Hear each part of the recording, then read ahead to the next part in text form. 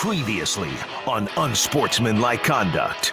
I read a book about the idea of aliens being a thing. What is that, a new concept? Someone writing about aliens? No. It talked about if we're going to find aliens, how we hope to find them. Boy, that sounds like a really exciting book. It was a great book. I ripped right through it. John, this is why you don't have fun. You don't allow yourself to wonder. I wonder all the time. I wonder how I've made it this long being next to you two. Unsportsmanlike Conduct with John Bishop and Josh Peterson. Weekdays 2 to 6 on 1620 The Zone. Your Omaha area forecast from the Godfather's Pizza Weather Center and KETV Newswatch 7 on 1620 The Zone. Breezy and warm overnight with severe thunderstorms between midnight and 5 a.m. Potential for high winds and heavy rainfall. Eventually lows into the upper 50s, turning sunny, breezy, and mild on Friday with a high in the low 70s. I'm Chief Meteorologist Bill Randby from KETV Newswatch 7. 1620 The Zone. Traffic. From the Pyramid Roofing Time Saving Traffic Center. Happy Feel Good Friday. There's no accidents to report in the Omaha Metro. We got malfunctioning traffic signals at 132nd Pacific and 50th and Leavenworth. Treat that as a four-way stop. Over in Iowa, there is an accident blocking the left lane on southbound I-29 just past exit 42. The roads are wet, so make sure you take your time. Be sure to buckle up and drive safe out there. I'm Joey Colbert. Time-saving traffic is brought to you by Omaha Transmission. If you're having transmission problems, you need a specialist. Call Omaha Transmission and see why people have been recommending them for almost 20 years.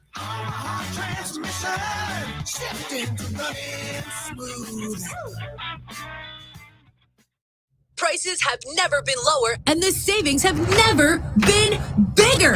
It's the last weekend of the 42 Degrees Memorial Day sales event with new, lower pricing and our entire selection of premium Delta. Buy one, get one on select disposables, plus cannabis and kratom deals worth celebrating.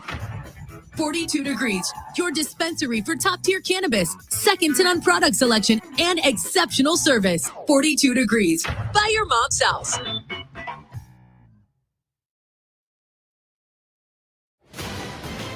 I'm Omar Reese with NFL Network Now on the Westwood One Radio Network. Giants quarterback Daniel Jones has been participating in 7-on-7 drills this week during organized team activities, and he was asked how he felt about the team potentially selecting a quarterback in this year's draft, and Jones saying, quote, "I wasn't fired up about it." Well, Bears receiver DJ Moore does sound fired up. Chicago selected Caleb Williams with the number 1 pick. After their first week of OTAs, Moore saying of Williams, quote, "We're going to ride through HELL and back with him. Just got to know the growing pains are going to be there." Head coach Matt Eberflus adding that his new quarterback has been making progress this week, saying, "We're not holding back. We're giving him the whole offense." Meanwhile, the Lions also wrapping up week 1 of OTAs, and head coach Dan Campbell asked if it's Super Bowl or bust in 2024. He answered, "I don't see bust. I see Super Bowl. I don't know what bust is." This has been NFL Network Now on the Westwood One Radio Network.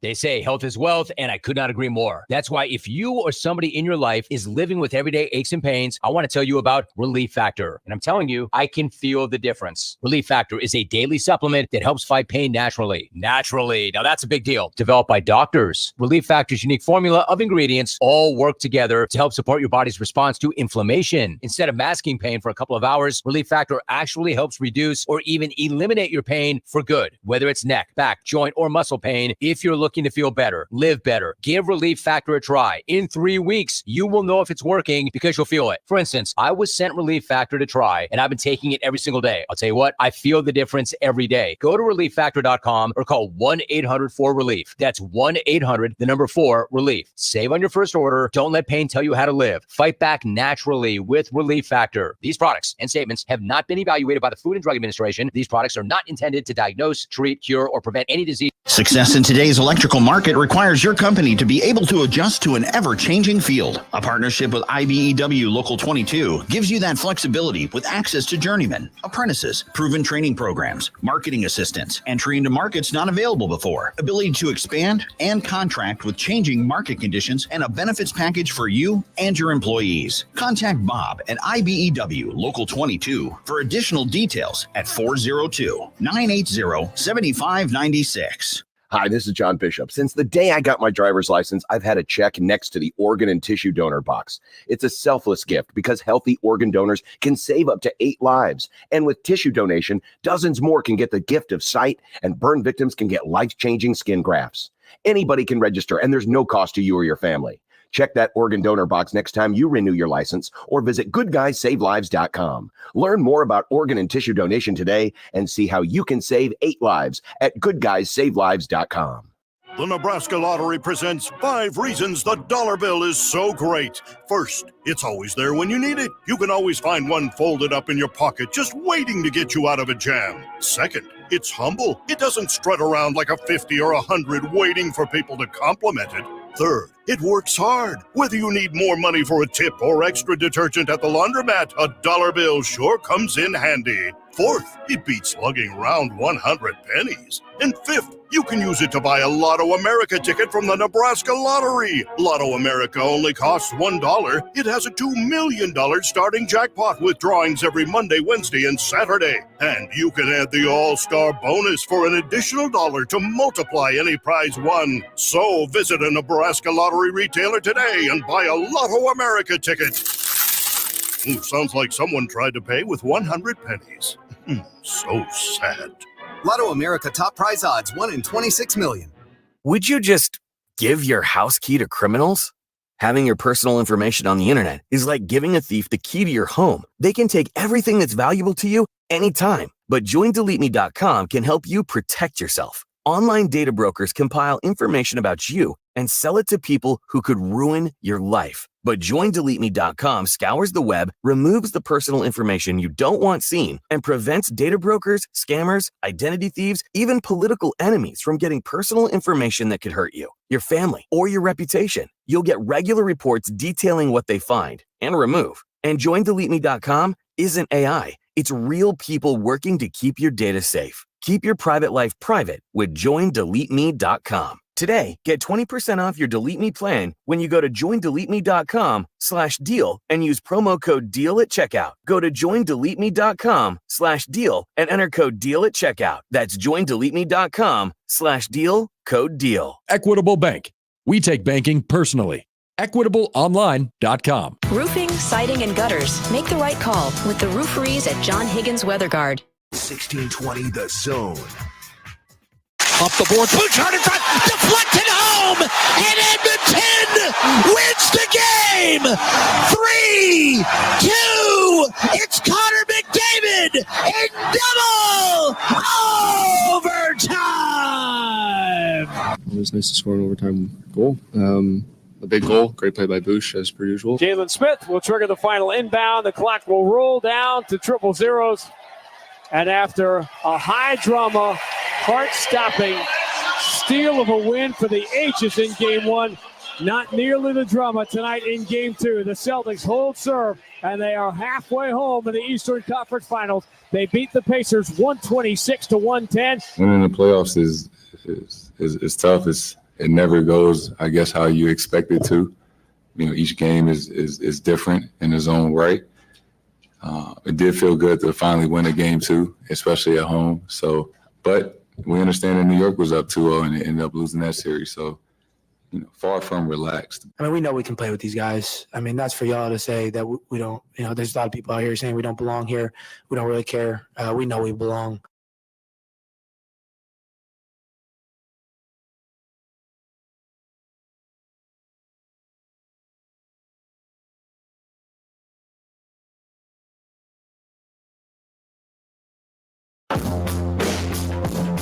Live from 50th and Capitol Avenue in the Big O.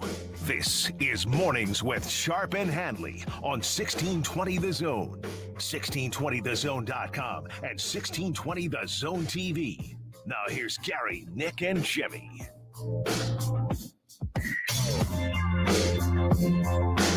Hey, happy Friday on hopefully for everybody, an extended weekend, Memorial Day weekend. It's a feel-good Friday. It's Mornings with Sharp and Handley and Jimmy.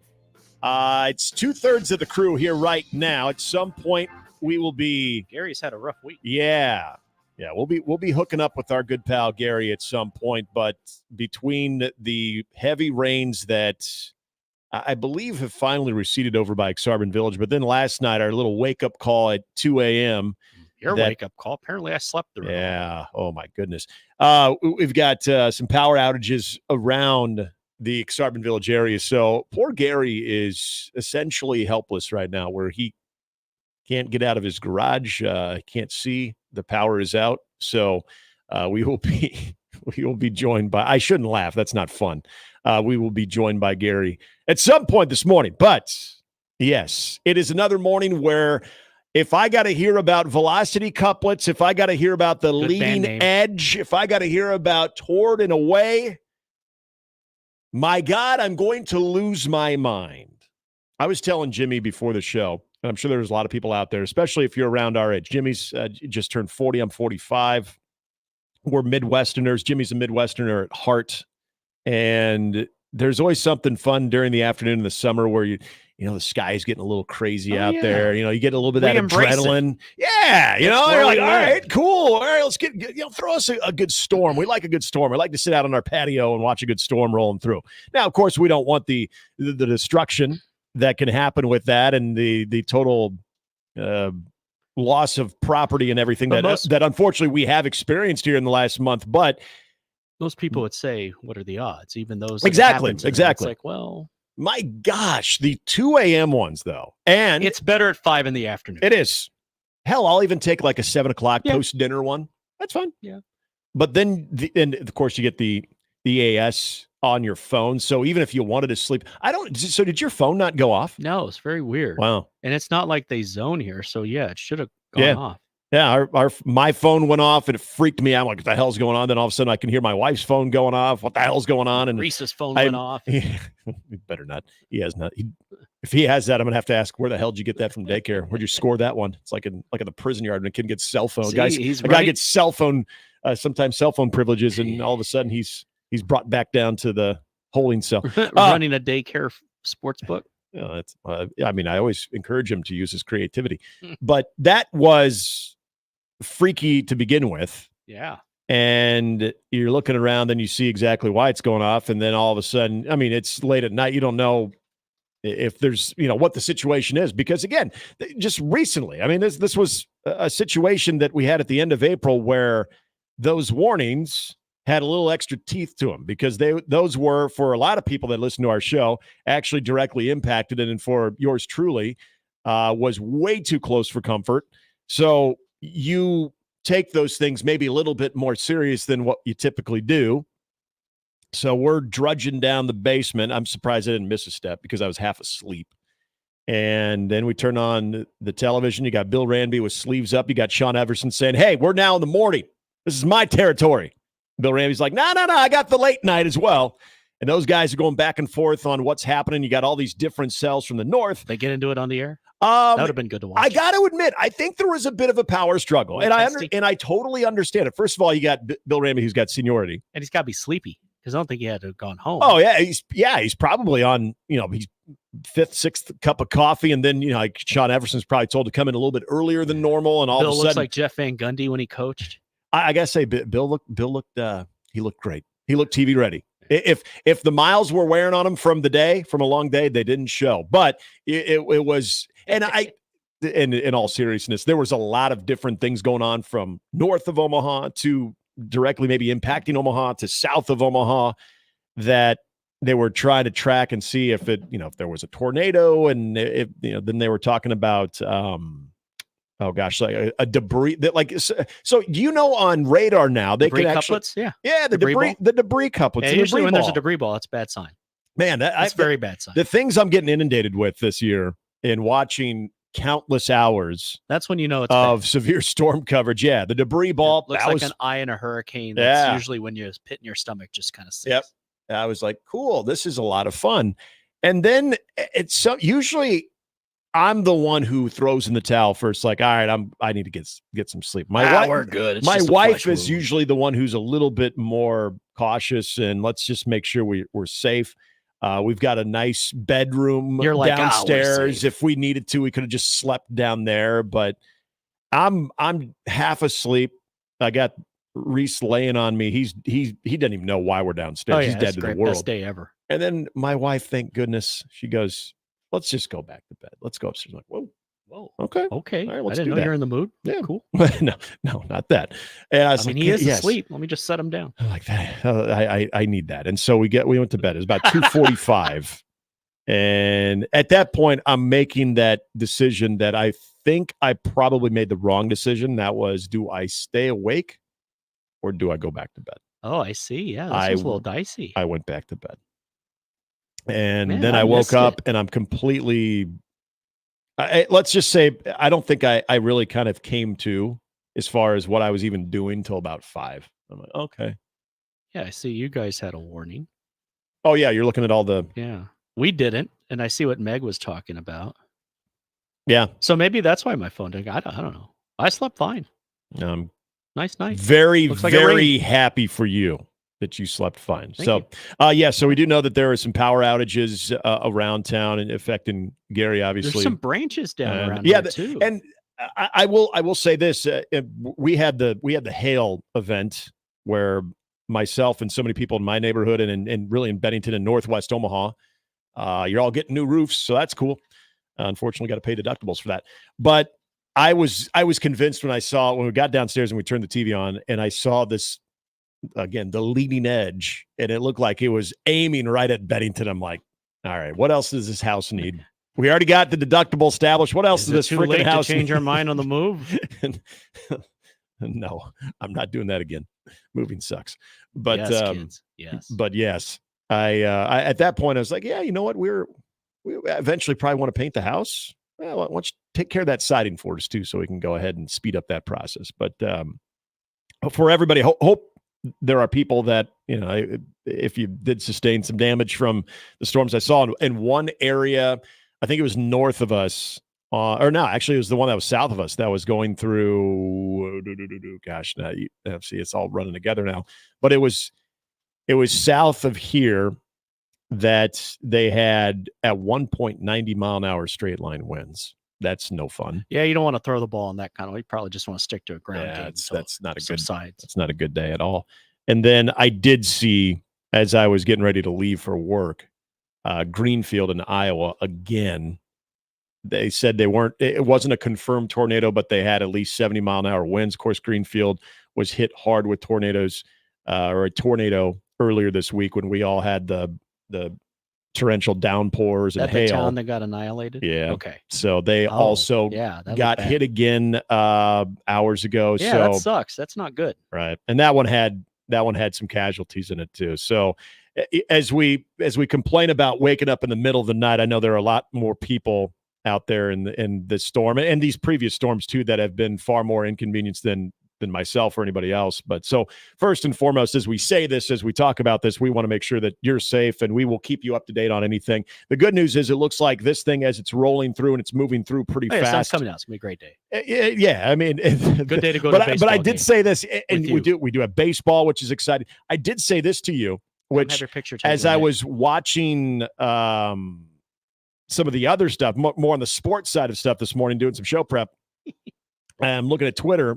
I see the National Weather Service is already saying, hey, just in case, tomorrow night, we might get some storms too. Now, the good news is we're talking more of the wind and heavy rain variety. We're not worried about an isolated tornado too. I'm like, oh, well, at least there's that.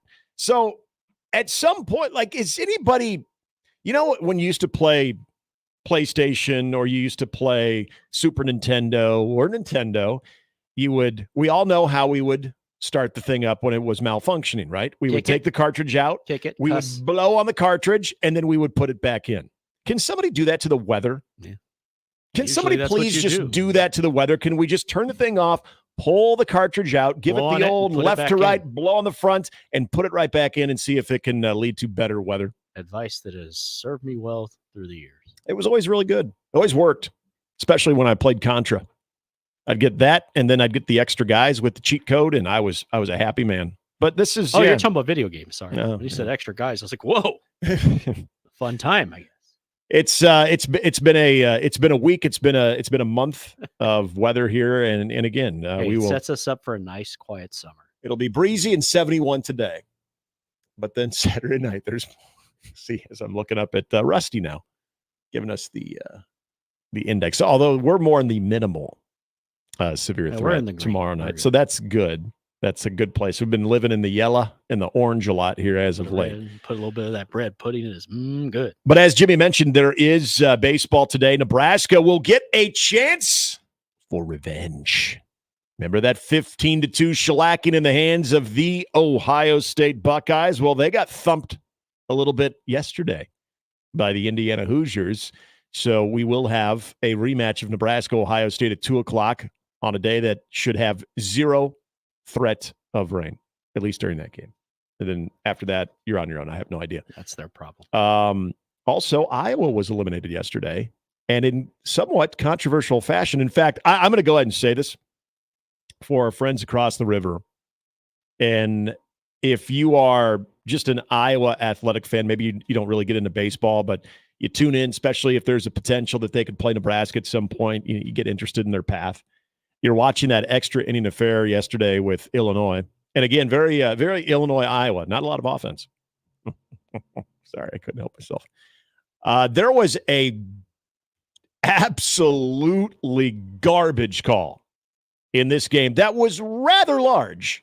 So Illinois goes up in extra innings. They're the visitors, so they get the first crack at extras, and then Iowa has a chance to best them. Well, Illinois gets a huge 2-run RBI single to put them up by 2 runs. Then Iowa comes up to bat, and in that situation, you're hoping, hey, just get some base runners on, and let's see where we're at. Well, Iowa did that. Iowa had bases loaded with nobody out. And then there's a ground ball hit. You have a chance to turn a double play.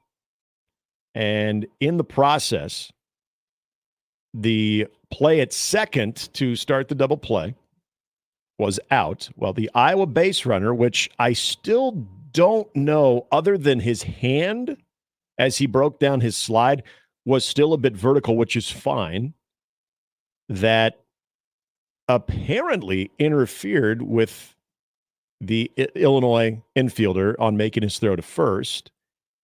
So initially it was called interference, which means the run that scored, this is the situation would have been runners at the corners with 1 out in a 1-run ball game.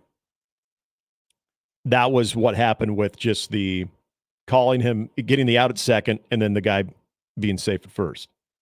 Then you have it called interference. So then the run doesn't score. You return to the bag, and you've got 2 outs. So it does get reviewed, and I'm thinking this thing's going to get reviewed, and they're going to realize, no, he was in the correct line.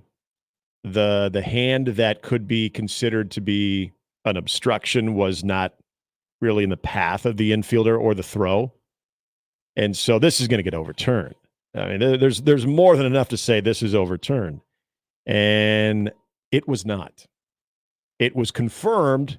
It's a double play. A subsequent ejection on Iowa's coach, Rick Heller. He's tossed. The next Iowa hitter strikes out, and it's season over for Iowa.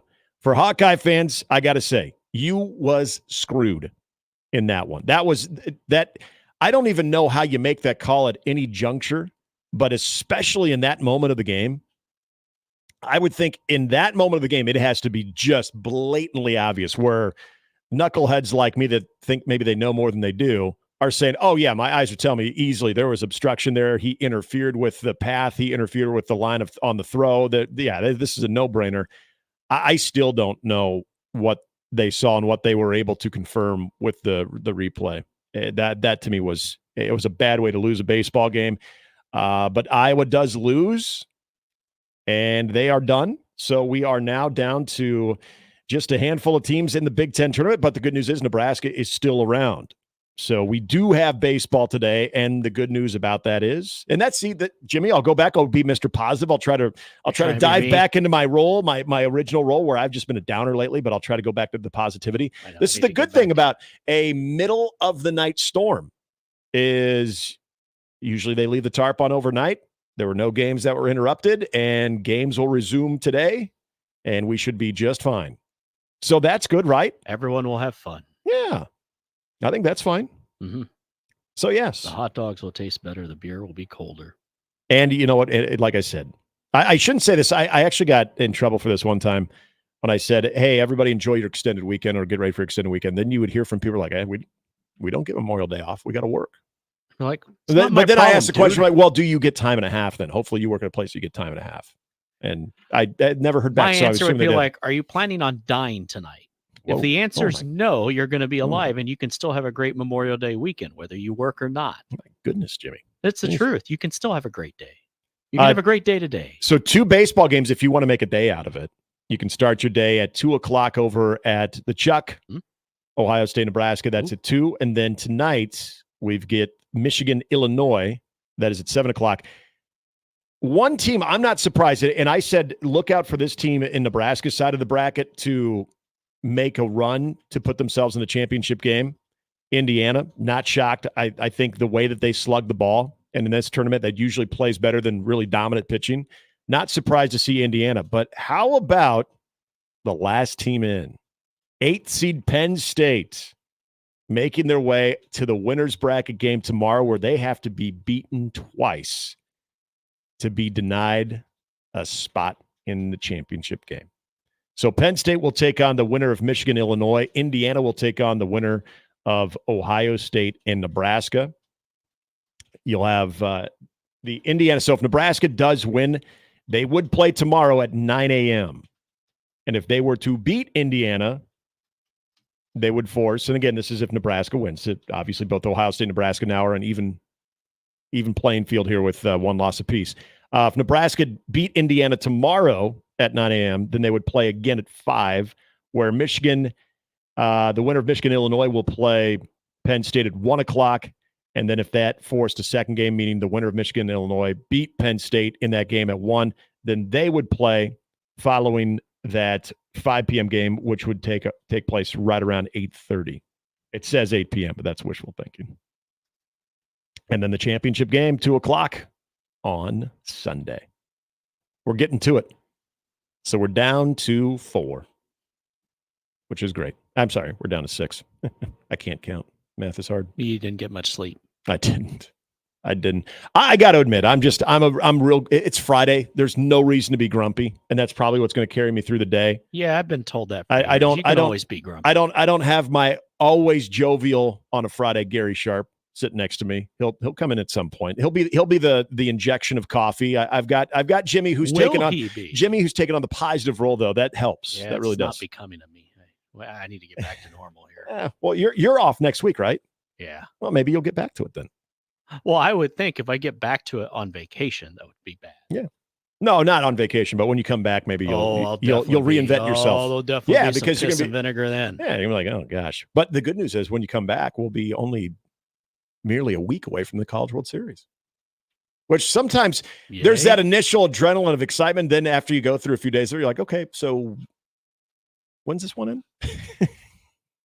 It's the whole, if you work it, you know, if you know, you know type thing. But we're always looking forward to it.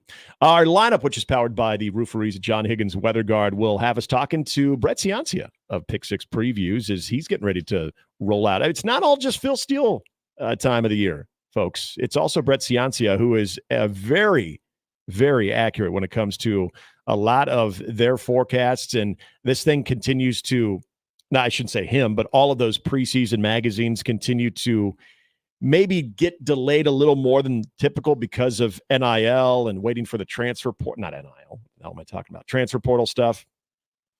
But we will talk to Brett Ciancia, get a little sneak peek of what we might be seeing here when his copy comes out.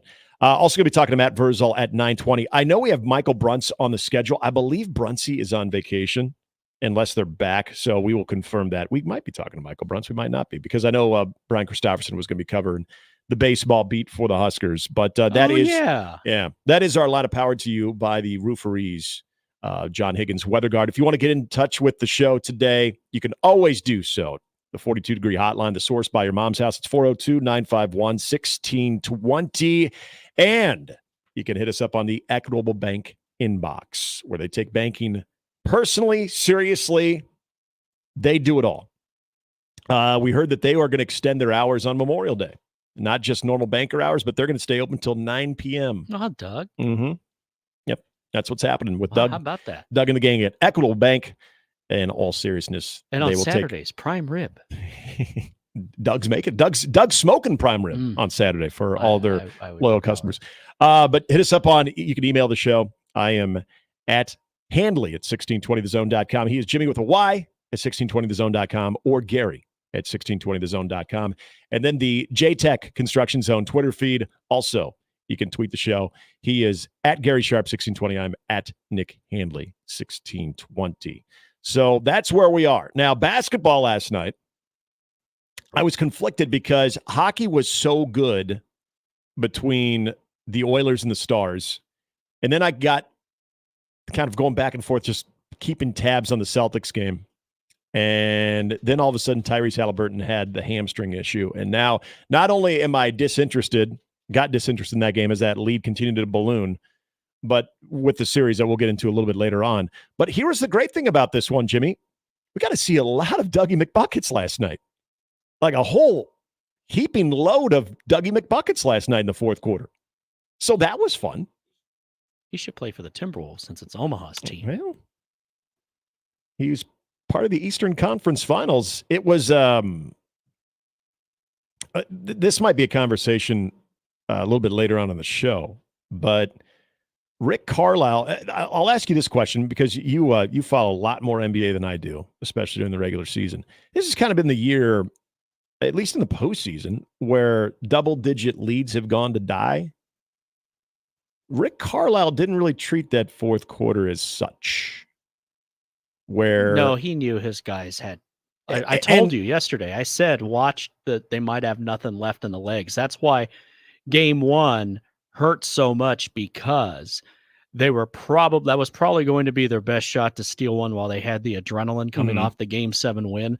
It's only natural that after that in the schedule, and you get to game 2, which is played on a Thursday, then it's, like I said, the day after you get back from vacation. That's when you're dragging ass. And so they're out there, they're reaching for a gear that's just not there. And then later in the game, your legs are just not there anymore. And then Haliburton gets – basically what I'm trying to say is the damn series is over. 5 games. I think it is. Ahead, Indiana, because Rick Carlisle is a hell of a basketball coach, they will take game 3. They'll lose a tight game 4, which they play really well, but Boston digs in, and then Boston will finish them off in game 5. I don't know how Haliburton comes back in game 3. The only sense that it made when I saw who was all out there, and again, Doug McDermott just doesn't play a lot. I don't know why. That traded for him. Use him. I just feel this was we need all of our guys to be off their legs as much as possible, because game 3, because they're not going to. If Haliburton plays in game 3, first of all, if he plays in game 3, he's not going to be 100%. Second of all, if he plays, he won't be 100% the rest of the playoff. Yeah, if he plays, regardless of how long right, they stay. And that's the injury that he missed a lot of time. In fact, didn't even look like himself until the playoffs. That you re-aggravate that injury. We're talking about a muscle injury here, so those just nag. So I said it yesterday. I don't think he plays in game 3, period. Carlisle did something similar to what Pop did in 2008, where the Spurs, also exhausted after a game 7, had a 20-point lead in game 1. That was their game to steal. They blew the 20-point lead in game 1, lost the game. And in game 2, they had nothing left in their legs. They lost by 30. But Pop, much like Carlisle, did the same thing where he's like, yeah, we're done here. Because you could try at that point to get back into it, but then you run the risk of, hey, if you don't get it, now you really have no legs back. And it's every other day now, the rest of the way, both series. Yeah. So the Pacers, at that point, he's like, I've got to sacrifice the battle to try and win the war just to have a chance, because for them to have any chance, they've got to come back to Boston 2-2. And guys have to have legs. And they're going to have those legs for game 3. And they would not have had it if they'd gone balls to the wall to take game 2. Once it was apparent that it wasn't happening. And as a coach, you can feel, your team better than anybody. You can sense, it's not there. I'm not going to try and, because then you do also run the risk of someone else getting hurt. Because they're like, dudes are tired. Yeah. I mean, wouldn't you agree that? And Boston's a good team. So. You get to that fourth quarter, if you are going to overcome, a 13-point deficit. You just know. You can feel it. You're not doing that without. At that point, it's 13 in spite of the fact that we don't have it. You're not doing that without Tyrese Haliburton. Yeah. You're just not. So I get what he did. And so I assume that was the idea there. Trying to give his team a chance to win the series, which is going to be really tough, because it is against them. And now with the Halliburton injury, it's probably a lost cause. Yeah. Not that they're going to quit, but because Rick Carlisle teams don't quit, but like you need guys like Neesmith and people to be off of their legs as much as possible because they're going to be putting in 40 plus. And you easy. need other dudes to step up. Yep. And especially now, even if Halliburton plays game 3, like you said, and he won't be the same the rest of the playoff, let alone the series. So other dudes are going to have to step up, which the good thing is at home, that's where your role players come up big because your role players are usually big at home and they're able to hit shots and able to do all the intangible things.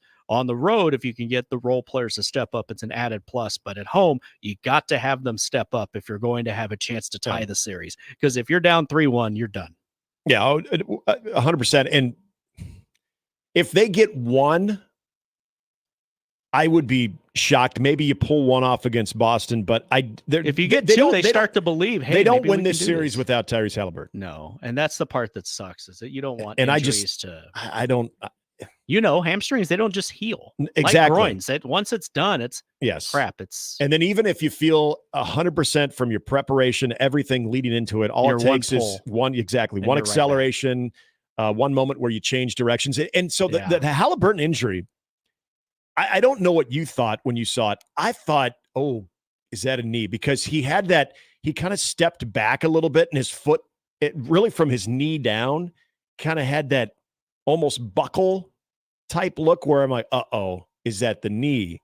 And then when you find out it's the hamstring and that's the hamstring that's been bothering him, it just, gave way. Then it made more sense. But at first it even looked like that might be a lower leg injury, meaning could have been ankle or knee. I'm glad it's not that. Joke about Doug, but they may need him like anything. That's why you traded for him. Dude's a professional scorer. There's going to be some. I mean, a lot of conversation will be about TJ McConnell now, kind of picking up the slack, and he's a good backup there. But I just think most people again that follow the NBA more than I do, and then even my meathead brain watching the NBA would say, well, if you told me that Indiana would be without Halliburton against Boston, I would say Boston is going to own that series. And right now, at least game 3, and most likely game 4, you're not going to have Halliburton. If you can somehow get like you said, even 3-1, you give yourself a chance to go to game 5 with Halliburton. If Halliburton doesn't play tomorrow, they're going to get swept.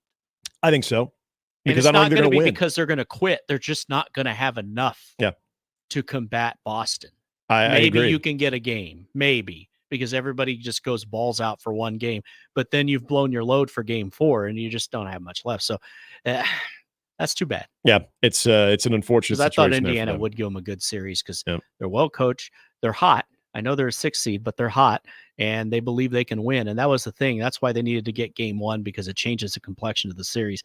Now you're 1-1 going back to Indiana, even with injuries, but you're feeling pretty good. And you're feeling like, see, everyone's counting us out. Kind of like you heard in that clip in the open, and they're still counting them out, but it's all they have. So you'll get their very best tomorrow night. Will it be good enough? I don't know. If Halliburton plays, there's a chance. If he doesn't play, it's not looking good.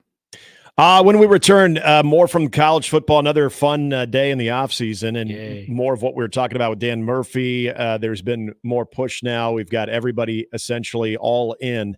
I've got a couple questions that I know unless you can answer them, Jimmy, or when Gary gets here or anybody out there listening can answer these questions that still remain. We brought up Title IX. We brought up a lot of different things of when we do see this revenue share, how it's going to work. There's a couple other interesting questions that probably aren't being asked enough that I do want to get into.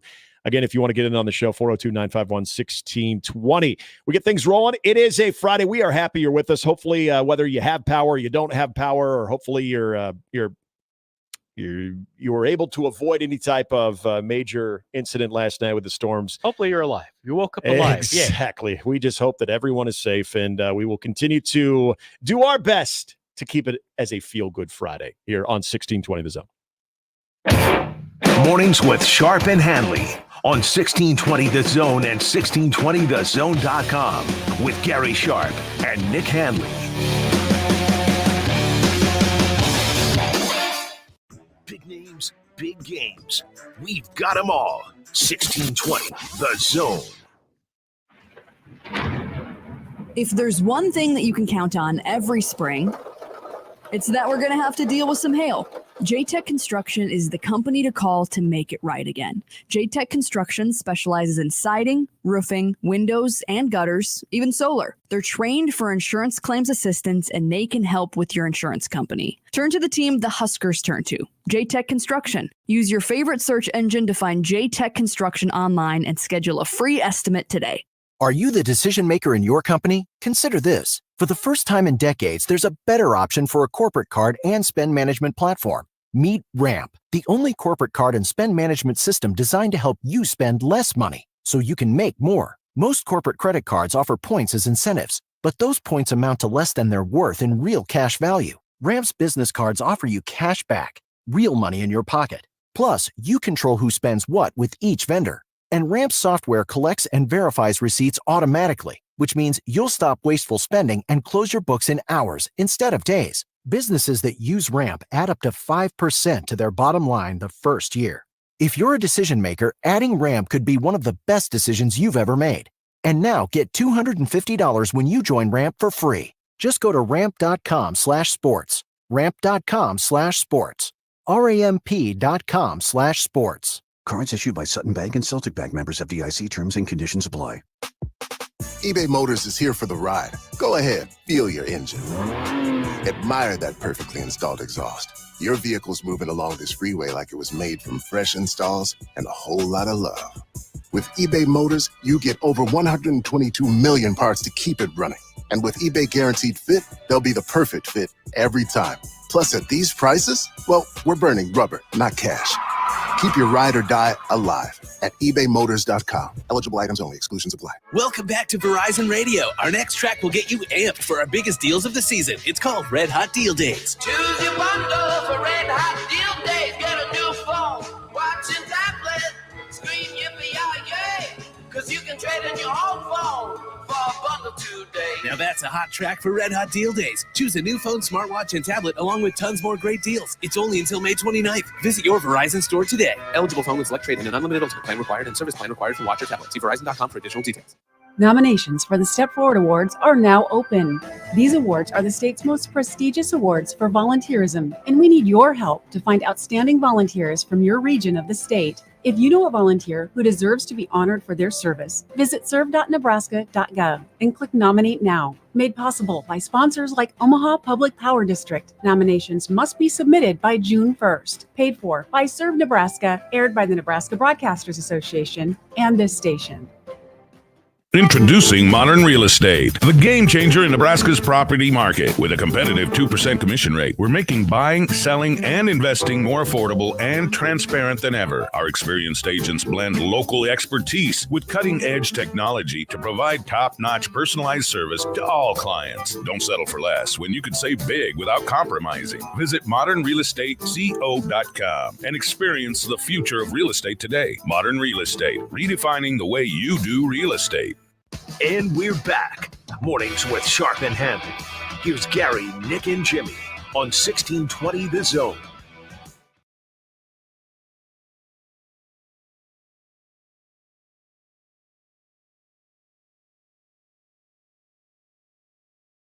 Did I see this right on traffic that there's a billboard in the streets too? You know what? They will do anything to get their message to you. Yeah. Sometimes it just stick it right in your face. You don't see it? Well, now you see it. Yeah, it's in the road.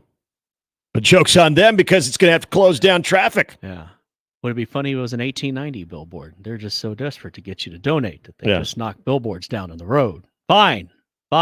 Get mad on the horn. Steve on the JTech Construction Zone Twitter feed says he did not go back to sleep, and then has the gif of it's gonna be sleepy Jim Halpert falling asleep on his desk. Said that'll be him later this morning. Yes.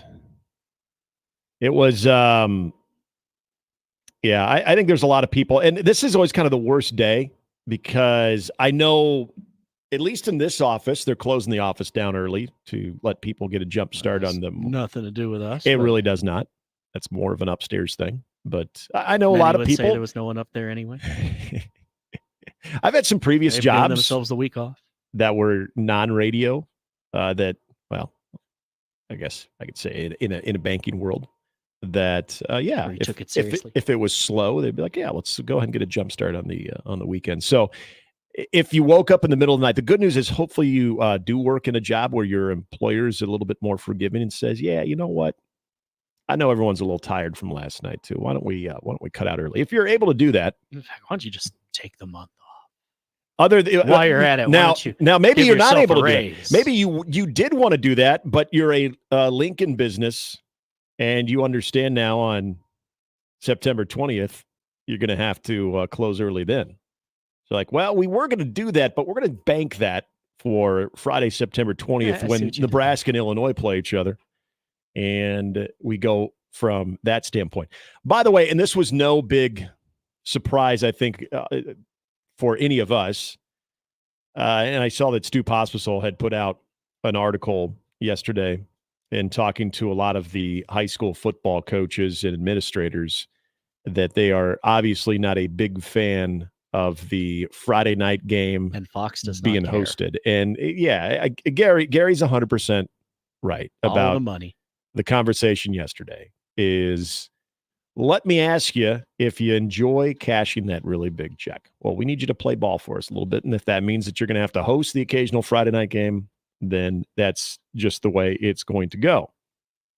But I know that there are people that between athletic directors and the members of the Nebraska Schools Activities Association, your various coaches are obviously rolling their eyes at this idea and now know that there's going to be some type of at least push to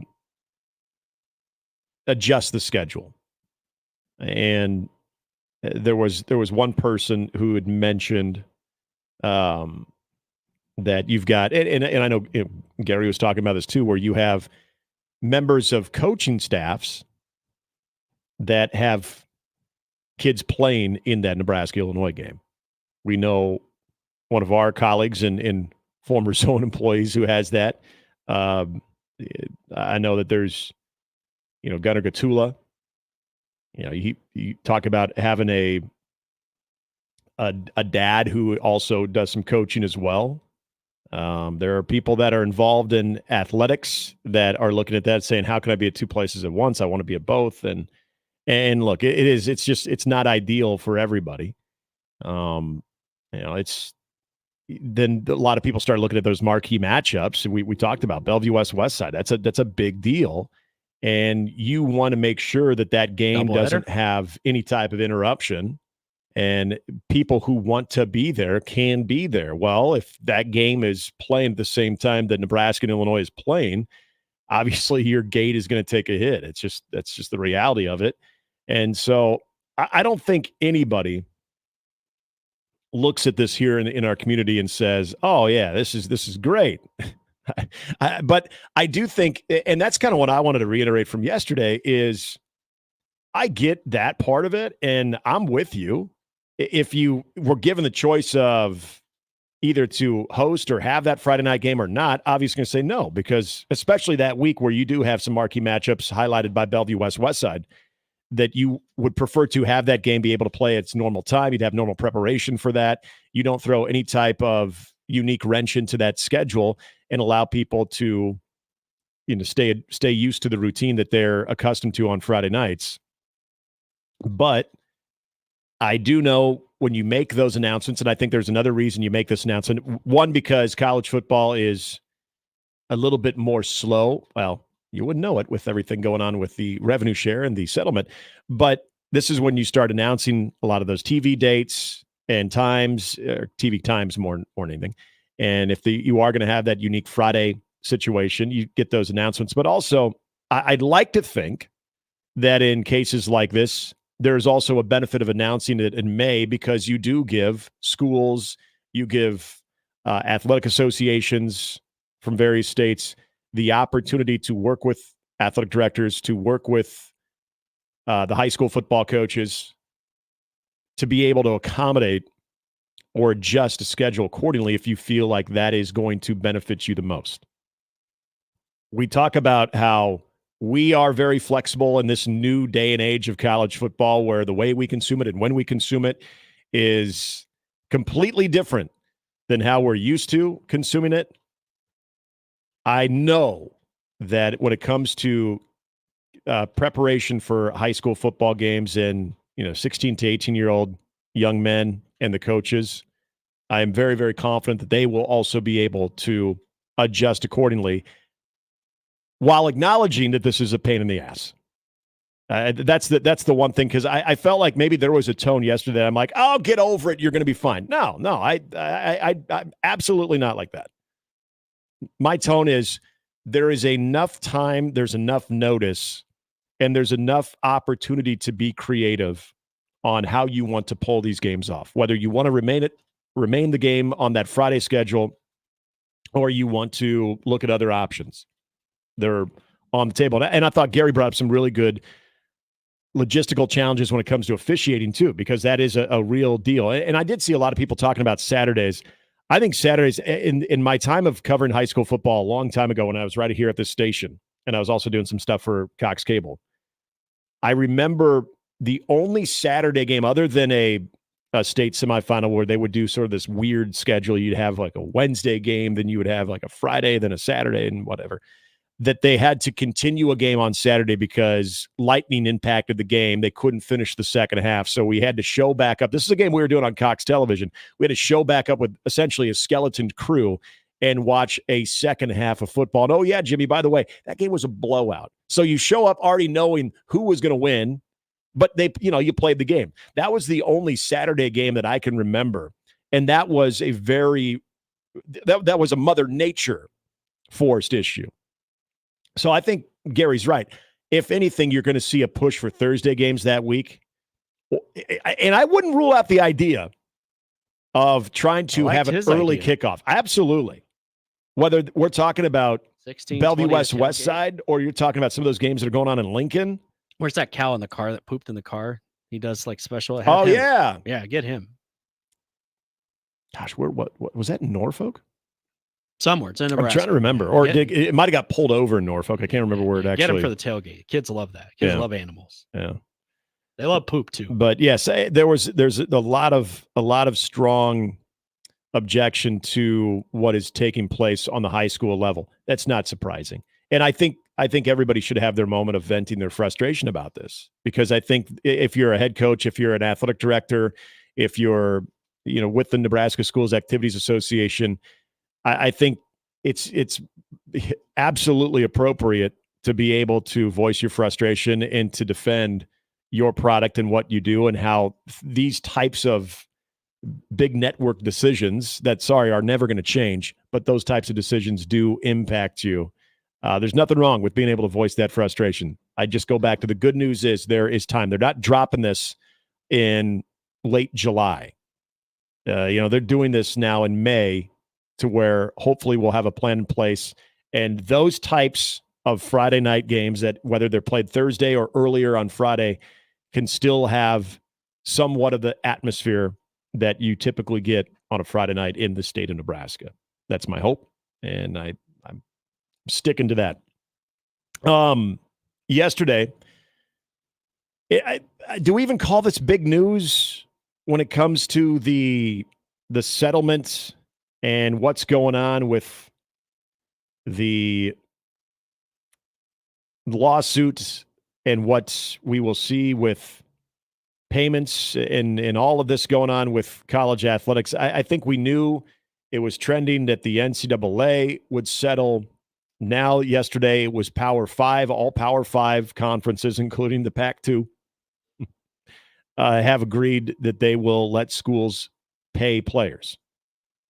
You knew exactly that this is where it's going. And so I think right now, Jimmy, we can move off of that. I think we can say, yeah, okay, that was an inevitable thing. The conversation we started getting into yesterday, I think, is more of the important conversation. Well, there's a couple questions. There's the Title IX implication and how that is going to be impacted. But also for guys like us and Gary who cover smaller schools. We're involved with Omaha Athletics. You did a bunch of Omaha women's basketball games this year. So we know those people. We know those student athletes. Oh, yeah. Durango and I are tight. Tell them I said hi. We saw a Summit League team here in Omaha at the College World Series in Oral Roberts. There are a lot of programs that are in mid-low majors that excel. But when it comes to this major shift in college sports, where will those schools be athletically in the next 5 to 10 years? And to me, it almost seems unsustainable. That's not to say that all of those schools will cease to exist as far as athletics, but the whittling down and the elimination of sports, I know some people, and even Dan Murphy said it's possible, not ready to go there yet. And this isn't to say Omaha. This isn't to say other teams in the Summit League. But I think it's more in the realm of inevitable. Because I just don't know, with budget issues that already exist, we know here locally with the university system and things that you have to be a little bit more tight with, that you're going to be in a position as a university to fully comply with what is going to be considered the compensation for student athletes. And you think and Gary's brought this up a lot when it comes to Summit League play and men's basketball, the amount of transfers that take place, that essentially Summit League, Horizon League, even the Missouri Valley are G Leagues to the Blue Bloods into the Power 6 conferences. I mean, what happens when all of a sudden you don't even get those guys for a year anymore because you can't pay them? It just, to me, it's going to be a tough thing to watch. But there are a couple of questions on the other side of the break. After we get through, Jimmy's going to have an update for you, let you know what's going on this weekend for your Memorial Day weekend. Sports, maybe some weather too. Back to you, Nick. There are a couple of questions as far as where the money's coming from that I do find to be a little interesting. Also, we are going to talk some more Nebraska football. I got to say, and this was part of the conversation yesterday with a lot of the national attention on Nebraska. And another guy, once again, can't help himself when it comes to his optimism for Nebraska. And it's a guy, me personally, that I think puts a lot into his research of teams, that is extremely bullish on Nebraska when it comes to the 2024 season and year number 2 under Matt Rule. We will continue to dive into that. Also, Husker baseball. Can they return the favor against Ohio State and take on a team that was in the state of Nebraska not too long ago, where Nebraska had some success, the Indiana Hoosiers? Well, you got to get there first. Nebraska takes on Ohio State at 2:00 as they are down to 6 in the Big Ten tournament. All of that and much more after an update with Jimmy here on 1620 The Zone. Mornings with Sharp and Handley on 1620 The Zone and 1620thezone.com. Live from the Host Coffee Studio, this is 1620 The Zone. The Zone Hotline is powered by 42 Degrees, The Source, by your mom's house. 1620 The Zone. Traffic. From the Pyramid Roofing Time Saving Traffic Center, there's a property damage crash on Northwest Radio at 54th. Haven't heard any updates on the malfunctioning traffic signals at 132nd Pacific, 50th and Leavenworth, and 42nd and Sorensen. If the traffic signals are still out, be mindful and cautious and treat it as a four-way stop. Just south of Council Bluffs, there's still an accident blocking the left lane on southbound I-29, just past exit 42. Hope you have a fantastic weekend. Just be sure to buckle up and drive safe out there. I'm Joey Colbert. This time-saving traffic was brought to you by Fernando's. Spring, it's the reward for surviving another winter. Fernando's, it's the reward for any day that ends in Y. Great Mexican food, awesome margaritas, and a wonderful family atmosphere. Fernando's, Omaha's favorite Mexican for more than 30 years.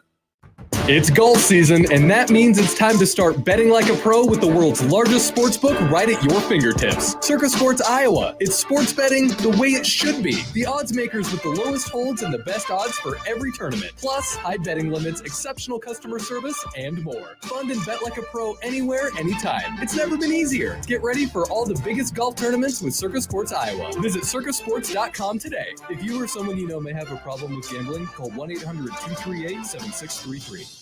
Runza and the Omaha Storm Chasers team up to play as the Omaha Runzas. Be at Werner Park on Saturday, June 8th for Runza Night. The team takes the field in special jerseys to be auctioned off during the game.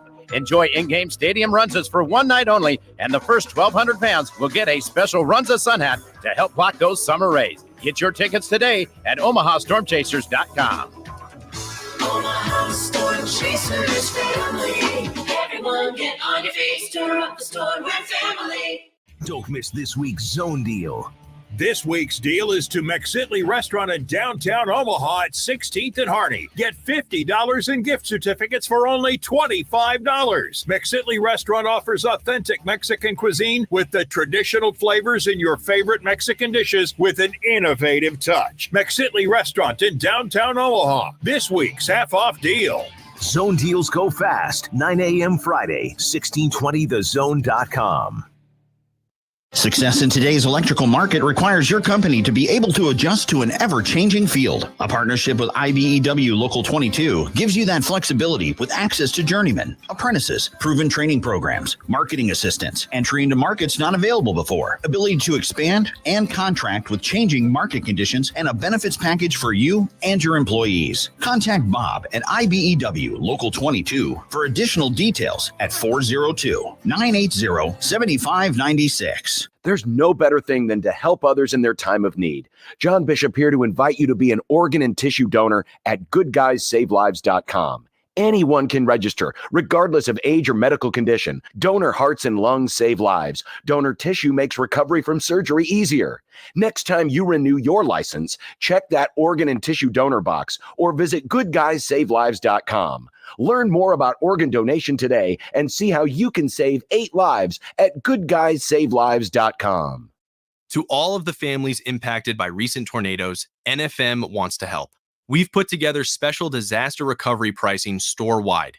Offers are available on furniture, appliances, flooring, and electronics. We hope this will make recovering easier for our eastern Nebraska and western Iowa neighbors. To ease financial strain, please mention this ad in store and ask about long-term financing offers. In the wake of disaster, NFM is here to help if you need us.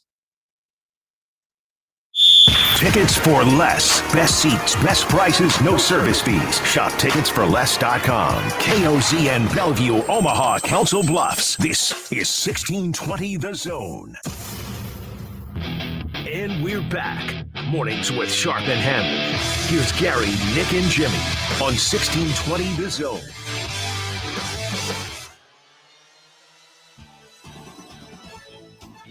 Omaha gets a spectacular start. This is baseball, by the way. Yeah. Did not go well for them. They did get a spectacular start from Harrison Kryling, but North Dakota State spoiled it by scoring 7 runs in the top of the 9th inning, celebrating the fact that it's finally stopped snowing up in Fargo as they hand the Mavericks a 7-5 loss in the Summit League Baseball Tournament. The loss eliminates UNO from the tournament, and it concludes its season with a record of 18-32-1. Weird, because they did a lot of really good things, obviously. Yeah. Kryling struck out 13 while allowing 2 hits through 8 innings. Struck out 9 of the first 14 batters he faced.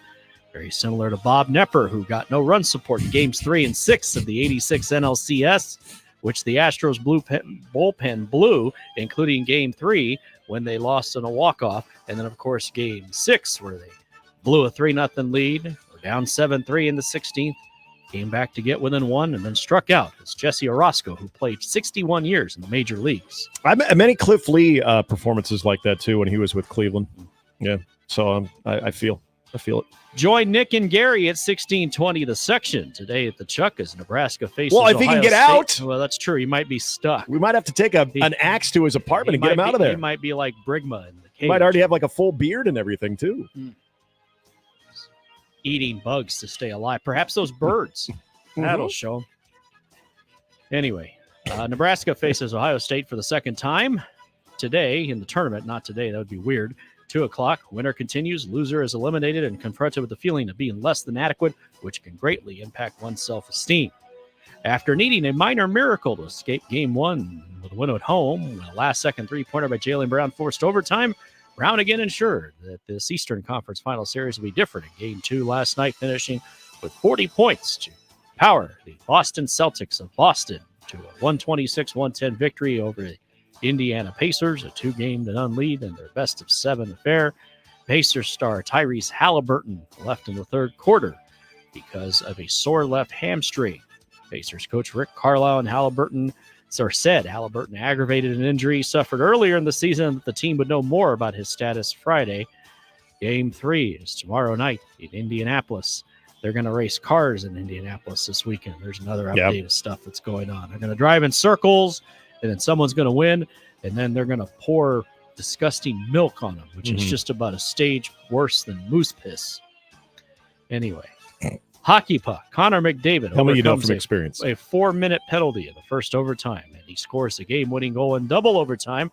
Pull out another 1-goal victory last night, beating the Dallas Stars organization 3-2 in the double overtime of Game 1 of the Western Conference Finals in Dallas. It was the Oilers' 6-1-goal win this postseason. Good offense. Rangers and Panthers in Game 2 out east tonight at the Garden. The NCAA and its 5 power conferences have agreed to allow schools to directly pay players for the first time in the 100-plus year history of college sports. That's right, cheating. It's the new thing. Pass it on. The NCAA and its leagues are moving forward with a multi-billion-dollar agreement to settle 3 pending federal antitrust cases. Can't wait for the Grisham book to tell the Cliff Notes version of it. The NCAA will pay more than $2.7 billion in damages over 10 years to past and current athletes. Parties have also agreed to a revenue-sharing plan allowing each school to share up to roughly $20 million per year with its athletes. In the baseball, the Oakland Athletics are on a tight schedule to get agreements in place and demonstrate that financing is set for construction to begin on time for the team's new stadium in Las Vegas. The A's hope the approximately $1.5 billion, which will probably close it closer to $3 billion when it's all said and done, 33,000-seat ballpark will be open for the 2028 season. We all just hope we're still alive then. This is the A's final season in Oakland. They agreed to play the following 3 seasons with an option for a 4th in a AAA stadium in Sacramento. Finally, Major League Baseball says robot home plate umpires are unlikely for 2025. If they did come up with robot umpires, Nick, I would like them to be like some of our favorite umpires of the past. I would like robot Bruce Fremming. Oh, they're going to say robot like Harry Rendell, like robot Frank Pulley, Enrique Palazzo. That too, aka Frank Drebin. Yeah, good umpire. Are you surprised by this? I am.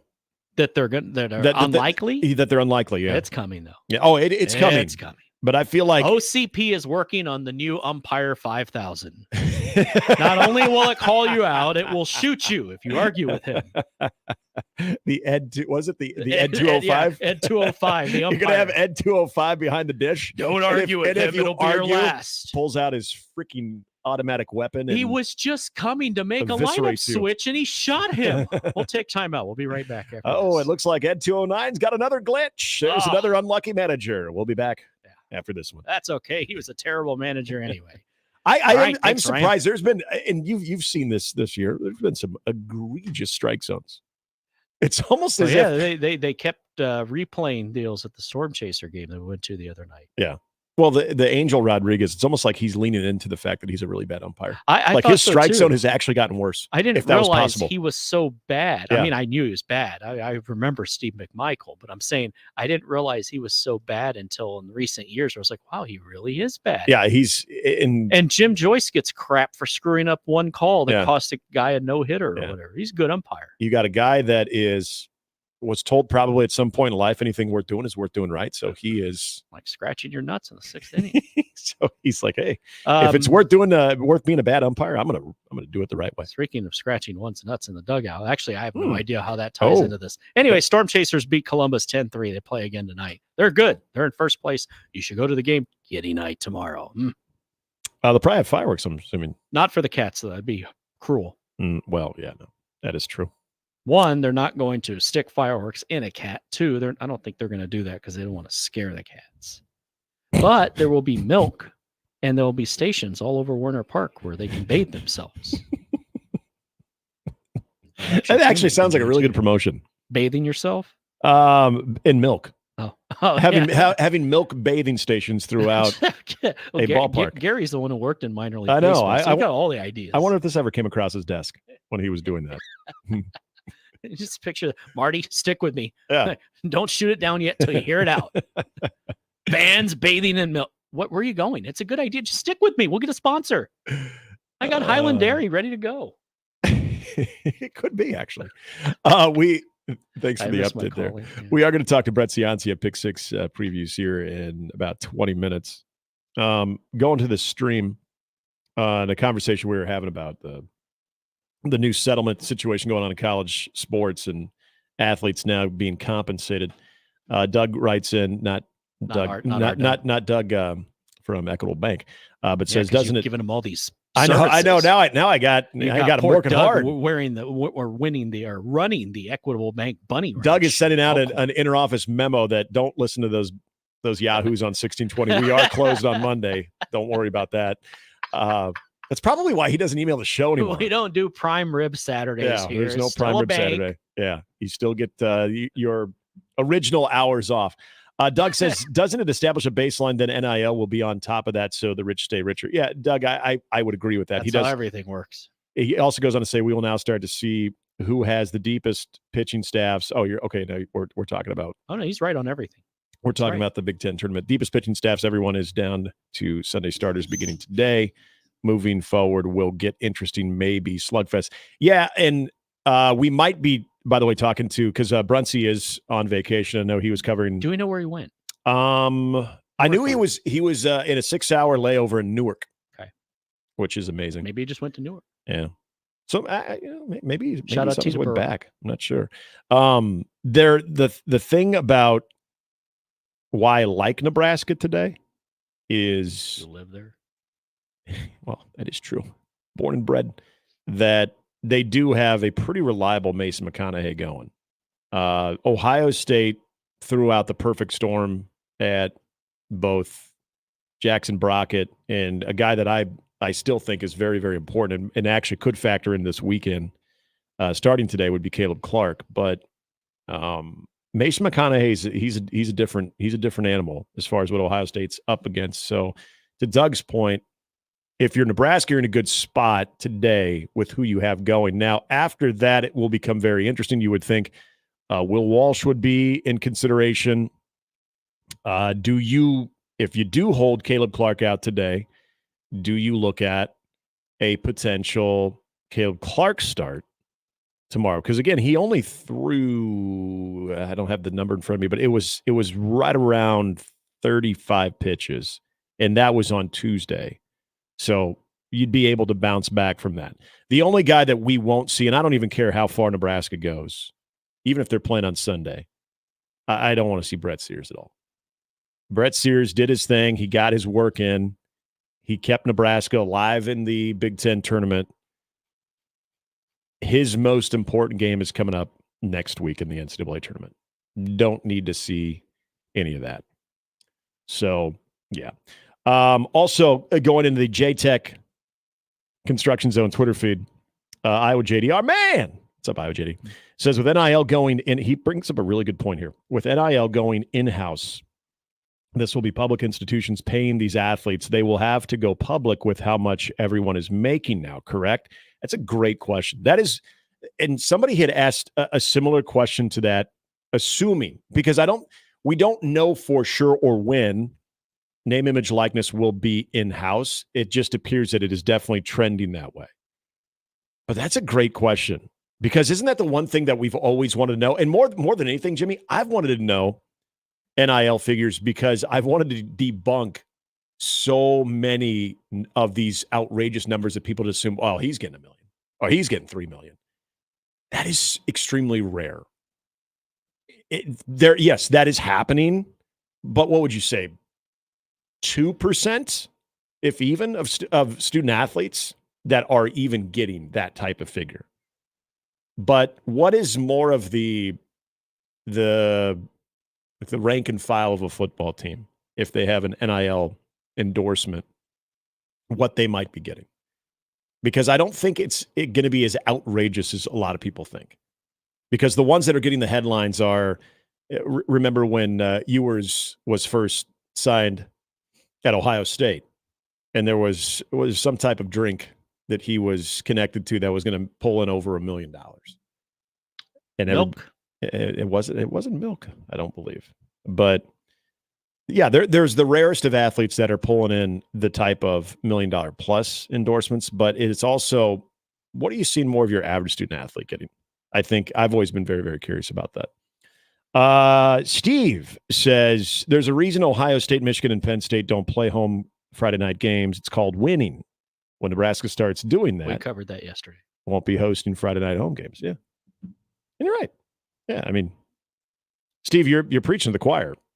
In fact, when we were talking about this, when Gary was teasing this on Tuesday, that this was likely going to happen, and if it didn't happen this year, it was coming down the pike for Nebraska to be hosting, not just playing in a Friday night game, which they had before, but hosting a Friday night game.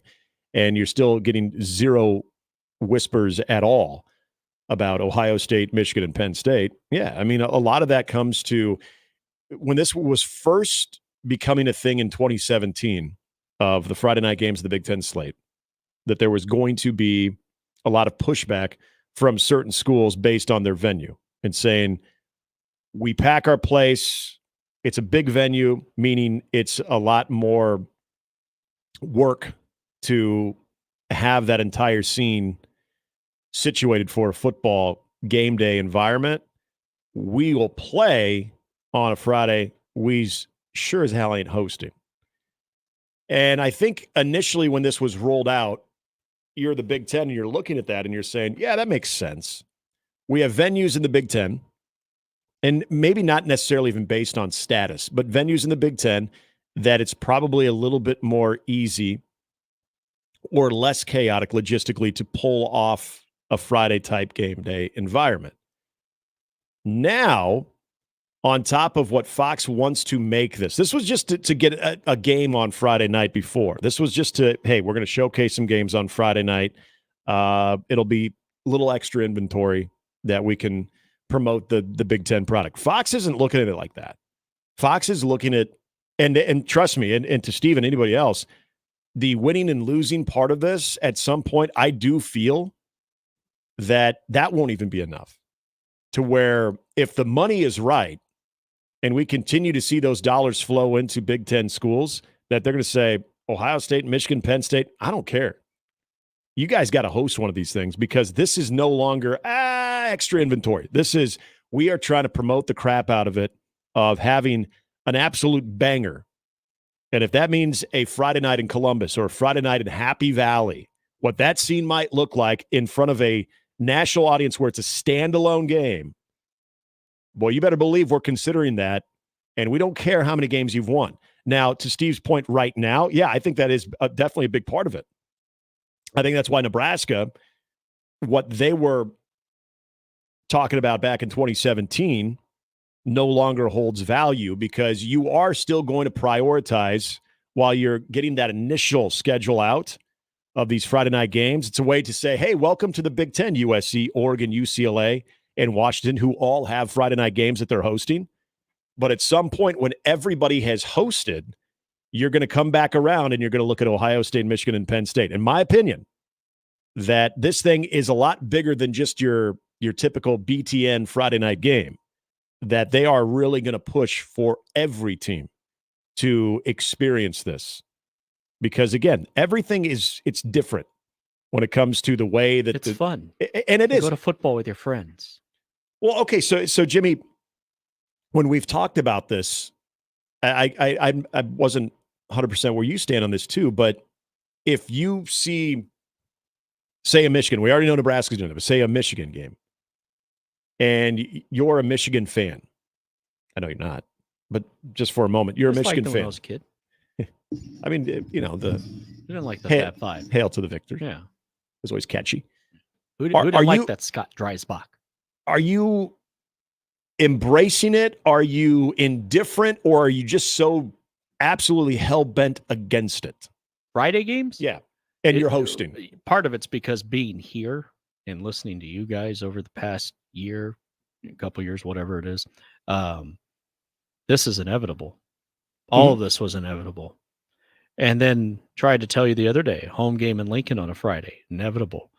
The teams that are holding out, it's inevitable because they didn't spend all this money for a TV deal just to give you special concessions. See, I'm with you there. If it eventually Like, they're doing this because if you're the other three schools, like, see, we'll never do it. Yeah, they said that at Nebraska for years, and I believed it, and everyone did because it's a good point. No, they'll never do that. Well, now Nebraska's fallen. So if Nebraska's fallen, then they got a Friday home game. You know what? It's going to be a great night. One of the commenters on the stream has the perfect way to just lean into it, and Doug says, embrace a Friday game for 400th. Great national exposure, make it a day-long event like Volleyball Day in Nebraska. Exactly. This is a national platform. Yep. Only game on. So you might as well reintroduce a younger generation to what people knew about Nebraska as far as the Sea of Red, everything about it. Because Fox will go all in and really highlight all the cool stuff it is about it. They'll highlight the tunnel walk, everything about it.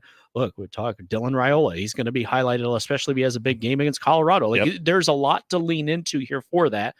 And what about the high school games? Well, like you said, you've been given 4 months to plan. Yeah. They will figure it out, and it'll be a great day. Regardless of it'll be a great day, national exposure. And we always joke about this. You have your Saturday to watch football. If your team wins on Friday, you got Saturday, do whatever the hell you want. And you let it all unfold in front of your eyes. Make the most of it, because it's not going to be an every year deal. And you're not going to have the Friday point. night games in Absolutely. Lincoln every year. That's the point of this. It just means once in a while, if the right things come together, why the hell not? Yeah. That is exactly the point of this, of why I absolutely 100% sympathize with. It's a one-day deal. Mm-hmm. It's better than Saturday at 11 o'clock on BTN. Absolutely. It is. And this is why it's earlier in the season. I will always hear and feel for those impacted by this when it comes to businesses that have to readjust hours, when it comes to everybody involved from the high school level, when they have to either change their schedule or they just flat out say, well, we can't do that. We're just going to compete at the same time, and the gate will be what the gate will be. I totally feel for you. I do. But the reason I can't get so hell-bent and on a soapbox and just lay this out and just absolutely cry foul at the top of a mountain is because this isn't going to be an annual thing. This is, hell, I'd be shocked if after this year. It may be 5 years before it happens again. Right. I think everybody is going to dip their toe in this, and they're essentially going to be forced to do that. That's why I think what Steve brings up, one of the reasons Penn State, Michigan, and Ohio State missed out on initially is because of, yes, their status. I totally agree with that. But it's coming for them, too. It is. Just a matter of time. Absolutely it is. And then we're just going to laugh.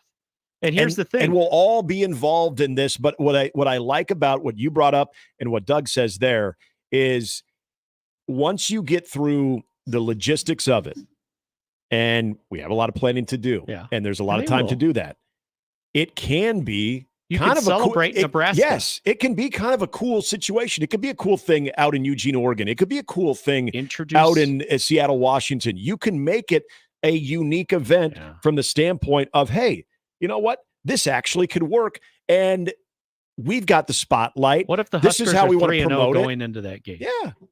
I mean, 3-0 going into that game. And there's a good chance they could be. Yeah.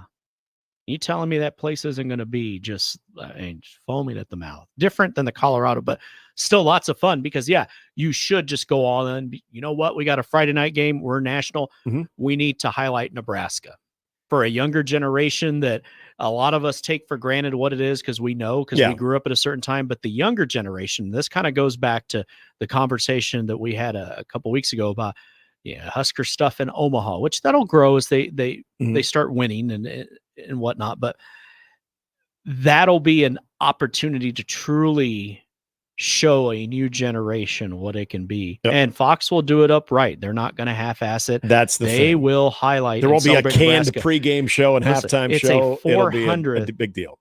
Straight sellout. Yep. They're going to highlight the crap out of that. Yes, and they that's will. Good. So yes, lean into it, celebrate it. Might be the only time for 5 years that you get it. So it's one of those deals that afterwards, rather than complain about it, you say, hey, we got a Friday game this year. All right, 1 year, one game.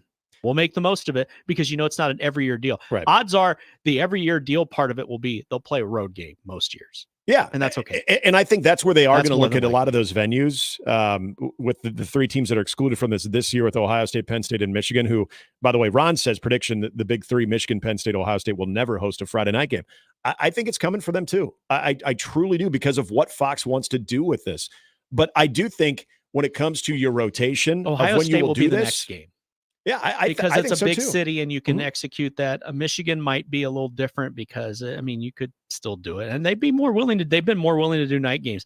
I don't know about Penn State. You and Gary would know more because you've been there. How that can be executed on a Friday night, it's a little different because it's not the easiest place to get to. Yeah. That would be the only reason there might be trepidation, unless, and remember, TV doesn't care now. Right. Oh, tradition. No, TV doesn't care about tradition's over. They're like, we'll let you know in TV plenty of does time not and you'll care. figure it out. Because what they're probably thinking is, what if we did the whiteout on a Friday? Yeah. Oh, I just think where the stadium and the venue matter will be how often you actually host. Status, as far as where you are in the Big Ten, and this is where we get into the Big Three, if that's what we're calling them, but maybe the they'll three have a teams that were drone excluded. show that night. Kids love the I bet drone they will. show. That's where I think, again, it'll impact how much you're involved in that rotation. But this is the new reality. And I remember Trev saying this when it came to athletics and how we consume athletics and how we get inundated with student athletes and what they're up to and what they can ultimately earn and the transfer portal, everything. And this is part of that. And that is you have to be comfortable with being uncomfortable. And that includes school administrators or college administrators and athletic departments that said, hell no, we're not hosting a Friday night game. Eventually you will be.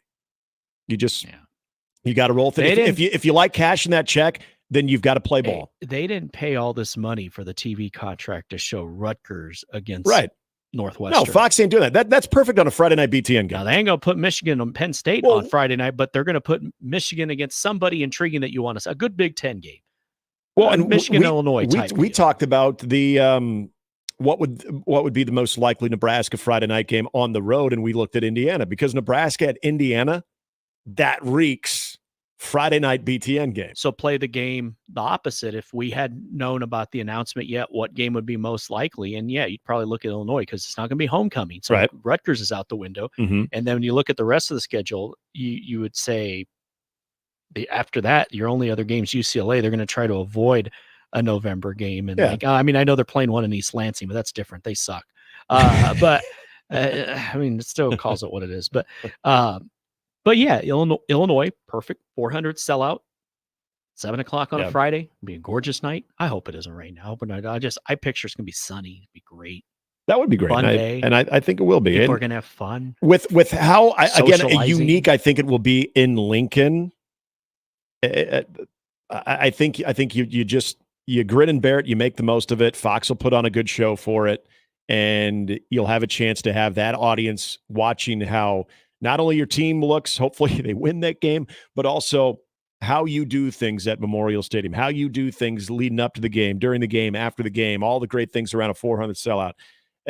This, again, much like yesterday, not to dismiss the people that are really going to have to scramble to make this work for them, but I still think with the amount of time that we have, with what we saw Volleyball Day in Nebraska, how they pulled that off, there are a lot of people that are more than capable of making sure that this, between the high school element of it and everything involved, everybody will make fun. Yes, in a good way. Can move forward with it, and you'll make it work. I've heard the crowd, and I hear you again. I hear you. The crowd of and they're not Friday wrong. nights are for high school that. football, but when's the last time Friday nights have been strictly for high school football in this country? It's been a really long time where you have 0 games being played on Friday. Also, not everyone's at a high school game. People That's want to true. watch football. That is very, very true. More people are going to watch this college football game than the high school game. It's very and true. I love high school football. I do too. Look where I grew up. I literally you're from the grew heart up of it. Varsity Blues. That's pretty much my high school life, that whole deal. But doing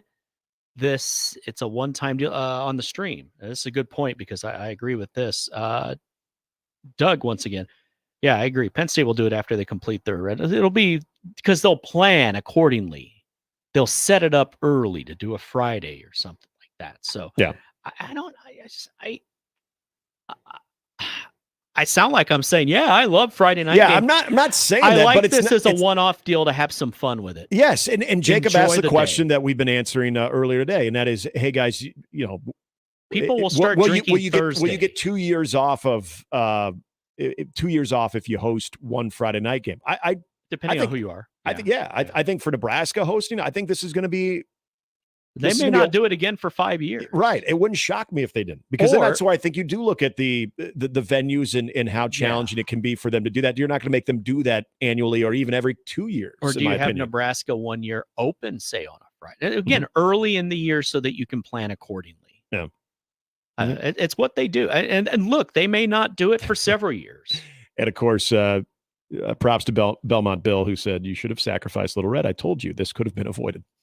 Now we're putting the Friday night games in Lincoln on the tab of Little Red. See, Drunk Monk's with me here. He wants the younger generations to experience Husker magic. And that's what I'm saying. Like on a night like, you're going to get to highlight stuff to, I'm not even talking about the people in Nebraska because they know that. Yeah. We're not telling anyone anything we don't know. But I'm saying nationally, people say like me who grew up far away from here, and you'd see this and just be drawn to it and amazed, like, wow, this is really cool. Remember the video game that say when it's packed, it's the third largest city in the, it's the third largest city. But that's the, it's true. You can put it on a Friday night to highlight that. It'll be cool. The game goes well, you win. It'll be a good time. And then you have Saturday and your team is 4-0 possibly. And for anybody thinking, possibly you're going to see a hit in the attendance. No. And nowhere. You won't see a hit, even the high school games. Look, we live in a time where we can watch these things on our phone. People are still going to make the most of it. High school games are still going to have great attendance. They're having a good time. And you know what? Some of these tailgates, they may have a game going on a TV at one of the high school games. Like, they'll make the most of it. No. And it's a one-time deal. And then we'll move on with our lives and we'll keep going on. I need to stop this positivity. I'm talking about that Friday is going to be so much fun, and it is. Matt Verzal will join us at 9:20. We are going to be talking to Evan Bland. Just get a little preview of today's baseball game with Nebraska, Ohio State, round 2 in the Big Ten tournament. He will join us at 8:30. Coming up next, though, college football conversation, getting ready for the season, and we will talk other than settlements and just the horrific offseason that is college football. Brett Ciancia will talk about some important stuff with us about college football. He joins us from Pick 6 Previews next. Gary Sharp, Nick Handley, and Jimmy Chavez. Mornings with Sharp and Handley. Weekdays 6 to 10. On 1620 The Zone and 1620thezone.com. Previously on The Crossover. I opened up my fortune cookie last night, and on the front it says, here you could download a bunch of music. And then on the back, there's a QR code for Napster. Yeah, fortune cookies used to be fun, whimsical. At the end of your chicken fried rice, you're like, boop, boop, boop. Boop, boop, boop. That's exactly what I did we had last night. Chinese the other night. I don't think we ever got fortune cookies.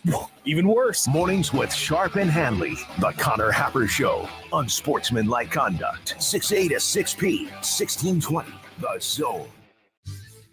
Your Omaha area forecast from the Godfather's Pizza Weather Center and KETV Newswatch 7 on 1620 The Zone. Breezy and warm overnight with severe thunderstorms between midnight and 5 a.m. Potential for high winds and heavy rainfall. Eventually lows into the upper 50s, turning sunny, breezy, and mild on Friday with a high in the low 70s. I'm Chief Meteorologist Bill Ranby from KETV Newswatch 7. 1620 The Zone. Traffic. From the Pyramid Roofing Time Saving Traffic Center, there's a property damage crash on Northwest Radio at 54th. Haven't heard any updates on the malfunctioning traffic signals at 132nd Pacific, 50th and Leavenworth, and 42nd and Sorensen. If the traffic signals are still out, be mindful and cautious and treat it as a four-way stop. Just south of Council Bluffs, there's still an accident blocking the left lane on southbound. Time-saving traffic is brought to you by Omaha Transmission. You've probably heard about Omaha Transmission saving people money. Call Omaha Transmission and see why people have been recommending them for almost 20 years. Omaha Transmission, shifting to running smooth. Trees, are they all the same? Not at Lanahaw. Grown from a quality seed source, handcrafted in our local farms for generations, and acclimated to our tough Midwestern climate, Lanahaw's trees are different. Simply put, they're better. Much like our trees, we take great pride in being homegrown.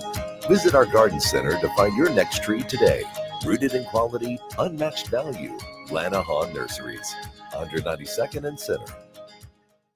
Success in today's electrical market requires your company to be able to adjust to an ever-changing field. A partnership with IBEW Local 22 gives you that flexibility with access to journeymen, apprentices, proven training programs, marketing assistants, entry into markets not available before, ability to expand and contract with changing market conditions, and a benefits package for you and your employees. Contact Bob at IBEW Local 22 for additional details at 402-980-7596.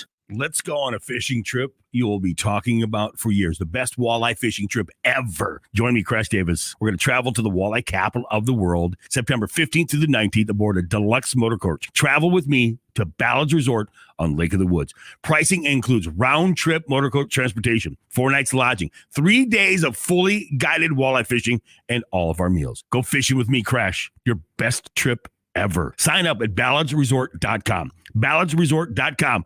And set the hook. You know that dollar bill you've got stuffed in your wallet, purse, or pocket?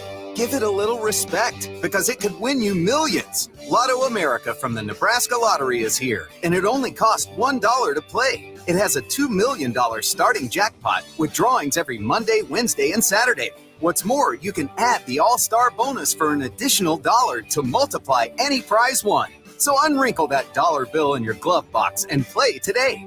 Lotto America, top prize odds, 1 in 26 million. Host is roasting every morning. How does Host Coffee Services provide the best coffee for your workplace? By finding the richest and most robust coffee beans from all around the world and bringing them to our Nebraska roastery, where your coffee is roasted fresh and delivered straight to you. Proudly serving Nebraska since 1972. Host Coffee Services is always roasting something good for you. Email unsportsmanlike conduct on the Equitable Bank Zone Inbox with whatever is on your mind, from your hot takes to what you think is one. The Zone Inbox is brought to you by Equitable Bank. We take banking personally. We want to hear from you on the Equitable Bank Zone Inbox. Introducing Modern Real Estate, the game changer in Nebraska's property market. With a competitive 2% commission rate, we're making buying, selling, and investing more affordable and transparent than ever. Our experienced agents blend local expertise with cutting-edge technology to provide top-notch personalized service to all clients. Don't settle for less when you can save big without compromising. Visit modernrealestateco.com and experience the future of real estate today. Modern Real Estate, redefining new real estate. 42 degrees. The Source. By your mom's house. Now back to mornings with Sharp and Handley on 1620 The Zone.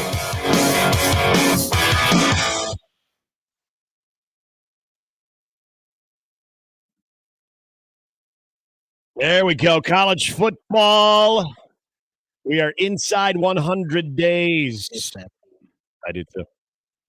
But what I'm excited about is to hear Big Ten football with the on CBS Sports.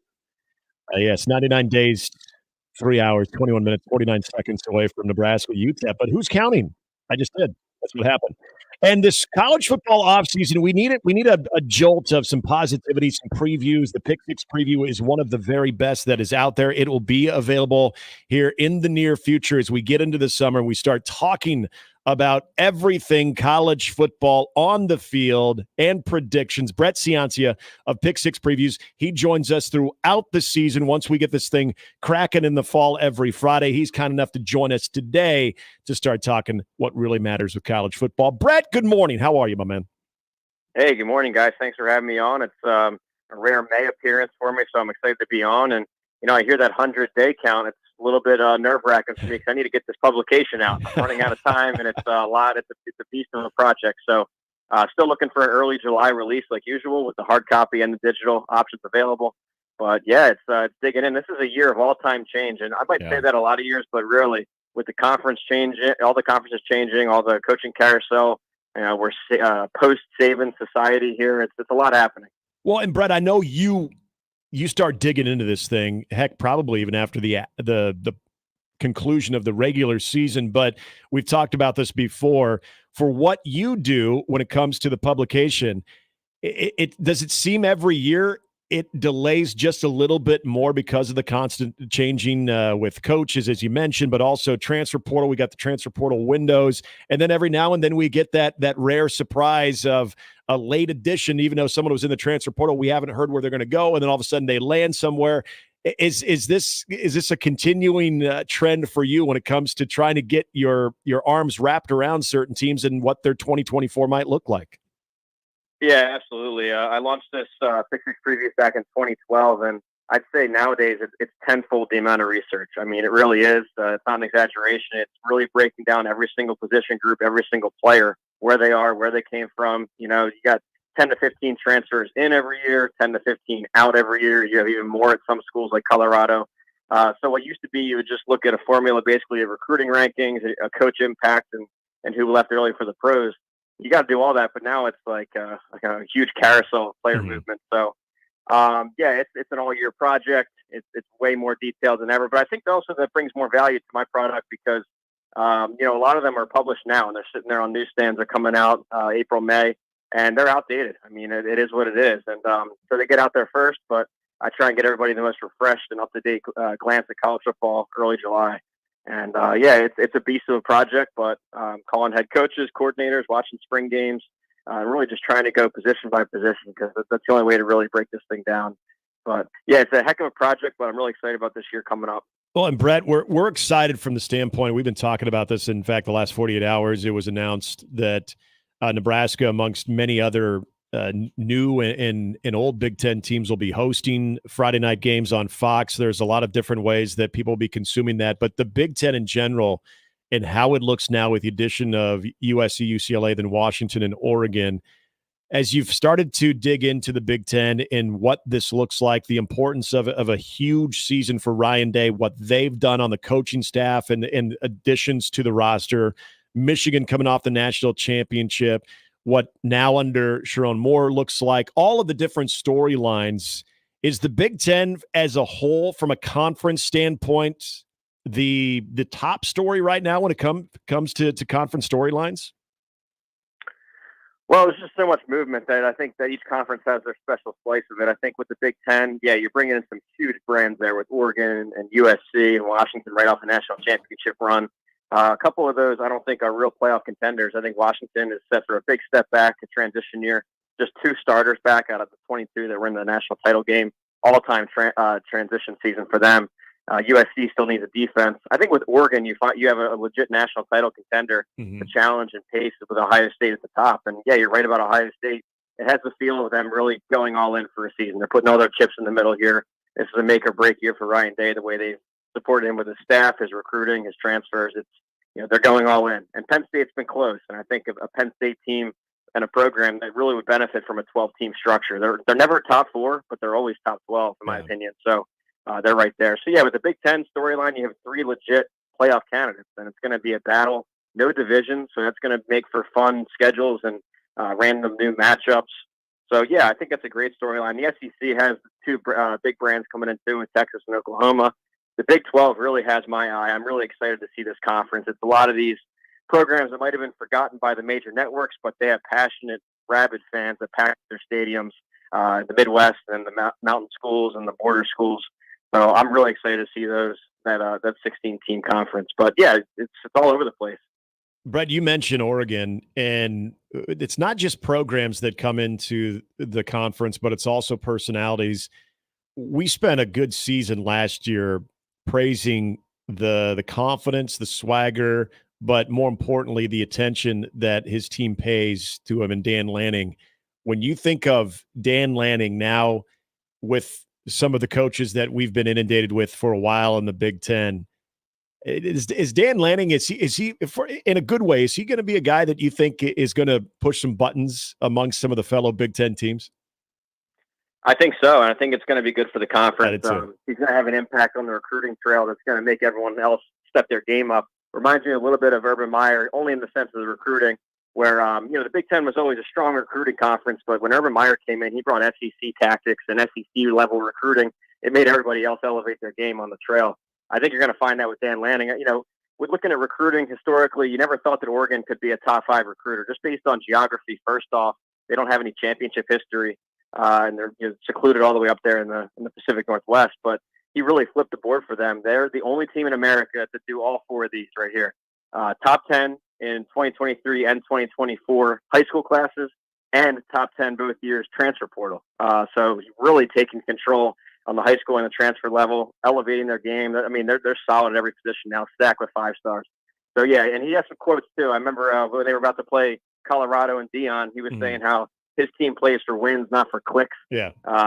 Taking a jab at some of Dion's antics. So yeah, he's going to come in with some quotes. Really physical team. This isn't the Oregon that you pictured from 10 years ago with the gadget offense. This is a really strong interior line and defensive line, and they built from there out. So yeah, it's a solid program coming in. Talking to Brett Ciancia, Pick Six preview will be out in July. You mentioned Colorado. I want to get to them in a moment, but we've seen this here in the last, really since spring has ended for Nebraska. A lot of it has to do with the excitement about a 5-star quarterback in Dylan Raiola, but also there's the Matt Rule factor in year 2. A lot of praise, and dare I say, even people starting to toy with the notion that Nebraska could be a preseason top 25. When you look at this team, you start to dig into what maybe could give you fuel or optimism to consider Nebraska at some point a top 25 team. Where are you starting with this group? Well, I'll start with their ability to retain defensive coordinator Tony White. Yep. I think that was huge. I mean, he was really targeted by a lot of schools, not only for coordinator and for potential head coach spots. I think Syracuse might have been interested. I think UCLA, when that opened up, was definitely interested. He's an alumni or from out there. So the ability for Nebraska to throw enough money and enough support and enough, optimism, I guess, the vision of the program for him to stay is massive, because they have that side of the ball figured out. Yeah. That was probably the best Nebraska defense I've seen since the 2009 Sioux and the 2010 Prince and Mukamara years, those peso defenses, those years. So this was right at that level, in my opinion. Had no help on offense. So if you're going to talk about top 25 for this year, you got to fix the offense. And I think what we saw in the red-white game was at least some hope that the quarterback position might be not only stabilized, but give him half a season or a year or so. It could be a real strength for Nebraska. I mean, a legit 5-star arm there, making every throw on the field, stretching the defense out vertically, and it's going to open up run lanes. So yeah, you start to talk yourself into it once you figure out the quarterback spot, and looks like the highest quarterback they've signed in the modern recruiting era. So that's how you talk yourself into it. Again, you go back, the team was so close, and I feel like I say this every year on Nebraska radio. It's like torture for the fans, I'm sure, because there's so many close losses where 1 or 2 drives or 1 or 2 plays could flip a 5-7 record to like 9-3. So they're already close to begin with. They just got to get the quarterback spot fixed. They play Colorado in a primetime matchup in week number 2. Everybody here is amped about that. It might be as, dare I say, electric, but even somewhat more hostile than we've ever seen Memorial Stadium for any game in the modern era. But also, the question I have is, what type of Colorado team is going to be coming into Lincoln? We know the quarterback, we know the coach, we know the defensive back / wide receiver as well that are high-level players. What do you anticipate in year 2 under Deion Sanders? Well, yeah, when he took over, it was the biggest transfer cycle we've ever seen. It was 71 new players coming in out of 85. They only had 10 players retained from the year prior. So I thought, that was an all-time moment, and I figured that was a one-time startup deal. But they did it again this year, a second year in. And what might not have been 71, but I think it was 48 or 49 players again cycled in and out. Guys that were here less than 12 months are transferring out. Guys were here for just the spring. They left. So it's just an open door carousel. But I do think they've upgraded at most positions. With all that said, you might lose some quality depth, because when a starter gets injured, usually the guy behind them knows all the stuff and has been there for 4 years. You don't have that luxury here where it's all just one and done guys. Yeah. So that causes some problems. But I think when you look at them, there's really strong at quarterback with Shadur Sanders, really strong at receiver, some nice pieces there. And I think corner, like you said, safety strong. So the outsides are fine. It's just the interior, I think, is a little bit weak right now. It's all 10 are new offensive line in the trenches, and they're too deep. And it was poor last year, dead last in pass protection, sack rate. So I think Nebraska's front 7 will get after him. Now Sanders himself, the quarterback, is really elusive, gets away from all the pocket pressure. But I think in the trenches is where Nebraska can win. Yeah, it's a solid team. I don't think they are. I don't think they're top 10 or 10 wins like some of these broadcasters are talking about, but Yeah. they'll be a tough game. Brett, I want to go back to the SEC and their additions, too. I think we all know, especially with Ewers at quarterback, that Texas is in a good spot. Steve Sarkisian turning down a potential offer at Alabama. He's happy with where he is. I don't worry as much about Texas in that transition, but I am very curious about Brent Venables in Oklahoma in this transition to the SEC. How are you seeing Oklahoma on top of the roster that they project to bring in, but also now with that stiffer competition? Yeah, well, two things here. I think first, you hire a guy like Brent Venables to fix the defense. So all those years under Lincoln Riley, it was they would lose shootouts. It was a bad defense. The Alex Grinch years, the goal was to fix the defense. He did that. They rose all the way to the top 10 in my offensive defense per play metrics, my numbers, my game grader, top 10 defense, and they bring 10 starters back off that side of the ball. So it's going to be a really, really strong defense. That'll help them a lot in their transition season. It all comes down to on the other side of the ball because their entire offensive line is gone. All 5 guys and their 6th guy transferred out. So they need to completely rebuild an O-line and trust on a redshirt freshman quarterback, Jackson Arnold. So those are the two questions. But they're going to really rely on an elite defense. Texas, you're right. They're very well stocked. They've built from the inside out, strong line. A team that I think you should take a look at is Ole Miss. Mm-hmm. This is one where, I do all 70 teams and I go through, look at transfers. It seems so often throughout this process, I would find a guy and I would see, he's transferring out a starter. Where's he going? Ole Miss. Yeah. Okay. Then the next team, this starter's leaving. Where's he going? Ole Miss. So he's collected a lot of starters, all conference guys, even all American candidates, onto an already 10-win team. So Ole Miss, keep an eye on them. It's kind of a perfect merge of quality depth and recruiting plus this transfer layer on top. Well, and when you said look out for a team in the SEC, and I would agree with you, Ole Miss, especially with the talent that they continue to acquire through the transfer portal. Can you make a claim as well, considering what he's doing on the recruiting trail too, and what Eli Drinkwitz is doing in Missouri? Yeah, well, he surprised everybody last year with that breakthrough. I remember reading about this maybe 3 years ago, and he was hired, and his new branding strategy, he called it the Do Zoo instead of Mizzou. Basically just a reawakening, like a rebranding for Missouri, and trying to keep all the players in state. And it's been a booming high school state recently too, and he's done a nice job keeping the talent home. Luther Burden was the headliner, their 5-star receiver, and it took off last year. And they were solid on both sides of the ball. Some questions with them is that they lose their coordinator, Blake Baker, the defensive coordinator. I think he's a defensive genius. The way he schemes it up and really elevated them. He's gone to LSU. But otherwise, I think they're a solid team. I don't know if they have the staying power to be consistently top 10 every year, but I do think he's doing wonders there at a program that really is an afterthought by a lot of SEC people. You almost forget they're over there.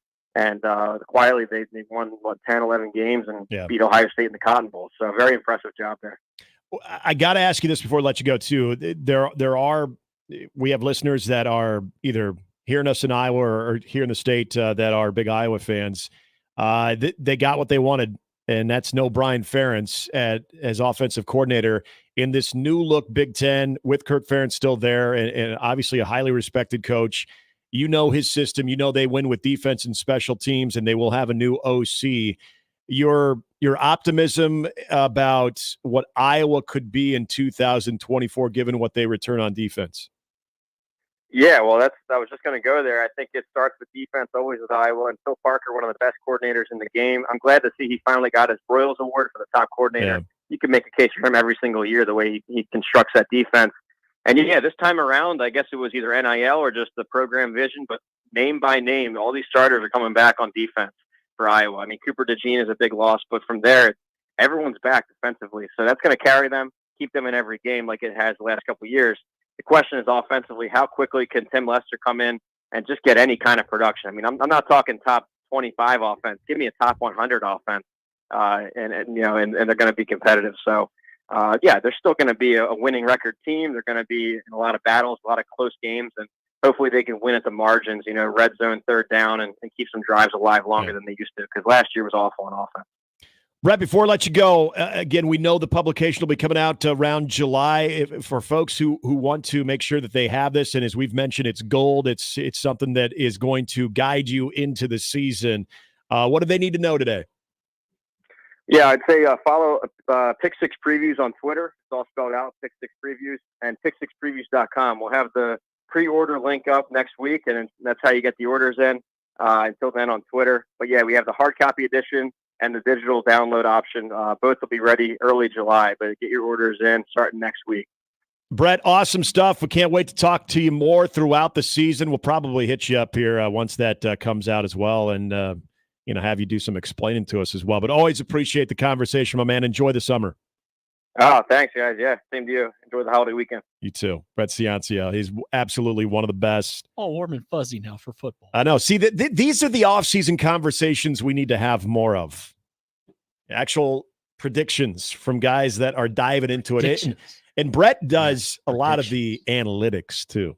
He gets into a lot of the metrics with this. We talked about Bill Conley, his SP Plus ranking on Nebraska's defense being a top 10 one going into the season, which is exciting.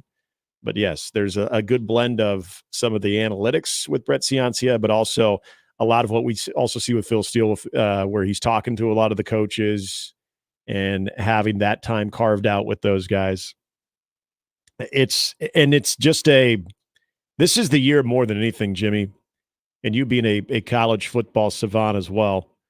This is the year that it has, I wouldn't even go as far as saying through the roof excitement, because here we're always excited about the college football season starting, but it's, I think, through the roof intrigue because of the new conferences. It was weird last year watching Big 12 matchups when we go through the conference slate and seeing your Jayhawks taking on Central Florida, and that's a conference matchup. That's weird. Bitter rivalry. I know, it's just so weird. And now we're going to see they used to go Oregon by train to Orlando.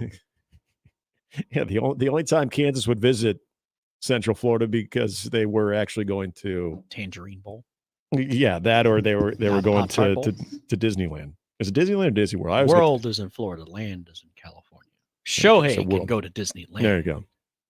And Disney start World. a craps game with the characters at Disneyland. Hey, I had a kind of a disappointing night. Yeah, I know. Well, I did in the middle of the night, but before we went to bed, I had somewhat of a disappointing night, and I want you to know because I think you will have a good opinion on this when it comes to movies. Read? No, I wouldn't even know where to begin to even come close to how Gary pulls that one off. But there was a movie that was viewed in the Handley household that I would consider to be a basketball classic. And I was underwhelmed with the response of one of the members of my family that I thought would have a stronger response. Reese is young. He will grow up. I know. I'm hoping so when it comes to this. Also coming up at 8:30, we will preview Nebraska, Ohio State of the Big Ten tournament. Down to 6 in Omaha at the Big Ten tournament. Nebraska taking on Ohio State in round 2. 2 o'clock, 68 degrees and sunny. Well, hell, Jimmy, they played 9 innings of this game. They only played 7 last time because Ohio State thumped them. But Evan will be by to talk about that. We'll get his thoughts on the Friday night home game for Nebraska football as well. Also, we got Matt Verzal before we get out of here as we continue. It's Mornings with Sharp and Handley and Jimmy on 1620 The Zone. More with Gary and Nick after this on 1620 The Zone. For the Jays, the Huskers, and even you Jayskers, we are 1620 The Zone. Make the right call. John Higgins Weather Guard, the home of the roofery. When it's time to replace or repair storm damage, make the right call. John Higgins Weather Guard, the local, trusted, and proven choice. No one has installed more DaVinci roofs, and there's a reason why John Higgins Weather Guard is the nation's leader. Community member, community supporter. Make the right call. John Higgins Weather Guard, the home of the roofery. Make the right call. Experience personalized service and exceptional deals at Woodhouse Lincoln. With cutting-edge technology and incredible design, Woodhouse Lincoln is the place to find your next luxury vehicle. Going on now. Receive 2.9% APR for 72 months on the 2024 Lincoln Navigator. Or save up to $2,000 off MSRP with retail customer cash on the 2024 Lincoln Navigator. With approved credit, $299 doc fee due at signing. Offer expires July 8, 2024. See dealer for details. Looking for great family entertainment? Check out the Omaha Storm Chasers at Werner Park for Thrifty Thursday with cheap tickets and concessions. Or Sunday Family Fun Days with free entertainment for kids 12 and under, including face painters, balloon artists, or wildlife encounters. Sign up for the Little Chasers Club to get free tickets to Sunday home games. For details, visit OmahaStormChasers.com. That's OmahaStormChasers.com. Omaha Storm Chasers family. Everyone get on your feet, stir up the storm, we're family. Watching a ball game at Oscar's Pizza and Sports Grill is pretty awesome. Oscar's offers the MLB package, so your team is always on their upgraded audio-video system, and nothing is better than watching the game with a cold frosty one, Oscar's Pizza, or award-winning char-buffed wings. And with daily lunch and dinner specials, it's really a no-brainer. So get ready to watch your favorite team play ball at Oscar's Pizza and Sports Grill, 173rd and West Center Road, and takeout at 162nd and Maple. How powerful is Cox Fiber? Powerful enough to let your band members in Vegas, Phoenix, and Omaha jam like you're all in the same garage. Introducing Cox Fiber, from the company with the fastest download speeds 9 years in a row. It's internet built for tomorrow, today. Cox, always building better. Limited availability in select areas. Speeds vary and are not guaranteed. Cox terms and restrictions may apply. Analysis by Ookla Speed Test Intelligence in Las Vegas, Omaha, Phoenix. Fixed median download speeds Q2 2016 to Q1 2024. Are Nebraska craft beers and ciders important to you? Whether you just love Nebraska brewed beers and ciders or you're a full-fledged craft brewery, there are benefits to membership for anyone with the Nebraska Craft Brewers Guild. Their sole mission is to foster and help grow the Nebraska-centric brewing community. Become a member today at nebraska.beer and help advance the craft beer and cider industry in the state of Nebraska. Find out more about the Nebraska Craft Brewers Guild at nebraska.beer. Let's go on a fishing trip you will be talking about for years. The best walleye fishing trip ever. Join me, Crash Davis. We're going to travel to the walleye capital of the world, September 15th through the 19th aboard a deluxe motor coach. Travel with me to Ballard's Resort on Lake of the Woods. Pricing includes round-trip motor coach transportation, 4 nights lodging, 3 days of fully guided walleye fishing, and all of our meals. Go fishing with me, Crash. Your best trip ever. Sign up at ballardsresort.com. ballardsresort.com. And set the hook. 1620 The Zone at 1620thezone.com. And we're back. Mornings with Sharp and Handley. Here's Gary, Nick, and Jimmy on 1620 The Zone.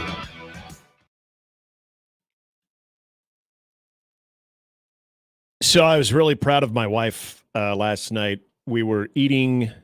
We typically don't watch a lot of TV unless there's a game on, or we're inundated with that. Watching Matlock Marathon. I don't even think Matlock's on anymore, right? You can always find it somewhere. I would agree that there's probably somewhere. That's just one of those shows that I've never really got into. I don't seek it out. You're right. You could probably find it anywhere. Many didn't. At least our age. We watched the original Space Jam last night. Oh, okay. That's good. With the goat. Yes, with the GOAT. Now, by the way, for the record, I have not seen the second one, the LeBron one, but I heard a lot of people have seen it, so I don't have to, because I heard it's not good. Hour and a half of my life I'm not going to get back. And I don't need to see it. I've heard enough bad things about it. Yeah. You would get that time back when you die and you get all your lighters that you lost over the years, and pens. I was mixed on the reaction from what we wanted to expose Reese to on that. He's in full on baseball mode right now. But we've watched Rookie of the Year. I wasn't prepared to. Major League. We haven't watched Major League. A lot of Sandlot and Rookie of the Year. I know. At some point, maybe for next year's birthday, we'll watch it. Daddy, wasn't that Roger Dorn's wife? Why, yes, it was. That's the point. Is that the girl in the red dress? He was into it at first, but like immediately lost interest. What's that? In Space Jam. Oh, okay. And so then I was really, because he wanted hockey. Well, I was really disappointed. Maybe he did, actually. I was really disappointed, but then he went into the garage and put on his shoes, and he changed his clothes and put on a tank top. And so then I thought, okay, he's into it, but he didn't watch the rest of the movie. I was like, come on, man. You're missing all the best parts. Like he essentially. You think I care about your muscles? He didn't watch the entire game with the Monstars and the Looney Tunes. Like that was really. I didn't know how to feel about that. Like is he just not into it, or was he so into it before the game even started that now he wanted to play some basketball? Right. I don't know. because that's a game that's a movie that I feel we got to probably put in the rotation for him. I can get only some watch Mighty so Ducks much Rookie going of the for Year. him. Oh, Get the hockey going. He loves Mighty Ducks. Okay. Yeah, but there are certain movies. I'm now at that point with Sandlot, which I love Sandlot, but we've watched it too many times with him where we got to get something else in the rotation. Here's my argument for Major League. I know you're thinking, yeah, it might be a little soon, but what does Sandlot teach us? That you can fake your drowning and then kiss the lifeguard? You know, if you did that today, you'd be canceled. Squints would be canceled. You'd be fired here. You'd be canceled. Yep. Yeah, so it's Squints would definitely be canceled. But instead, he was not canceled. Have you seen Squints? And by they the way, had 9 kids. He's like tatted up. Yeah, Squints is like the bad boy. Yeah, now. Wendy's didn't age. Yeah, Wendy. Because there's a lot of pictures of they do card shows and No stuff. wonder they had 9 kids. How the hell they afford 9 kids only owning Vincent's drugstore? They must have been running something else. It was a thriving drugstore. I'm assuming it was probably a pillar of the community for many years. Yeah, it could have been front. Yeah, that does sound like a good money laundering front. Ooh, there's a sequel. Yeah. What if I could you Squints and Wendy are running a meth ring? I could see Squints being connected. Yeah, might have been in part of the what was the place that they lived in? I'm trying to remember. Did they even say? I know it's in California. Yeah, but, they don't say. But okay. Yeah, he might have been connected. He might have been part of the organized crime family in that local community. There's your sequel. Mm-hmm. Well, when you stick around in the community and you don't leave, you start to create contacts and some maybe more seedy but more lucrative offers. Maybe they're not all on the level. Who's Squints? Squints a Squints. Just go see Squints. Just go see Squints. You'll know Squints. How will I know? You'll just know. And he's got the trophy wife. Yeah. He'll know you. You might be right. Got 9 kids, but we're thriving. It's a lot of sex. I thought that was so funny that he was so attracted to her that they had to throw in that part of the story of they have 9 kids. So clearly his attraction for her only grew as he showed got older. Like bunnies. That's fantastic. Yeah. Hour 3 coming she up. Didn't walk funny for a decade. We've got baseball here in Omaha at Charles Schwab Field. Nebraska will Many have forgotten. Be the first of 2 games today at the Big Ten tournament. Nebraska taking on Ohio State. We will preview that with Evan Bland a little bit later on in the 8 o'clock hour. Also, Matt Verzal before we get out of here as we continue. I don't even know how to recover from that. Mornings with Sharp and Handley. Picturing it, aren't you? No comment. It's quite a limp. 1620 the zone. Mornings with Sharp and Handley returns in minutes on 1620 The Zone. Live from the Host Coffee Studio, this is 1620 The Zone. 1620 The Zone. Traffic. From the Pyramid Roofing Time Saving Traffic Center. We got reports of stop-and-go traffic on eastbound Highway 370 between 168th and I-80. There's also a reported crash around Highway 370 at 150th. Over on eastbound Ames, there is an injury crash approaching 30th. Over in downtown on the North Freeway, there's a car stuck in the median north of Cumming. Over on Fonnell and Sorensen, traffic signals are malfunctioning. You'll want to treat that area as a 4-way stop. Have a great weekend. Be sure to buckle up and drive safe out there. I'm Joey Colbert. Time-saving traffic is brought to you by Omaha Transmission. If you're having transmission problems, you need a specialist. Call Omaha Transmission and see why people have been recommending them for almost 20 years.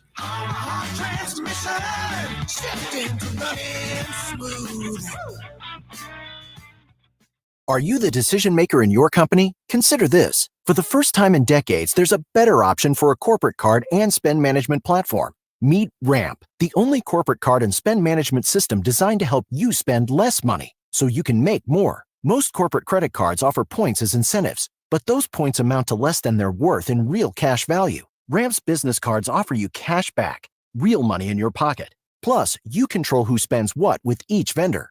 And Ramp's software collects and verifies receipts automatically, which means you'll stop wasteful spending and close your books in hours instead of days. Businesses that use Ramp add up to 5% to their bottom line the first year.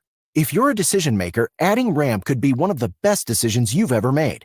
And now get $250 when you join Ramp for free. Just go to ramp.com/sports. Ramp.com/sports. RAMP.com/sports. Cards issued by Sutton Bank and Celtic FDIC terms and conditions apply. To all of the families impacted by recent tornadoes, NFM wants to help. We've put together special disaster recovery pricing store-wide. Offers are available on furniture, appliances, flooring, and electronics. We hope this will make recovering easier for our eastern Nebraska and western Iowa neighbors. To ease financial strain, please mention this ad in store. and ask about long-term financing offers. In the wake of disaster, NFM is here to help if you need us. The headlines remind us daily the world is a dangerous place. The elites in charge say everything's fine, stop noticing. But you know better. And your gut knows that time is short to prepare for a world that is 4 missed meals away from chaos. My Patriot Supply has helped over 3 million families become more self-reliant and is the company Americans trust to prepare. Go to mypatriotsupply.com and secure their best-selling 3-month emergency food kits. Each contain delicious breakfasts, lunches, and dinners, averaging over 2,000 calories per day. Secure at least 1 food kit for each family member. For a limited time, save $200, plus get free shipping on all their Ready Hour 3-month emergency food kits. You're not ready if it's not Ready Hour Foods. My Patriot Supply also has solar power generators, water filtration units, biomass stoves, heirloom seeds, and critical survival gear. Shop mypatriotsupply.com today. mypatriotsupply.com. Tickets for less. Best seats, best prices, no service fees. Shop ticketsforless.com. KOZN Bellevue, Omaha, Council Bluffs. This is 1620 The Zone. And we're back. Mornings with Sharp and Handley. Here's Gary, Nick, and Jimmy on 1620 The Zone.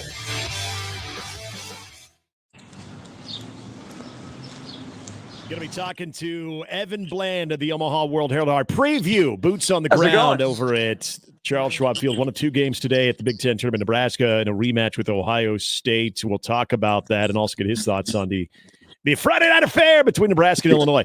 I have no idea what I'm looking at on the stream here. Gary Sharp is joining us. Now, I can't tell if he's walking to the studio. He's out in the courtyard. Looks like he's at Exarban Village. Good morning, my friend. How are you? Everybody wave hello. You're on 1620. All right. Got to unmute yourself. Can you hear me now? Oh, Gary, I believe you're muted. Or maybe we muted you. Still have no Gary. We can see him, though, and it looks like blue skies behind him. Oh, my gosh. This is riveting. The scene is fantastic, though. He's showing us camera scenes of Can you hear me? Exarban Village. Still not getting you, Gary. Still not getting you. Hold on. I honestly thought he was walking up Dodge Street on his way up to the station right now. No, we see it. But and he's got the Hawaiian shirt on, too. He looks like he's ready for a long Memorial Day weekend, and yet we can't hear him. I still can't hear you, man. Oh, they can hear him on the video. Oh, they can? Why can't we hear him? Yeah. Oh, this is. I don't know why you can't hear me. Can you hear me now? What the heck is going on? Can you hear me now? I'm glad everybody. Okay, you can keep talking, Gary. Apparently, everybody on the stream can hear you, but I can't. Okay. I am coming to you live from Exarban Village. Fantastic. Where we had a water main break. I don't understand this. That has. Yeah, I don't either. This should be on. Yeah, everybody hears him on the video, so this could be very interesting. I feel like I'm missing out. I feel like he's in spring training right now at a Florida resort right now. Between the shirt and just walking through a little courtyard area right now, it's like his days back with the Twins organization. Okay, so people can hear me on the stream. This is what my neighborhood looks like. Okay, that way is the water main break. He's now pointing again. I have no. That idea way is the power is out. Yeah, we might have to reconnect with Gary. Gary, let's reconnect with you because I want to get the lowdown on this thing. I don't know what's happening. So we have confirmation they could hear him on the stream. Yeah. Okay. Yeah, that's what they said. Okay. Well, and all our buttons here are pressed, and we should be good to go. Okay. I'll tell you what. Let's take a quick break. We will try to reconnect, hopefully successfully with Gary, our missing man this morning on a Friday where everything looks like he's ready for the weekend. And as I mentioned, we were woken up in the middle of the night with the storms, and Gary was impacted by that. But now he looks like he's ready for a 3-day weekend. So we're going to take a break. We'll come back. We'll reconnect. And we will hopefully have audio as well. We had great visual. Hopefully we'll have some audio as well as we continue. Mornings with Sharp and Handley and Jimmy on 1620 The Zone. Gary Sharp, Nick Handley, and Jimmy Chavez. Mornings with Sharp and Handley. Weekdays 6 to 10. on 1620 The Zone and 1620thezone.com. The Connor Happer Show. The big Board of Regents meeting about alcohol at Haymarket Park. Regent Kathy Wilmot does not agree with the phrasing of it enhancing the experience for fans. She wants to point out that it's only enhancing the experience for adult fans. She wants the Regents to think of the families who attend these events. I want that Regent to shut the hell up. Sometimes Papa needs a beer, am I right? I just can't get fired up about this. The Connor Happer Show, weekdays from 10 to 2 on 1620 The Zone. Your Omaha area forecast from the Godfather's Pizza Weather Center and KETV Newswatch 7 on 1620 The Zone. Breezy and warm overnight with severe thunderstorms between midnight and 5 a.m. Potential for high winds and heavy rainfall. Eventually lows into the upper 50s, turning sunny, breezy, and mild on Friday with a high in the low 70s. I'm Chief Meteorologist Bill Ranby from KETV Newswatch 7. 1620 The Zone. Traffic. From the Pyramid Roofing Time Saving Traffic Center. We got reports of stop-and-go traffic on eastbound Highway 370 between 168th and I-80. There's also a reported crash around Highway 370 at 150th. Over on eastbound Ames, there is an injury crash approaching 30th. Over in downtown on the North Freeway, there's a car stuck in the median north of Cumming. Over on Fonnell and Sorensen, traffic signals are malfunctioning. You'll want to treat that area as a four-way stop. Have a great weekend. Be sure to buckle up and drive safe out there. I'm Joey Colbert. Time-saving traffic is brought to you by Pyramid Roofing. If you've seen the white trucks with Rufus the Spotted Dog, then you know about Pyramid Roofing. Replace your siding, windows, roof, or gutters. Call Pyramid Roofing at 402-502-9300 or visit PyramidRoof.com. Never settle for less. It's Champion's replacement window season, and we're celebrating with buy two windows, get two free.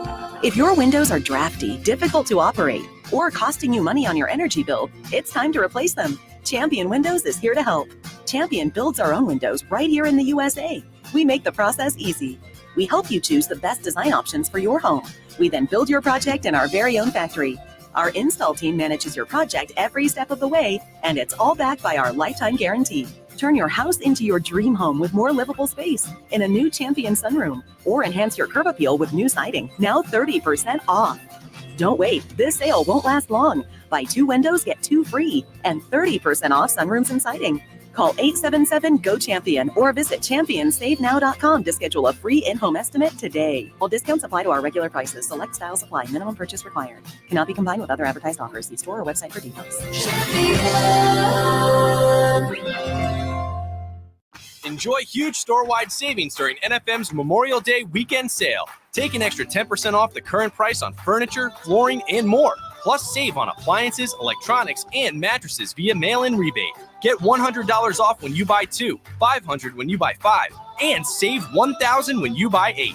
The more you buy, the more you save. We're open late this weekend, so you can shop legendary low prices during NFM's Memorial Day sale. Store closed Memorial Day. Some exclusions apply. See store for details. Mexitli Restaurant by Chef Alberto Cardenas offers you an authentic Mexican cuisine experience with the traditional flavors of your favorite Mexican dishes with an innovative touch. At Mexitli Restaurant, they offer you the experience of tasting Mexico in every bite. The best tacos, birria, quesadillas, and more. Visit them at Mexitli Restaurant in downtown Omaha at 16th and Harney, and look them up on Facebook at Mexitli Restaurant or call 531-772-0550 to order.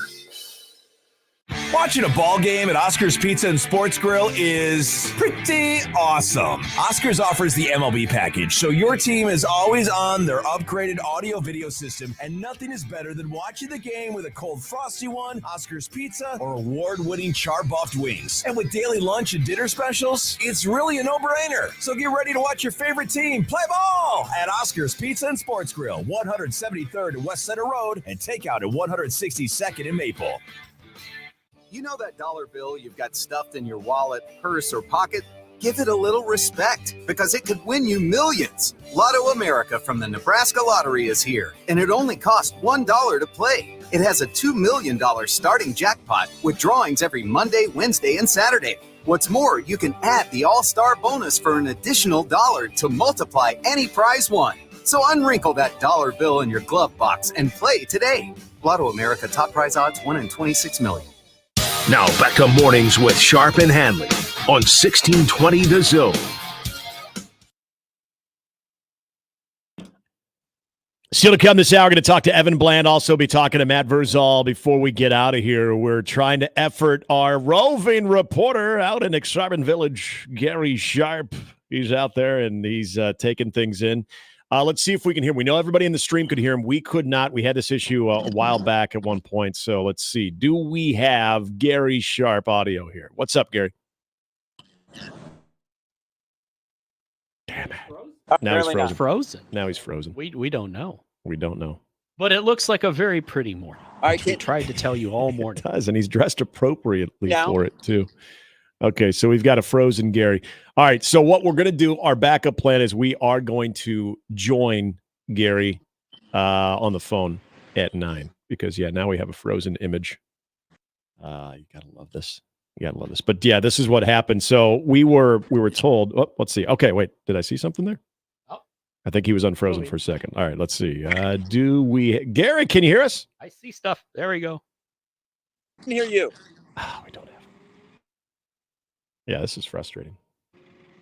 Some great content here. It really is. I really do want to hear the story. This is riveting. So, so we are going to go to our backup plan, and our backup plan is Gary's going to join us at 9 on the phone. This is the way we used to do things back in the day before we had StreamYard too, if we had to get a segment in and we had to get some information out there. But so Gary is in the Exarban Village area where they were without power for a while. I'm not sure if that's come back. And then there's a water main break from what I'm being told. So now this is the great thing. Our streamers have now tweeted and they are now relaying what Gary was talking about because they can hear him. Joel said that he was telling us about a water main that broke down the street and the power is still out. So we're really getting this information secondhand, even though we can see a frozen screen of our good friend Gary Sharp. And he said he couldn't get the garage open, which is why he couldn't get here. Yes. And the lights were out, all that fun stuff. So we will talk with Gary at 9 on the phone. That I can guarantee you all of us will be able to hear. So now this won't be exclusive content, but hey, I guess this is more reason to join 1620thezone.com and get on the 1620 Zone TV because you can actually hear things that even Jimmy and I can't hear, which is just fantastic. So communist trying. I know. I see that.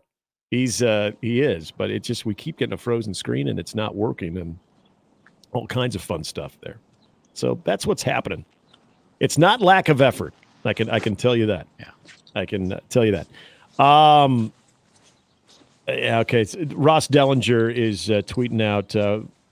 Oddly enough, we're getting the politicians involved on the NCAA settlements as far as what is going to be taking place, and as you would imagine, Jimmy, the guy that is representing your former home state of Texas.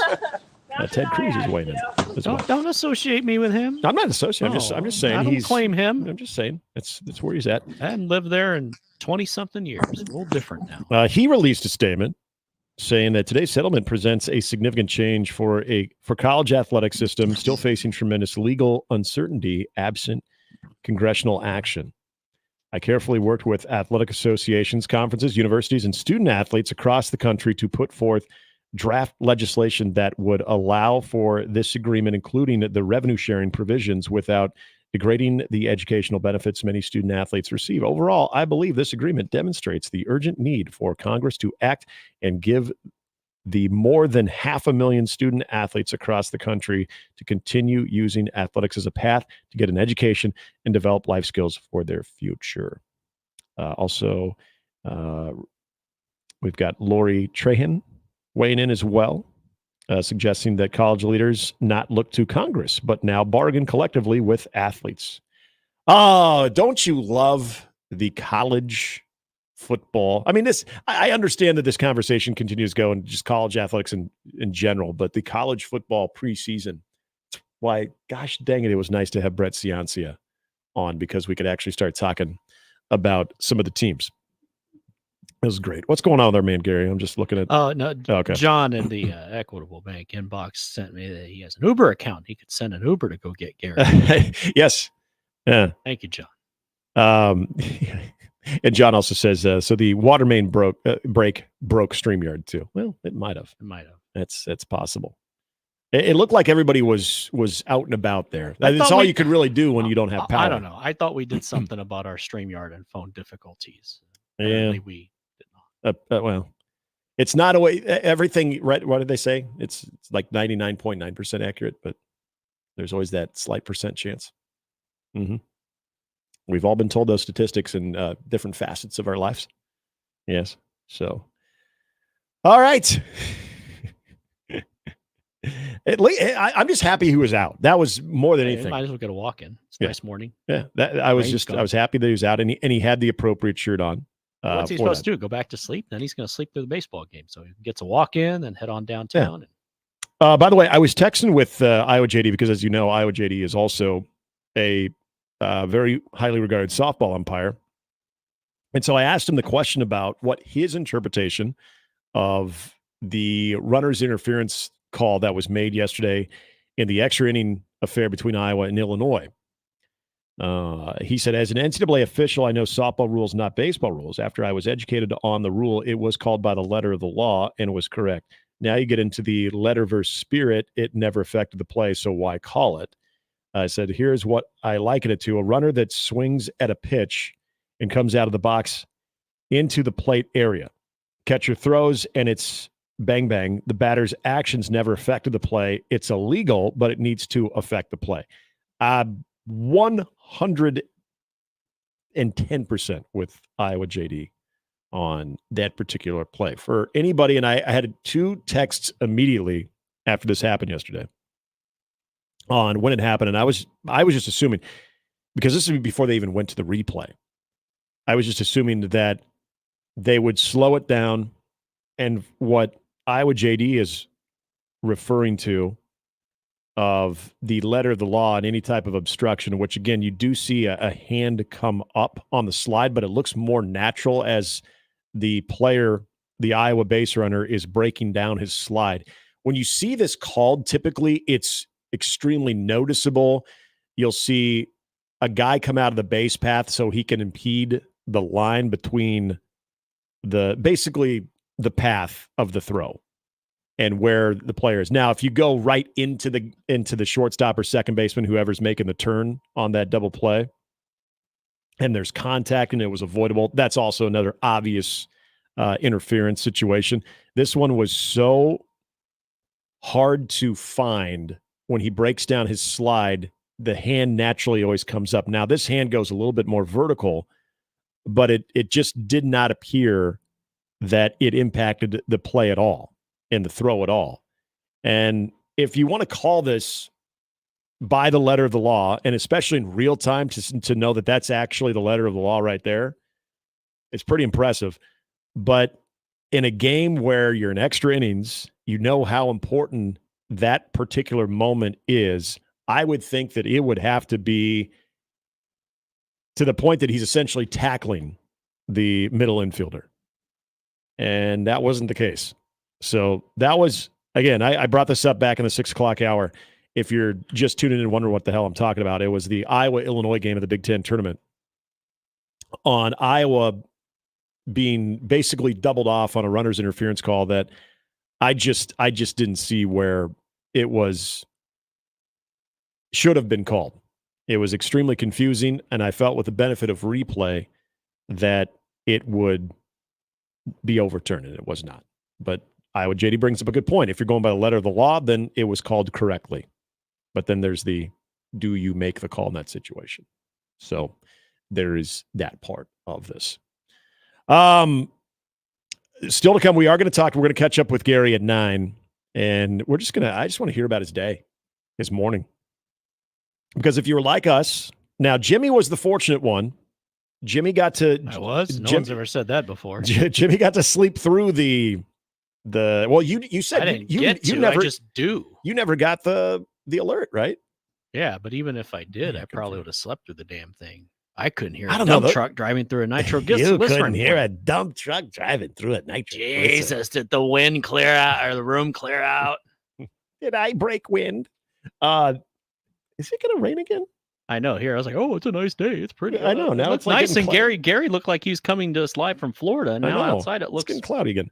But most of us who had our phones go off right around 2 a.m. were woken up to tornado warnings in the area. And again, we talked about the leading edge and the velocity couplets and the torn away and all that fun stuff that I've just I love the work that Bill Ranby and Sean Everson put in. And yes, I went to you guys. You guys were the first ones we went to last night, but I'm getting tired of hearing about it because this is happening way too much. Not because I'm tired of them talking about it. I understand they've got a job to do. I would like to see less of them in the middle of the night. I'd like to hear. But I can hear Bill Ranby right now going like, "Hell yeah, brother!" And the one thing I did notice though, in all of that last night, though, there was the Bill Ranby gets the late nights. Sean Everson gets the early mornings. They were right in that happy medium of, wait, is this my turf? No, this is my turf. This is my turf. And so, there was a little flexing going on. That's how the weather thing should start. It should, yeah. Oh, this is severe weather. And just walk onto the screen. Just have the strut. Just, woo! Sleeves rolled up. Yep, sleeves rolled up. Loosened. And then he says, here we go again, It's Omaha. windy, brother. Here we go again. It's going to rain. God You damn. might lose your roof. For us who have to do the morning thing, and this isn't us complaining. We love what we do. Don't get me wrong. Yeah, they give us money to do it. But when all was said and done, I was at that crossroads of, do I go back to sleep or do I stay awake? You can't. I should have stayed awake. Yeah. I went back to Meg bed. said the same that you two both fell back asleep. Not Yep. together. That'd be weird. But yeah, that's an amateur mistake. You can't do that because what ends up happening is you wake up more tired than You but do. Hey, You do. Hey, positive outlook Coffee's here. flowing too. Yeah, you're gonna have a hell of a nap later. I am gonna after the it baseball is. game, unless you get one in before the game. which no one I'm would. gonna try to get a quick power nap in before the game. Yeah. Yeah. You gonna go? Yeah, we're going. Oh, that's right. Yeah, 16:20 the section. Yeah, the section. Might see a little 3-year-old dude out there too. You gotta get the day off. We had it bad on, what was that, Wednesday morning? Tuesday morning. We had it bad on Tuesday morning with the hail.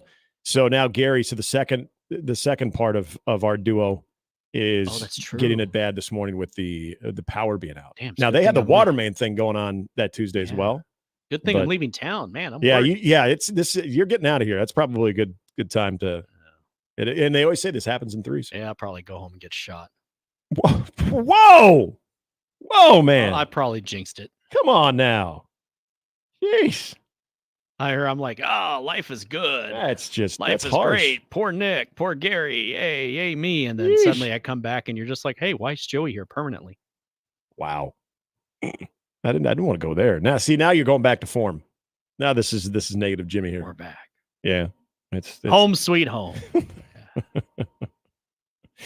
unbelievable, man. Where the burglar bars mean that you're paying half price for the meal, but it's going to taste 10 times better. Other places are a tourist trap. You should never pay Yeah. $20 for a meal. That's true. Hey, update. Gary's on his way in. Yeah. All right. Unless John got him. Yeah. Did Oh, John get him? okay. Actually, John's telling me I didn't get an alert this morning either, and I slept through the whole thing. See, Yeah, my you guys phone are didn't lucky. go the beep, beep, You guys are lucky. I am lucky. That thing is hard to sleep through. I'd like to consider myself a pretty heavy sleeper, especially when around the time it would have went off around 2. Yeah, there was no sleeping through that. It was once upon a time. I'd fall It's asleep in kinda a scary. bathtub and it'd be loud. And It's kind of scary in the middle of the night, too. You hear that? You're like, what the hell? Are we being invaded? Like, you don't know. the Martians are here. Yeah, you don't know what's going on. Martians have invaded Bennington. All right, so Nebraska, Ohio State, they will hit the diamond at 2:00 in the Big Ten Right on cue. tournament. Sun coming back out. It is. Thank Beautiful you. day. Okay, good. We don't need any more delays. And going to be talking to Evan Bland. He will preview that. We'll also get some football thoughts from Evan. We still got Matt Verzal. Sharpie's on his way in. Oh, we are going to finish this bad boy so strong. I don't even think you know what's coming. You It's didn't tell gonna him be the great. AC's out again, have you? I have not told him the AC's out yet, but at least this time we got the fan. Yeah, the AC has not worked. I'm warm. I'm pissed off. We got this damn screen in here for a telestrator. And Gosh dang it, it's going to be a good finish to this show on Friday. Come hell or high water. We're gonna bring that to you. Coming up next, Evan Bland on 1620 The Zone. Mornings with Sharp and Handley on 1620 The Zone and 1620thezone.com. Last year's RV trip, we met a couple with the same bumper sticker. What are the odds? Your cousin isn't a good storyteller. He was a podiatrist, or was it a pharmacist? You don't say. I can't remember. But she owns an RV protected by Progressive, and you don't. So until you get your own RV, her stories are the most interesting stories you've ever heard. Wow, interesting. And when you do get your own RV, save money by bundling it with your home, auto, or other vehicles with Progressive. Oh, anesthesiologist. He was an anesthesiologist. Progressive Casualty Insurance Company affiliates and other insurers. Not available in all states. eBay Motors is here for the ride. Go ahead, feel your engine. Admire that perfectly installed exhaust. Your vehicle's moving along this freeway like it was made from fresh installs and a whole lot of love. With eBay Motors, you get over 122 million parts to keep it running. And with eBay Guaranteed Fit, they'll be the perfect fit every time. Plus, at these prices, well, we're burning rubber, not cash. Keep your ride or die alive at ebaymotors.com. Eligible items only. Exclusions apply. Would you just give your house key to criminals? Having your personal information on the internet is like giving a thief the key to your home. They can take everything that's valuable to you anytime. But JoinDeleteMe.com can help you protect yourself. Online data brokers compile information about you and sell it to people who could ruin your life. But JoinDeleteMe.com scours the web, removes the personal information you don't want seen, and prevents data brokers, scammers, identity thieves, even political enemies from getting personal information that could hurt you, your family, or your reputation. You'll get regular reports detailing what they find and remove. And JoinDeleteMe.com isn't AI. It's real people working to keep your data safe. Keep your private life private with JoinDeleteMe.com. Today, get 20% off your Delete Me plan when you go to joindeleteme.com/deal and use promo code DEAL at checkout. Go to joindeleteme.com/deal and enter code DEAL at checkout. That's joindeleteme.com/deal, code DEAL. The world's largest sports book in Las Vegas is available right at your fingertips in Iowa. The Circa Sports Iowa app is sports betting the way it should be. Bet anywhere in Iowa and experience high betting limits, tight money line splits, and exceptional customer service. Download your new bookie today. Visit circasports.com and start betting like a pro from anywhere in Iowa. If you or someone you know may have a problem with gambling, call 1-800-238-7633. Let's go on a fishing trip you will be talking about for years. The best walleye fishing trip ever. Join me, Crash Davis. We're going to travel to the walleye capital of the world, September 15th through the 19th aboard a deluxe motor coach. Travel with me to Ballard's Resort on Lake of the Woods. Pricing includes round-trip motor coach transportation, 4 nights lodging, 3 days of fully guided walleye fishing, and all of our meals. Go fishing with me, Crash. Your best trip ever. Sign up at ballardsresort.com. ballardsresort.com. And set the hook.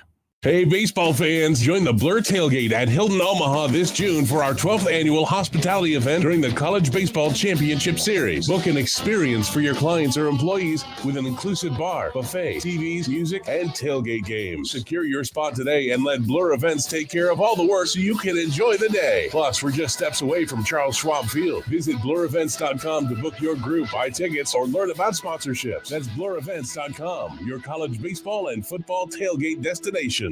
Since the April 26 tornado outbreak in Nebraska and Iowa, more than 125 volunteers and staff have mobilized to support relief and recovery efforts. The Red Cross plays a critical role in helping families and communities recover in the weeks and months after a disaster. You can make a difference in the lives of people affected by these disasters. To donate, visit redcross.org or text Red Cross to 90999.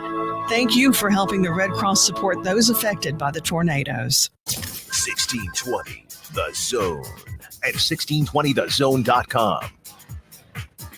Now back to mornings with Sharp and Handley on 1620 The Zone.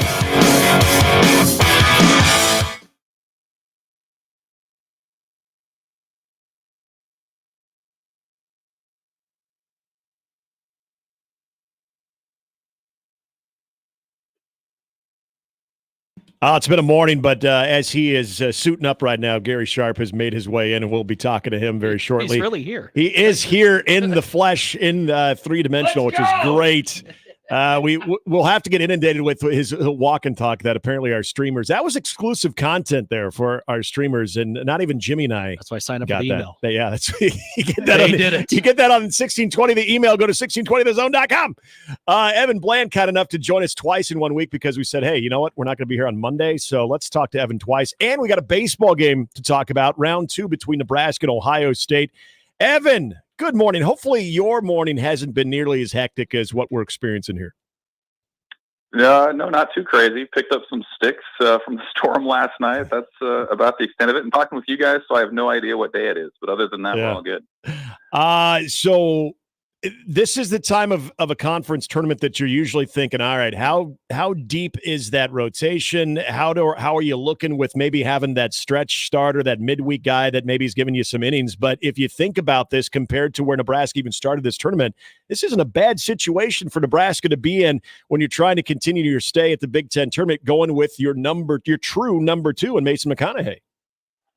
Yeah, this is the flip side of kind of what the strategy that they employed on Tuesday. So they were at the disadvantage there, not starting the race when pretty much everybody else in the Big Ten tournament did start the race, and they had to, right, as they tried to move forward and win this event. But now you're on the other end of it where, Ohio State today is going to be scrambling a little bit with their pitching, and they put themselves in a hole with the game that the Thursday night loss to Indiana. They used a lot of their best arms.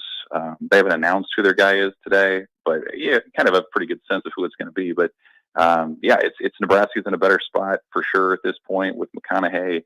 And then should they win, you look ahead to Saturday and Indiana. If Nebraska ends up playing Indiana again, I mean, they have a couple of their starters on short rest. Otherwise, it's going to be a patchwork deal for them, and Nebraska could come back with Will Walsh or really a number of guys who've been fully rested all week. So it kind of felt like this was the strength of Nebraska, that some of that pitching depth, especially in a format like this. And now it's a matter of, can the offense do its part? Because I think they do have enough depth of arms to where, when you start projecting, should they win the next 2-3 games, like they're going to have a decided advantage on the mound in terms of who's available.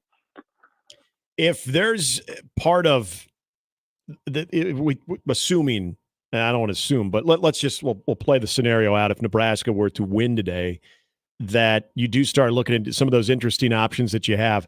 I'll admit, I was a little disappointed with what I saw from Caleb Clark, but I also think here in the last month, he has shown the ability to give you some innings, give you some quality innings. Now, as a potential starter, I'm not sure how that would look. Is he one of those guys that you feel like what Rob Childress has been able to kind of work with him here in the second half of the season, that this is a guy that not only here the remainder of the Big Ten tournament, but also going forward into that NCAA regional, wherever it may be, that he's still going to be a very big piece of what Nebraska is doing on the mound?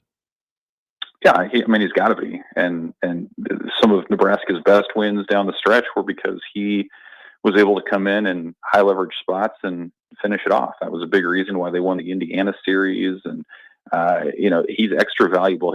Guys like him and Christo, and then when Brockett's been on in relief, their value has been not just the shutdown inning, but the ability to go 2 or 3 or 4 innings and really spare the rest of your bullpen and give you some momentum. And so, Clark has been, I think at this point, one of the better sort of surprise stories on this team, feel-good stories this year. When you think about, he's been a guy who's already twice in his career at Nebraska lost a weekend starting spot. He's been hit around his fair share, including earlier this week at the Big Ten tournament, but he's, as he said, like, the coaches and his teammates haven't given up on him, and they've continued to work through some mechanical things, and he's moved to the left side of the rubber, and it's been more effective for him and things like that. So, as we've said a lot, like, if you make a run in the postseason, if you're making a run at a tournament like this, like, you need guys to step up who maybe haven't stepped up, and that doesn't necessarily have to happen today for Nebraska, because it does have McConaughey and most of its top bullpen arms. Mm-hmm. But for sure, if you get to Saturday and you're in a situation where you need to win twice against Indiana, you can bet that Caleb Clark's going to be a big part of that, and he's going to be someone who will probably have to eat up multiple innings and do it in a quality fashion if Nebraska wants to have a chance to make the final. Gabe Swanson last year was, along with Max and Bryce, it was like, you know what, if those guys don't hit a home run, maybe Gabe will. But he struggled a lot offensively this year. What is the difference you've seen in the tail end of the season, and especially in the 2 games downtown, that maybe Gabe Swanson is back?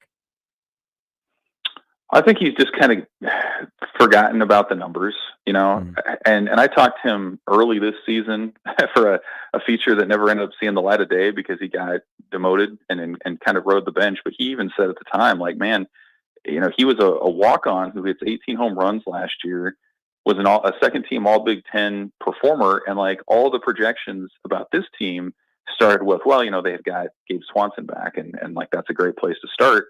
And he put a lot of that pressure on himself, self-admittedly, to where he was worried about those numbers and sort of taking on that lead job or that lead role within the offense. And so I think a lot of that kind of weighed down on him. And by the second or third weekend, he was out of the lineup, and Nebraska had some other outfield options that had emerged.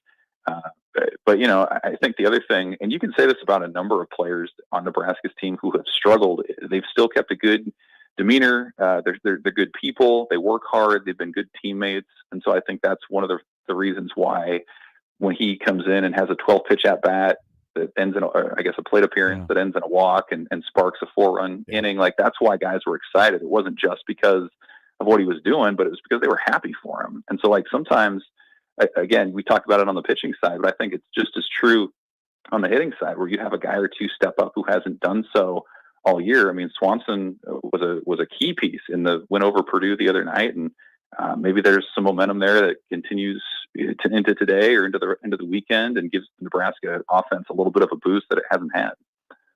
If you're kind of looking at, you don't, obviously, I mean, it's a no-brainer. You don't want to lose that first game, but the way that this bracket sets up, having that opportunity to win the following day and then getting the day off, where, you know, other teams, now that you're facing an Ohio State team that on a quick turnaround has to play for their postseason lives, because there's not going to be an NCAA tournament unless they win the Big Ten tournament. You look at how this does set up for Nebraska from an offensive, defensive standpoint, but also you brought it up, the way that the back end of their bullpen is set up. It almost feels like this is the best case scenario. If you were to lose early, the schedule that Nebraska had in front of them now, obviously tomorrow is a different animal, but as far as where they go into this game, they're in as good a shape as anybody, in my opinion. No, agreed. Yeah, I mean, they had the day off on Thursday. They were the only team not to play. When you think about even the Tuesday game, when you get run ruled, I mean, Caleb Clark threw 36 pitches. That's not bad. And then everybody else they used, for the most part, were guys that maybe aren't among their top 5 or 6 leverage arms. So, I mean, everybody is rested. Perry and Worthley and Dice and Borst and like all these guys, they have at their disposal. And you contrast that with Ohio State, which throws 193 pitches less than 24 hours ago, including their top reliever, including at least one other starting candidate. Like they went for it and they shot the bullet, and it didn't pay off. And now they're in a situation where you've got like one starter who's tends to go 4 to 5 innings, and they really have very little bullpen depth. Last night, them up well for today at all. And then you look ahead too, and Indiana's been a team that's been out slugging people, but their pitching is not great either. I mean, they've got Beidelshees, who Nebraska saw firsthand on Tuesday, but you wouldn't expect to see him. Certainly, I'm sorry, he'd be the Ohio State guy, but as far as Indiana, I mean, they just kind of patched it together all season as it's gone anyway. So I think, Nebraska's in a great spot.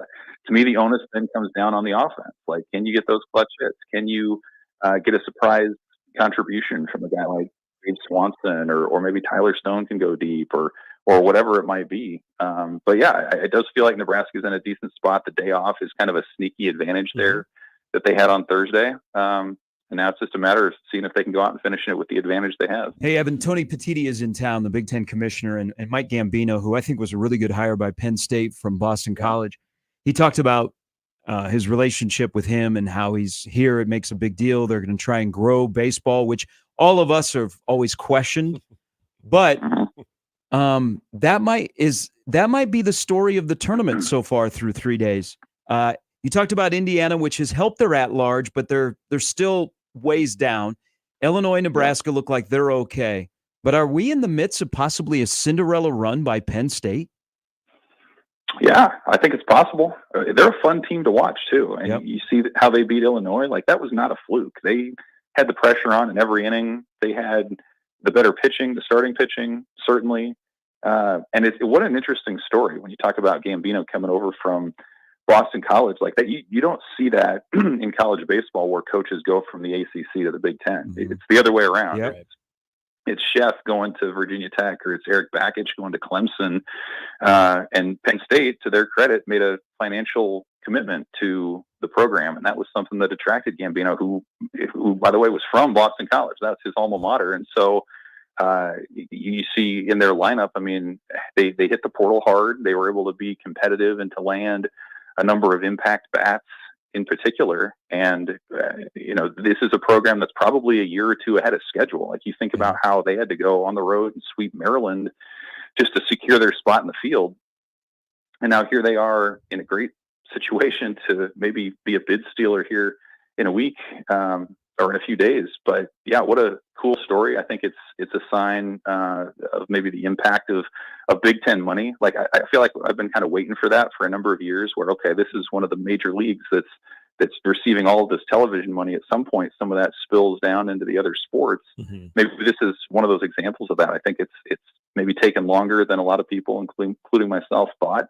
But when you can attract somebody from a power baseball league like the ACC, I think it's something that definitely gets your attention because it's so unusual. Hey, we'll see you later today. Always appreciate it. And I think I heard the motto is 4 wins in 3 days. Yep, that's what the motto is for Nebraska. Yeah, that's a sound motto. Let's see if they can go figure it out. It's a good blueprint right there. Hey, Evan, thanks for your time as always. Thanks, guys. Evan Bland of the World Herald. I mean, it's facts too. Yeah, Penn State. The story is good. The uniforms are trash. Yep. They actually. By the way, I think baseball teams in the Big Ten should wear their hats should be exactly what their football helmets are. So Penn State just has a little bit of hat. Hey, and they get a number on the side. Yes. How cool would that be? Oh, Michigan's would be. How amazing. popular would Michigan's, instead of the block M that they wear? What if they wore the? They got the stripes there. Yeah. And then, so would you also and the Buckeye hat? Would you encourage them to put the logo on the side of the hat like they do with the helmets too? Yes, that would be very recognizable. If we're going to lean into it. If we're going to be different in the Big Ten. But Penn State's a good story. They are fun to watch. And that Gambino hire, when that was, I remember it was during the 4th of July. I was on the golf course during 4th of July weekend. I remember getting that text, and I was with McLaughlin as well. And we saw that. We both were like, wow, that's a big time hire right there. And you're right. And what Evan said too, it's usually the other way around. Those guys are elevating to the ACC, the SEC, and we've seen examples of that. And now you're potentially seeing the impact of that in such a short time, of having a guy from Boston College and the ACC being able to take over Penn State team that they've had a couple guys here and there, but they've never been able to piece it together where they have a solid team and then to be able to sustain anything like that. The one Evan brought this up, and it was huge the other night to have Sears go 6 and then Krista go 3. And so outside of Tuesday night, where it seemed like everybody got a chance to pitch, pitching anarchy, which starts to take over, unless you're 2-0 and you're Indiana and Penn State and you're sitting out today. Yeah. Nebraska is in a really good spot because I think McConaughey will give them at least 6 today. Mm-hmm. And you probably, because he won't pitch again until next Saturday, right? You probably ride him as long as you can go, which means 6, maybe 7. And so you're using less arms. And then you can look at Walsh, Worthley tomorrow as starters potentially. And then figure it out on Sunday if you get there. But yeah, pitching anarchy takes over. You know this. You've said this many times. You kind of treat today, tomorrow like Sunday games, where you try and score as many runs as possible. Yep, and that's the formula. This is why I'm not shocked that Indiana's in the driver's seat on that side of the bracket, because for whatever reason, and we see this at times in the College World Series, but for whatever reason, the Big Ten tournament, it's typically the teams that are able to attack you offensively, not the dominant pitching staffs that you're going to see do and have more success here. And that's the other thing about Indiana. If you get into that situation tomorrow, and that's the if, they don't pitch it great. They hit it, but they don't pitch it great. Well, they don't field it great either. No, they don't. They're pretty erratic. So all in all, you get through today. You got to get through today. That's the big if.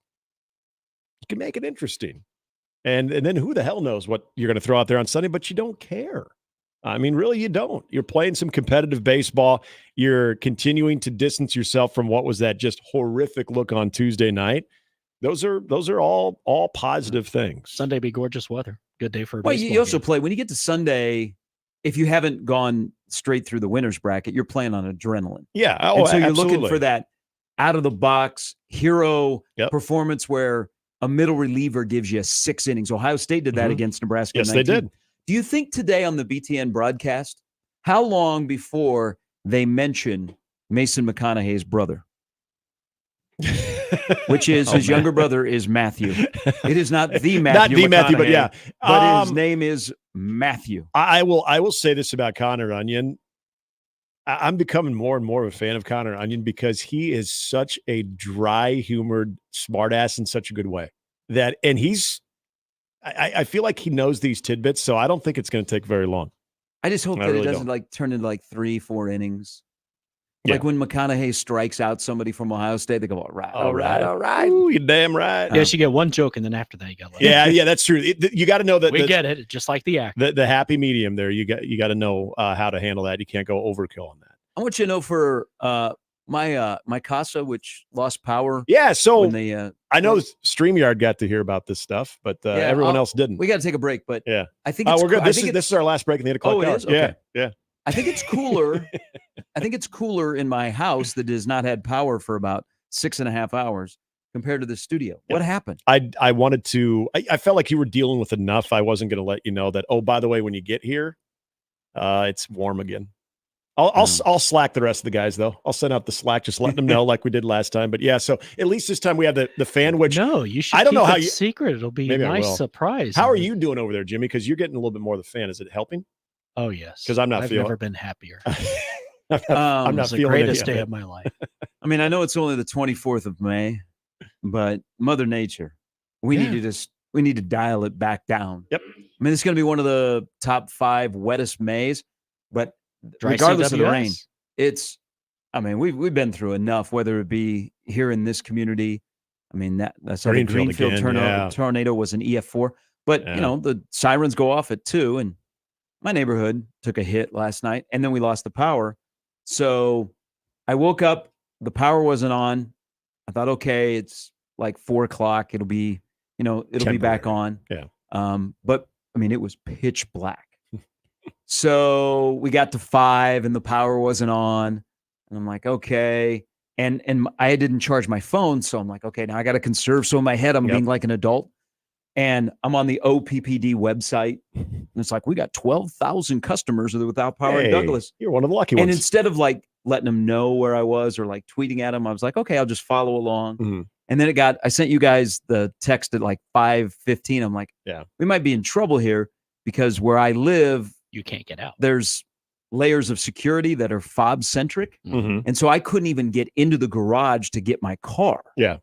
And then I almost wasn't able to get back up to the level where my place is. So I would have been SOL. So I was finally just sitting around and I was pacing and, I got 16% on my phone and I'm like, oh, I don't know what I'm going to do. I could chime in. So I finally got just enough. So when I went outside, I walked around my neighborhood and there's a lot of young families and young professionals that were waiting on the corner for an Uber or a friend to pick them up. That's why it looked like a very lively, vibrant community. That's why I kept saying that. Could you hear us? It looked like the first day of college. Okay. There was everybody out. It there. did.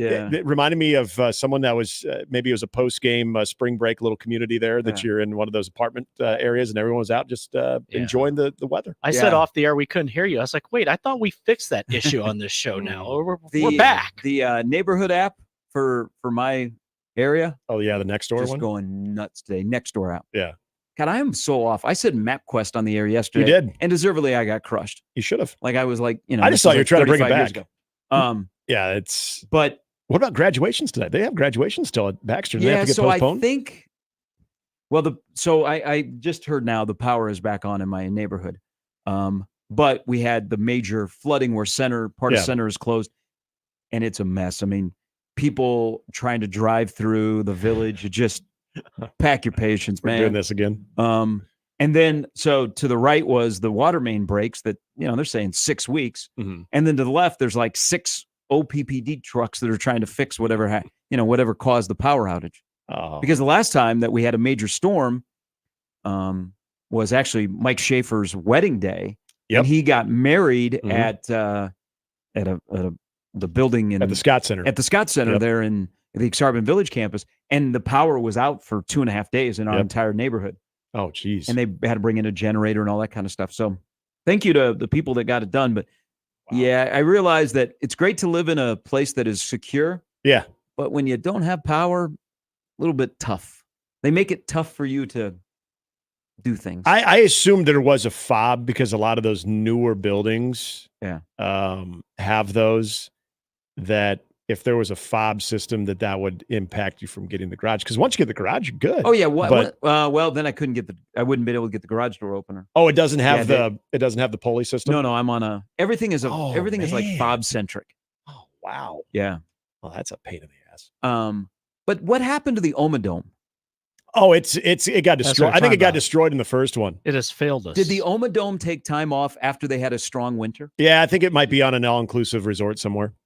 It'll come back and hopefully help us out later in the summer when we don't. I prefer in the winter. I was telling Jimmy, if I have to, and God love them because they are doing great work. They're the first station that I go to, KETV, and between Bill Ramby and Sean Everson last night. But if I have to hear them talk about the toward and away, the velocity couplets, the leading edge, if I got to hear any more of that in the next 5 months, I might just absolutely lose it. That was not fun. Yeah. And then I'm sure, so your phone must have went off too. Yes. Because Jimmy said his didn't go off. I don't think there's any sleeping through that. That noise, the EAS noise on the phone, like, and that's in the middle of the night. That's freaky because you're in a deep sleep, and all of a sudden that wakes you up. You have no idea what the hell's going on, and then you see, oh, it's a tornado warning, and then we remember what just happened not that long ago. So you take it a little bit more serious than maybe you typically would, even if you do have to get up as early as we do. And yeah, I was a real grumpy dude this morning. And also, it's pitch black outside. Yeah, and so you're thinking, so you don't know what the hell's going on. Can't see anything. So we got lucky. Woo! But it has prevented me from talking about Rick Heller's outburst yesterday. Oh, that was a great outburst. How come John Boy has not done a breakdown of what Rick Heller said? I would have done exactly the same thing that he did, if not worse. I mean, it's kind of funny that Iowa went 2-2. Don't get me wrong, but 2 extra innings losses. But losing like that.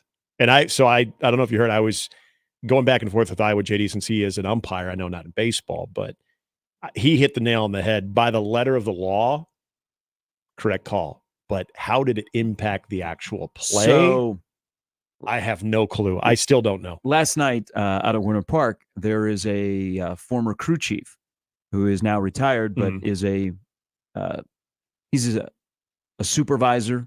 So he goes around and watches crews and grades them and stuff. Mm-hmm. And so I said, hey, I want your opinion on this. And so I showed him the play, and his first reaction was, ooh. And then he was like, it's on Iowa. They got to get more hits. I mean, that's an umpire. Yes. He said, you're not wrong there. So he was a major league crew chief for 19 years. I'll say it's somebody we probably know. Yeah, and he's been on the show before. I don't really want to say his name, but if you know, you know. Yeah. He said the major league, the college baseball NCAA rule is so strict on that compared to the major league rule because they took the major league rule got adjusted on the Chase Utley Tejada play. Yep. Where Utley slid through the bag. Yep. And so they tweaked that rule. It's not the neighborhood rule or anything like that. It's sliding into the bag, straight line. He said the NCAA rule is really, really strict, and there is no leeway. So it's a point of emphasis. But he said the college umpires that he knows will do it more on the spirit if it does not impact the play. Right. Couple of things there. So the umpire followed the strictness of the rule. Yep. But I On replay, though, wouldn't they have had to have a high first base camera to see straight down between first and second to see that the Iowa runner was running straight and he slid straight in? Wouldn't they have to do that on replay then to confirm it? I would think so. Okay. I would think in order to confirm it, well, if this goes to if this goes back to the spirit of regular replay, that you got, because remember, the initial call was interference. So you got to see something decisive to overturn it. Maybe they didn't have that. And maybe they thought, we got to go with the original call because, it probably didn't impact the play, but then you're maybe leaning on the letter of the law on that one. That's what it came down to, is the letter of the law, the spirit of the law. Yeah. And I hate the call because, again, this is using your baseball instincts on that one. It had no bearing on the play whatsoever. His hand did not impact the throw. No, not at all. There wasn't a pop-up slide where he took out the shortstop. Right. No shortstop contact. Actually, when he caught the ball, touched the bag, moved toward the third base side, so he had a good angle to throw to first base. I mean, where it really got, I think, and Rick Heller should be upset, is the explanation to him. And then I thought the explanation by the director of umpires for the Big Ten was not very good. Right. And that did not help the situation at all. Right. And it continues to be a confusing ordeal. And sure, at the end of the day, you need to put yourself in a better situation where a call like that is not going to impact the game one way or another. But in the moment of a game like that, where you're going to have runners at the corners down one with one out, you started that situation bases loaded with nobody out in a 2-run ball game, and you're playing for your season. Man, you got to have some stones to make that call. And here's the thing. Base runners are taught to slide in that way. Yep. Not interfere, but just slide in. And I mean, it's the letter and the spirit. And then you get almost a similar play in the next game, and it's not called. It's not called, yep. But on the other side of it, Nebraska's been called for it twice this year. So the NCAA rule is super strict. Like, there is no leeway. Like the Major League rule, those umpires are like, it didn't affect the play. I'm watching, doesn't affect the play. My time is done here. Whatever happens at first base, that's on the first base umpire.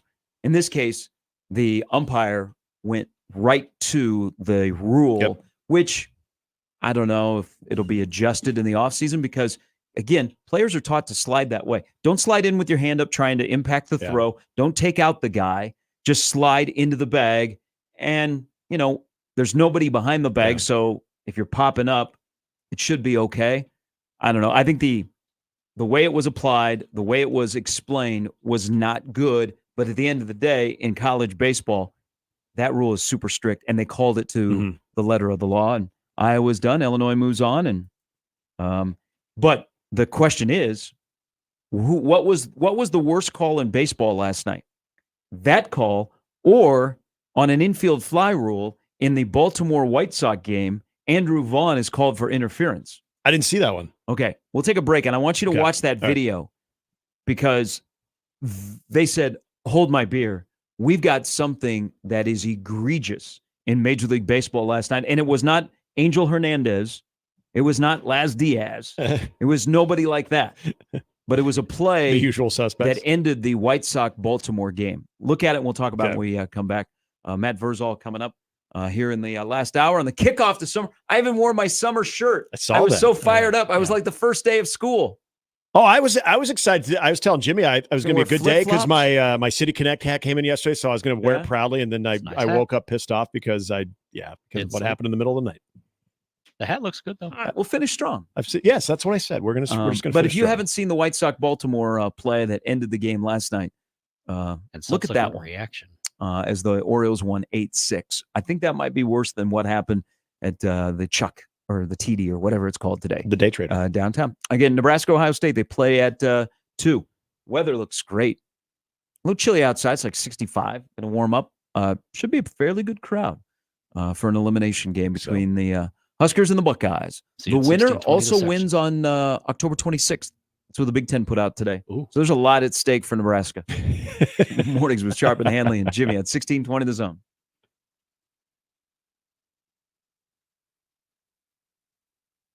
All right, baseball fans, you just heard me mention the big game today between Nebraska and Ohio State and the rest of the Big Ten tournament, or that little thing that's going to bring all those people into our community that we love in the middle of June. And Tickets for Less is the place for you to find your tickets to the best events, the best concerts, the best games. I mean, there are some banger shows going on in the Omaha area this weekend, and Tickets for Less has your access. Transparent pricing, what you see is what you pay, never any per-ticket fees. They've got the best seats at the best prices and the best shows, games, and concerts. And it's not just baseball. You know, they've already got Chief tickets, Husker tickets, all of that stuff. So plan ahead and do it with ticketsforless.com. And don't forget, when you get to checkout at ticketsforless.com, use my promo code, THEZONE. That's ticketsforless.com and that great promo code, THEZONE. More with Gary and Nick after this on 1620 The Zone. Live from the Host Coffee Studio, this is 1620 The Zone. 1620 The Zone. Traffic. From the Pyramid Roofing Time-Saving Traffic Center.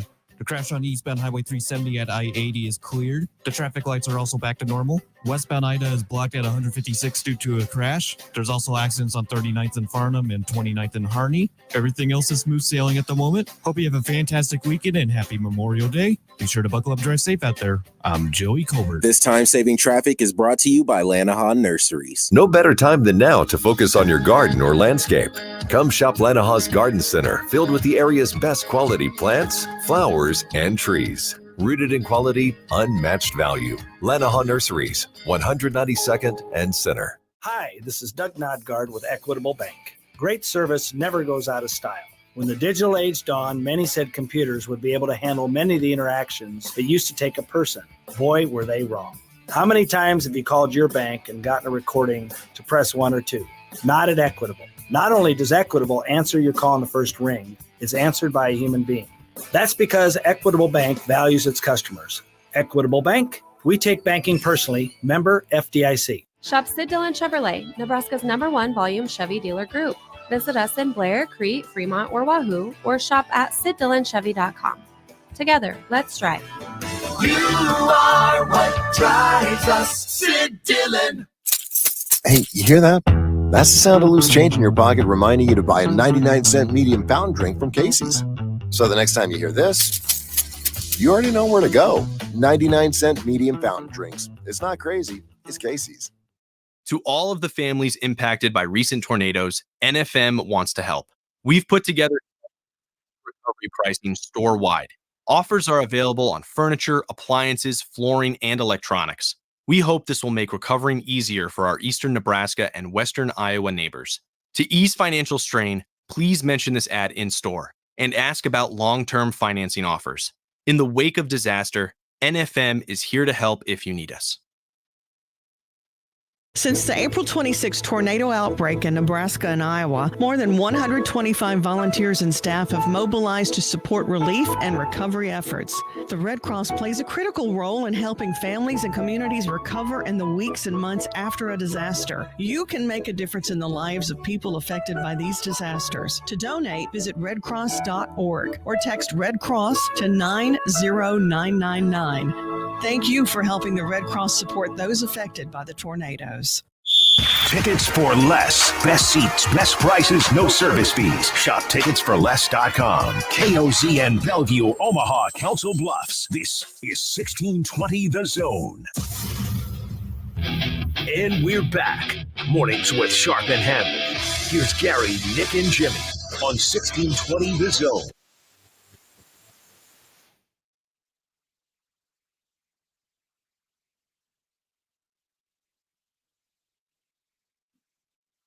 All right, welcome back in. 9:13. Matt Verzal is coming up here in a little bit. So, Big Ten baseball tournament continues today. Nebraska takes on Ohio State. Elimination game at 2. If Nebraska wins, they play at 9 a.m. tomorrow morning. Ooh, breakfast in baseball. Just like Wimbledon. Yeah. Yes. There will be calls to be made. Nick and Jimmy have talked about the Iowa-Illinois game yesterday that Rick Heller, still confused, got ejected. His blow-up was amazing, though. And rightfully so. I think the communication was not good on Yep. what they were looking at or what they actually called. Yeah. But You saw how he got his money's that worth. impacted that game, and Iowa is done. And very much underwhelming season for Iowa. They were well below where they should have been. Huge preseason aspirations and expectations. So Big Ten baseball may have gotten talked about more yesterday because of that call than just the normal play on the field. Mm-hmm. And then last night on the south side of Chicago, Baltimore and the White Sox are playing. You know, Baltimore, just first time they got swept in 106 series against the Cardinals. So they're now in a 4-game set with the White Sox. They're like, hey, we're feeling good. White Sox are garbage. White Sox are down 8-6, bottom 9, but they have runners on at first and second. And there is one out. Pop up by Benintendi in the infield, right in the middle of the infield. Infield fly rule, everybody's good with that. Yep. Andrew Vaughn was on second base for the White Sox. So when the ball is popped up in the air, Andrew Vaughn has no idea that Gunnar Henderson is behind him because Baltimore had shifted where Henderson was, as the shortstop, almost kind of directly behind second base. Yeah, to the point where he can be and pretty not much be shallow called out center for it. field, but on the shortstop So line. the ball is popped up in the infield. Andrew Vaughn has his back to Henderson. Vaughn shuffles back to second base, still with his back to the infielder. Henderson comes running in. He juts around Vaughn, comes into the middle of the infield, and makes the catch. Yep. So he made the catch. There was no contact. Yep. That is the second out. And then the first base umpire walks into the middle of the field and calls Vaughn for interference, and that's how the game ends, and Baltimore wins in a just horrible season for the White Sox. That is an absolutely brutal way to lose that game. And the White Sox are now 15-36. And without even knowing the letter of the law, if I'm in that position and I'm arguing, if you recall there, that Andrew Vaughn has every right to, as you take a secondary lead and then you retreat back to the bag, that you have every right to go back to the bag in that situation. It's on Gunnar Henderson, who is going right at his back and then has to place his glove on Andrew Vaughn's back and then to move his direction. That's on Gunnar Henderson because he's tracking the ball the entire way and then realizes he has an obstacle. That's not Andrew Vaughn trying to purposely put himself in a position to obstruct. There is zero obstruction there at all. There is a right to the base, which Vaughn clearly has. And then there is the fact that Henderson is eyeing the baseball. He has to go out of the path because he never takes his eye off the baseball. That's as elementary as I think it gets. That's a horrible call. Well, he showed zero intent to interfere. Not I at don't all. know that he knew Henderson was behind Nope, him. he didn't, because you can tell when he makes contact, he kind of looks at Henderson like, I didn't, like it surprised him. And it was terrible. 8-2. The White Sox were coming back. That I need to find the video because Ozzie Guillen does the postgame show on TV. I got to imagine that Ozzie, who instead of just going off on the White Sox, went off on this scare. Yeah. That is a really bad call. I mean, human error and judgment is one of the great things about baseball. Whether you like it or not, that's part of the game. That's kind of why we are drawn to sports, right? Yeah. There is the human error. Yep. There is the umpire or a referee or official judgment. But that one, called for obstruction, is one of the worst calls that I've ever seen. I think it's the most basic call, or not even a call. It's the basic no call that you would even see in probably like a high select umpires that are kids that are out of high school and college that wouldn't call that and wouldn't even think to call that. How about the reaction of the Orioles? They were like, "What?" Yeah, they had no idea. I don't even think Gunnar Henderson realized it. Kimbrel was like, okay, so that's the end of the game? Yeah. And so think about that too. Usually if you know that nothing really happened, and in this case, Gunnar Henderson, if you know you weren't interfered with, but you think there might have been something there, you're going to sell the crap out of it. Yeah. And he didn't. Yeah. Because he knew that. I mean, I think he just assumed, I had to get out of his way because he was going back to the bag, which he has the right to do. Hey, can you imagine if you were an Iowa baseball fan and a Chicago White Sox fan? Yeah. First of all, I'd be miserable. Actually, if I'm a White Sox fan, I'm telling Iowa guy, like, after your call, hold my beer, because that was way worse. All right. Matt Verzal is coming up next. He's a big White Sox fan. No. He's probably okay with that, what happened last night. See if we can get Verz downtown today. Go support the Neff. Yeah, I get the feeling they're probably a little busy today. Well, we're about to find out. Plus, we'll see how much money is coming Verse's way after an historical day yesterday in the settlement between the NCAA and a bunch of players. Ed O'Bannon and Sonny Vaccaro, you think they called each other or texted each other last night? Said, hey, buddy. This started 10 years ago. Yep. Ooh. Yep. It did not, and I'm just going to chime in here real quick. It did not end college sports. It has changed college sports. College sports was already changing. College sports did not die yesterday. But 99 days can't get here soon enough. It's Mornings with Sharp and Handley and Jimmy on 1620 The Zone. Hey, if you are looking for the best sportswear, all right, shorts, polos, golf attire, you know where you can go? Lindley Clothing. Yeah, this is a big weekend. There's a lot of graduations. So dad or father or son, you want to look your best. And Lindley Clothing is there for you. Plus, you know, Father's Day is right around the corner. They got a big Father's Day sale that is coming up soon. But right now at Lindley Clothing, find yourself something for dad. Find yourself something for you. They've got the brands that make the world go round. Jack Victor, Bugatti, Samuelson, Baroni, Peter Millar.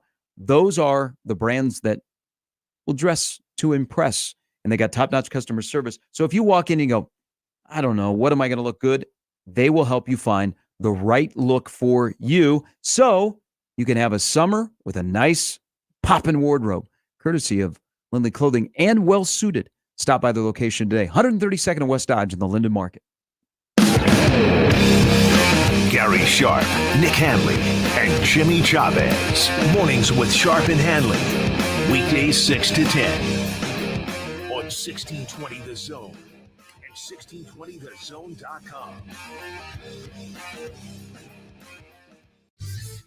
Your Omaha area forecast from the Godfather's Pizza Weather Center and KETV News Watch 7 on 1620 The Zone. Breezy and warm overnight with severe thunderstorms between midnight and 5 a.m. Potential for high winds and heavy rainfall.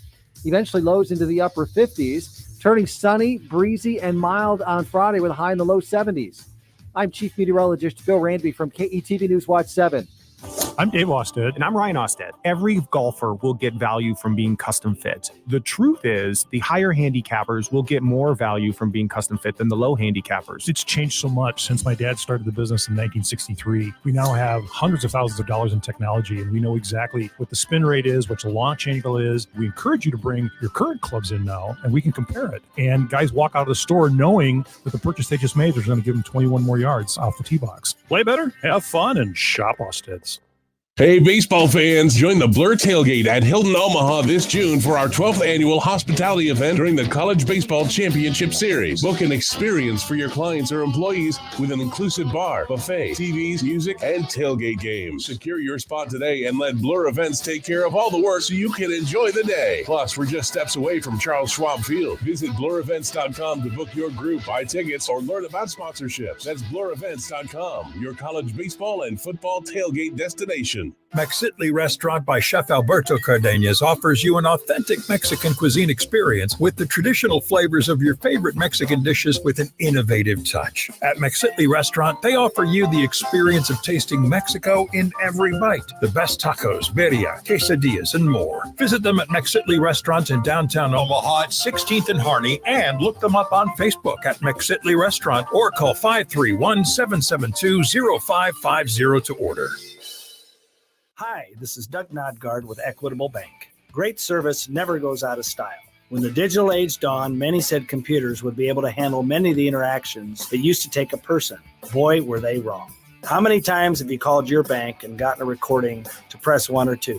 Not at Equitable. Not only does Equitable answer your call on the first ring, it's answered by a human being. That's because Equitable Bank values its customers. Equitable Bank, we take banking personally. Member FDIC. The back seat.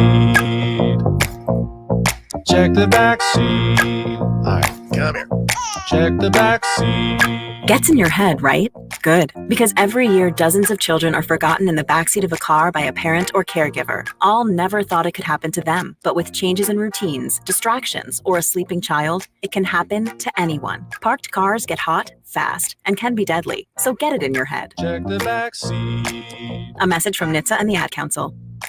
Since the April 26 tornado outbreak in Nebraska and Iowa, more than 125 volunteers and staff have mobilized to support relief and recovery efforts. The Red Cross plays a critical role in helping families and communities recover in the weeks and months after a disaster. You can make a difference in the lives of people affected by these disasters. To donate, visit redcross.org or text Red Cross to 90999. Thank you for helping the Red Cross support those affected by the tornadoes. Now back to mornings with Sharp and Handley on 1620 The Zone.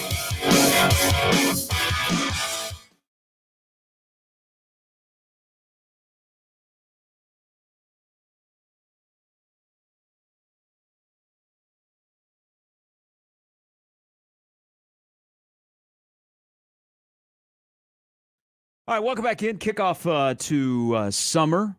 If you watched, did you watch any of the Boston, Indiana game last night? I did until, I did basically until Halliburton went out. And then got it. Actually, I watched because we got to see a lot of Dougie. Yeah. So he played. I don't think he played at all during the Knicks series. No. He hasn't been a good return to Indiana. He's kind of struggled, and Rick Carlisle has not really gone to him at all. Mm-hmm. Send him back to San Antonio. We'll take him. Well, I hope this isn't the last. Like, there's got to be one more act left. You don't want to go out like this. Yeah. But I mean, he looked rusty last night. But he does have more blocks in the NBA Eastern Conference Finals than Joel Embiid has. But while Jaylen Brown was scoring 40 and Jason Tatum was trying to find his pulse, yeah, Boston's a weird team. There was something else that happened on the sidelines. When was the last time that you went to a sporting event and someone had a foam finger? It's been a while. You just don't see the foam finger that much at all. 1990. Yeah, you know what? We used to remember. So let's just go all old school here.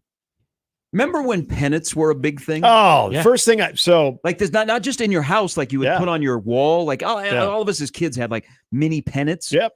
But they would sell pennants.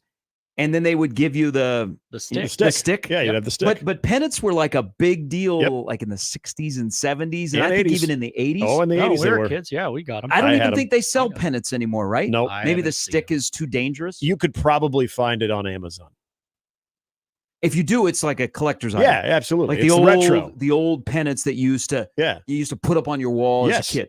Absolutely. I bet you can find them somewhere, but would be considered a vintage classic. And cool. Now, do they sell foam fingers anymore? I think they do. The last time I was at, what would have been probably the last Storm Chasers game I was at, which was last year. The Storm Chasers sell foam fingers? I thought they did. I'm pretty sure they did. I know. Oh, you know what? You stir it up? You know where I saw him at? I saw him at Shields.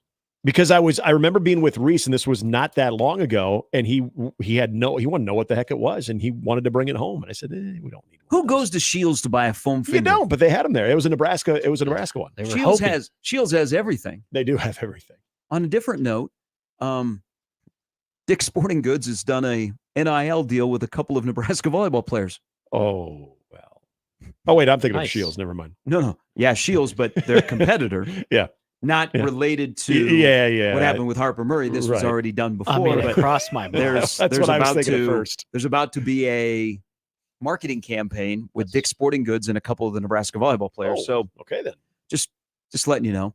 I don't care anymore.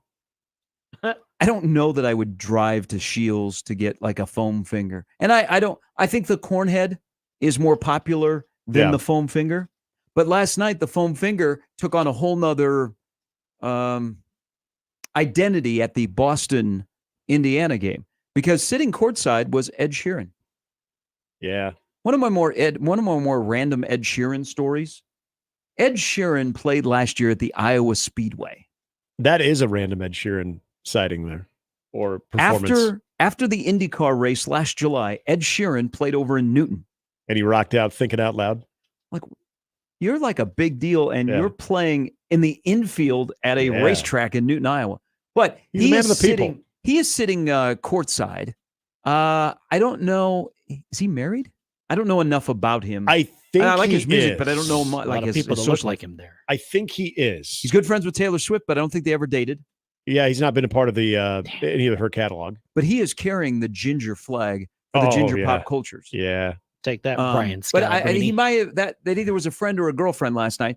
But he's sitting there, and Yeah, he he's had married. a foam finger. He's married? Yep, Cherry Seaborn. Okay, so that's his wife. Mhm. He had a foam finger. You say Cherry? Cherry. Oh, wow. Maybe It's it's Sherry, but it's spelled Cherry. Cherry forever? Yeah. You know what? I bet she's a bomb. Thank you. Thank you. I That got to was catch good. up. I was locked in my house for 2 hours this morning. But he has a foam finger. And instead of what normal people do, they put it on their hand and they wave it around. He just grabbed both sides of the foam finger and held it up like it was like he was in Lion King. Well, it's because and to defend Ed Sheeran, who, by the way, his No, song, I don't think you can defend him here. I'm going to because The foam finger has a slit in the bottom of it to put your hand. but we've been How do so you not far how do you not know how to use a foam finger, whether you're an American or not? because Gary, exactly where this conversation started, we've been so removed from the foam finger society that people just don't know how to use them anymore when they're presented to them. I mean, whether you're Ed Sheeran or my 3-year-old, you're looking at that thing, you're like, what do I do with this thing? You put it on your hand. I don't think Ed. You don't hold it up. I don't think Ed's known. Like I don't it's think a he's- sign? I don't think he's been around the foam finger You to see know the any of opening this. and you slip the hand in. That's how it works. I hope people can see Jimmy's face as he's saying that. Very, very seriously. Just talking about a foam finger. I don't think Have a he's good had Memorial Day weekend. I don't think he's been Will be. exposed to the foam finger sports culture enough to know what to do with that. It's like, what do I do with this thing? What is this thing? First of all, what is it? Second of all, is there something, unless you know the slit exists, you don't know what to do with that thing. Wow. I just don't think he's been around it. I don't think there's probably a good chunk of now Ed's what? Well, he's still young. Ed Sheeran? Yeah. He's 33. Okay. So It's no Ed Foley, but yeah. I would venture to guess most teenagers Now, don't know what the hell to do with a now foam I'm finger. racking my brain trying to remember the last time I went to a sporting event that somebody had a foam finger. What has happened? See, this is another thing.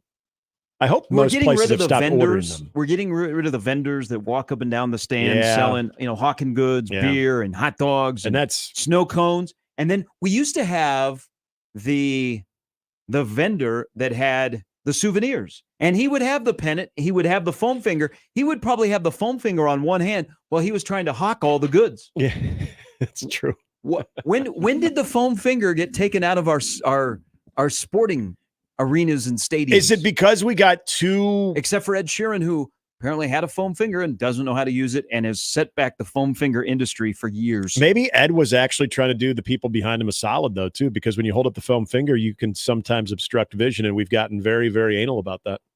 Maybe that's where it's gone.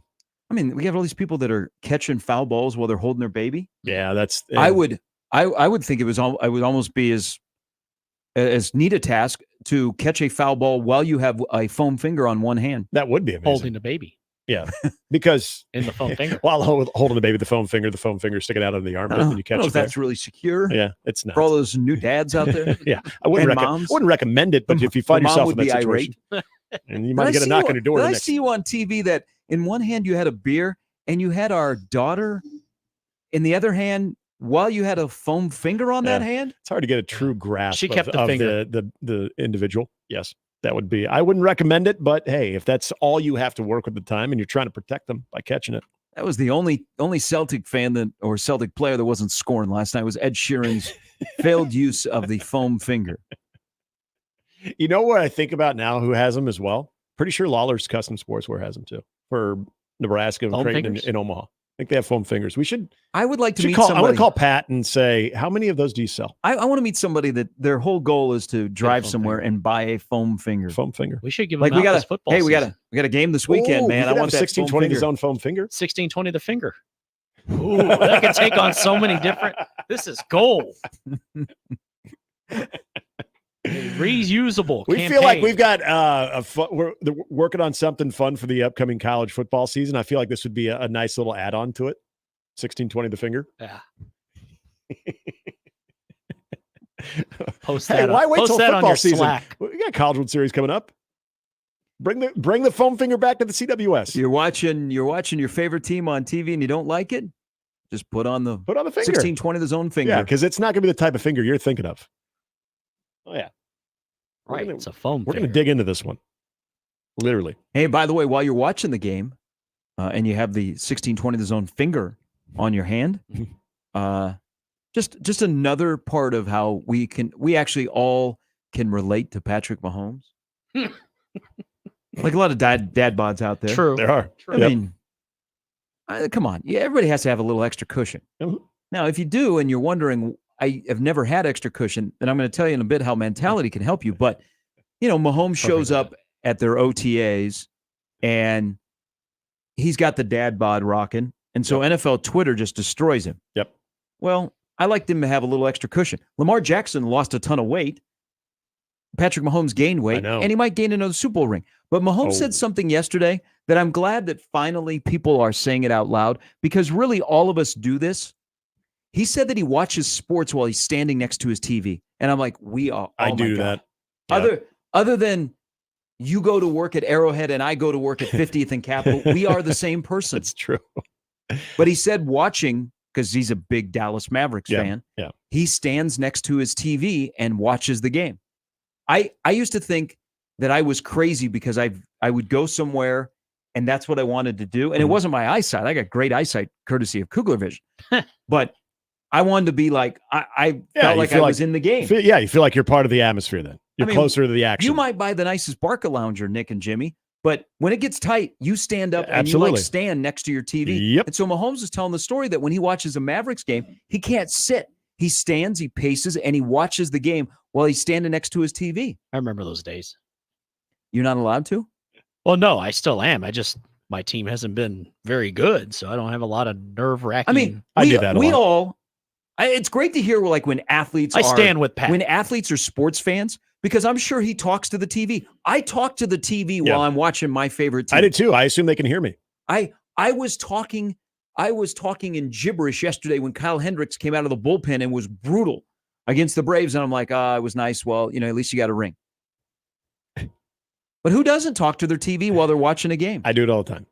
But I like that he's right. You stand when games get a little tension convention, you either pace or you stand right in front of your TV. And then you end up on TikTok of your wife or significant other is like videoing you. And you're like, who is this crazy person that I've allowed to hang out with my children? Yep. In our house, it was known as when I said GD, somebody's watching the Spurs play. Usually I'm by like the ottoman of the couch too. So if it doesn't go my way, there's usually like a pounding my fist into the ottoman while standing up, while being vertical, watching it. So I take it to that level. But if there's a good thing happening, I do the same thing to the ottoman. There's excitement pounding on the ottoman, then there's frustration. Hey man, I clap. When I watch games on TV, it's almost like I'm in the stadium. I clap, I talk. You talk trash? It depends. Probably talk more about your team. It depends. Than the other one. No, there's certain teams that rile me up. We have a mutual acquaintance, by the way, going back to the foam finger. It'd say that Wichita State just ruined something else when it came to the foam finger. Right. They sold those too. Yep. They probably still do. Wichita State is a big foam finger place? Well, think of the Shocker. Multiple fingers. I don't think I'd need to go any further than that, Gary. But he said Wichita State ruined something. It's what they do down there. They also gave us BTK. Nick, I thought it was only Jimmy. I'm just saying. I'm just relaying something to you right now. Just letting you know. I mean, you were curious about the evolution, or at least the lack of foam fingers that we see. And we mentioned 1620 the finger, how that might not necessarily be the number one, or at least the pointer finger. Be whatever you want it to be. No, because there was a good section of fans of Wichita State that had something. This might not be a good idea.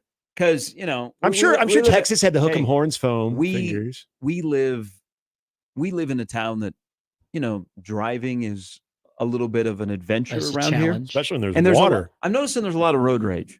This is whereas we're gearing up for summer, I notice a lot of road rage. I also notice it is motorcycle season. Yep. Where you got to have your head on a swivel as driving to watch the motorcyclists that weave in and out of cars, or where I live, there's a stretch where you could go downhill and they get going. So you can hear motorcycles just wind up. Yep.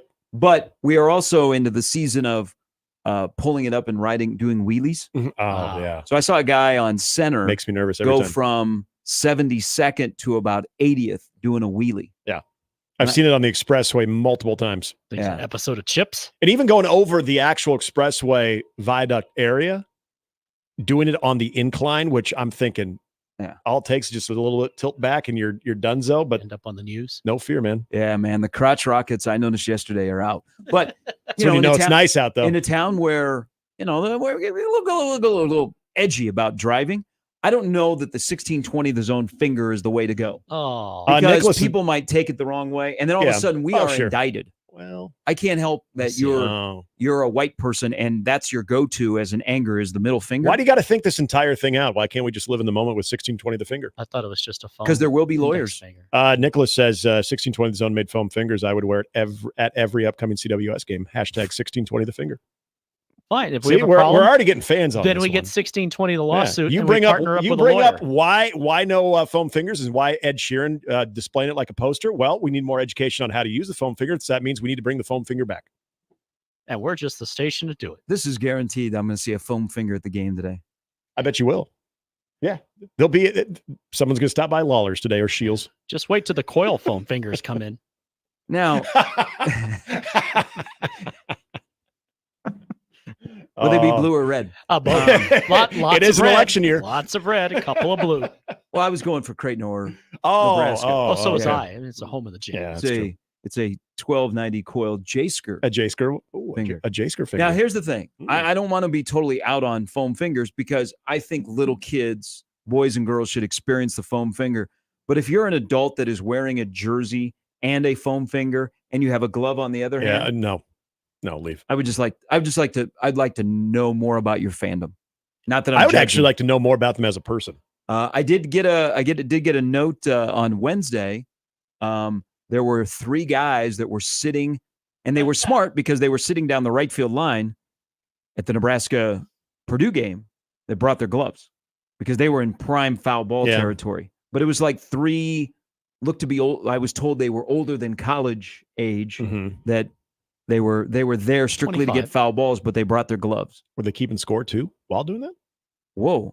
No, I'm not saying there's anything wrong with keeping score, but I feel like if you're bringing the glove. No. I like to keep score. I would bring a glove to a game. Doesn't matter what age. No, I get what you're saying. I would wear the glove while I keep score.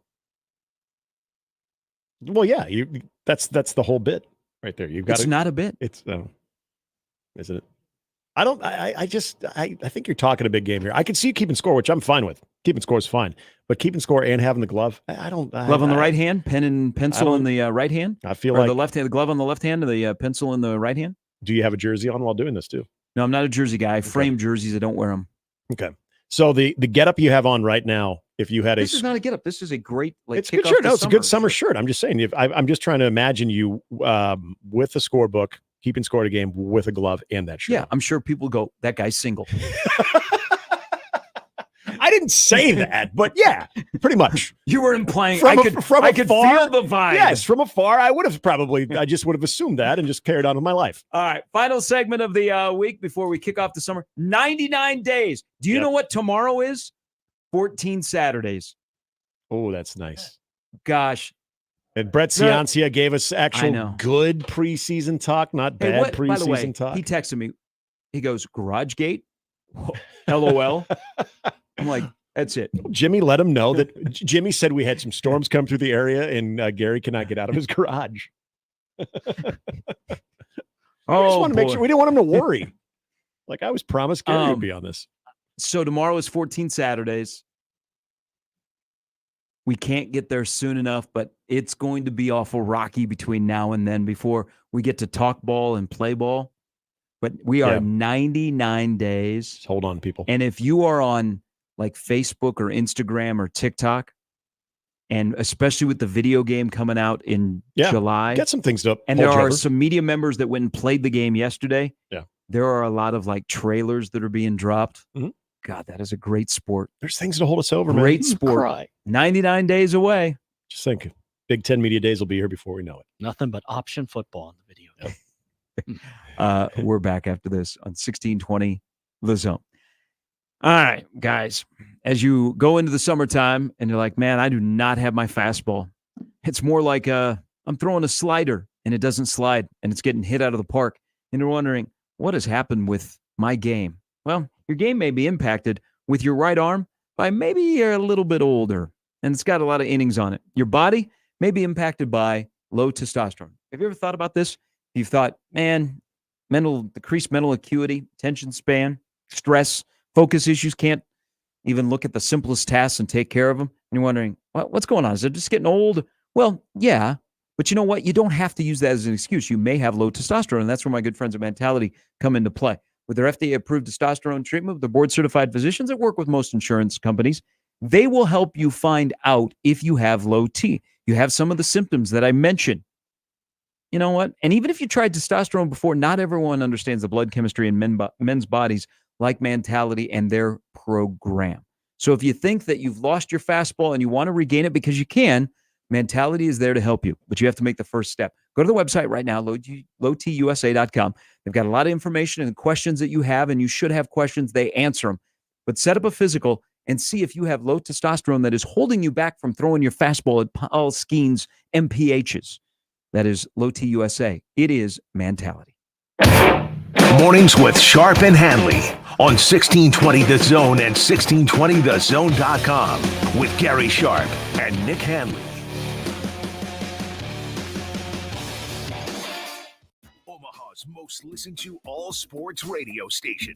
Again and again and again. 1620 The Zone. Guys, let's have a conversation. Let's say you've been losing interest in your spouse. You got low libido. You can't focus on things. And you're wondering, what is going on? It may be low testosterone. Mentality is here for you. With their FDA-approved testosterone treatment, their board-certified physicians who work with most insurance companies, they can diagnose the symptoms of low testosterone and take care of it. Schedule an appointment today. Go to the website, lowtusa.com. Take back your life, man. Mentality, lowtusa.com. 3 feet. I'm Trooper Ollie with the Nebraska State Patrol. Oftentimes, 3 feet is all we have when working on the side of the road. When you come across an emergency vehicle working roadside, Nebraska law requires drivers to move over or slow down if you can't move over. For all of us who perform our jobs on the road, help us out and move over. This message is presented by the Nebraska State Patrol and the NDOT Highway Safety Office. To all of the families impacted by recent tornadoes, NFM wants to help. We've put together special disaster recovery pricing store-wide.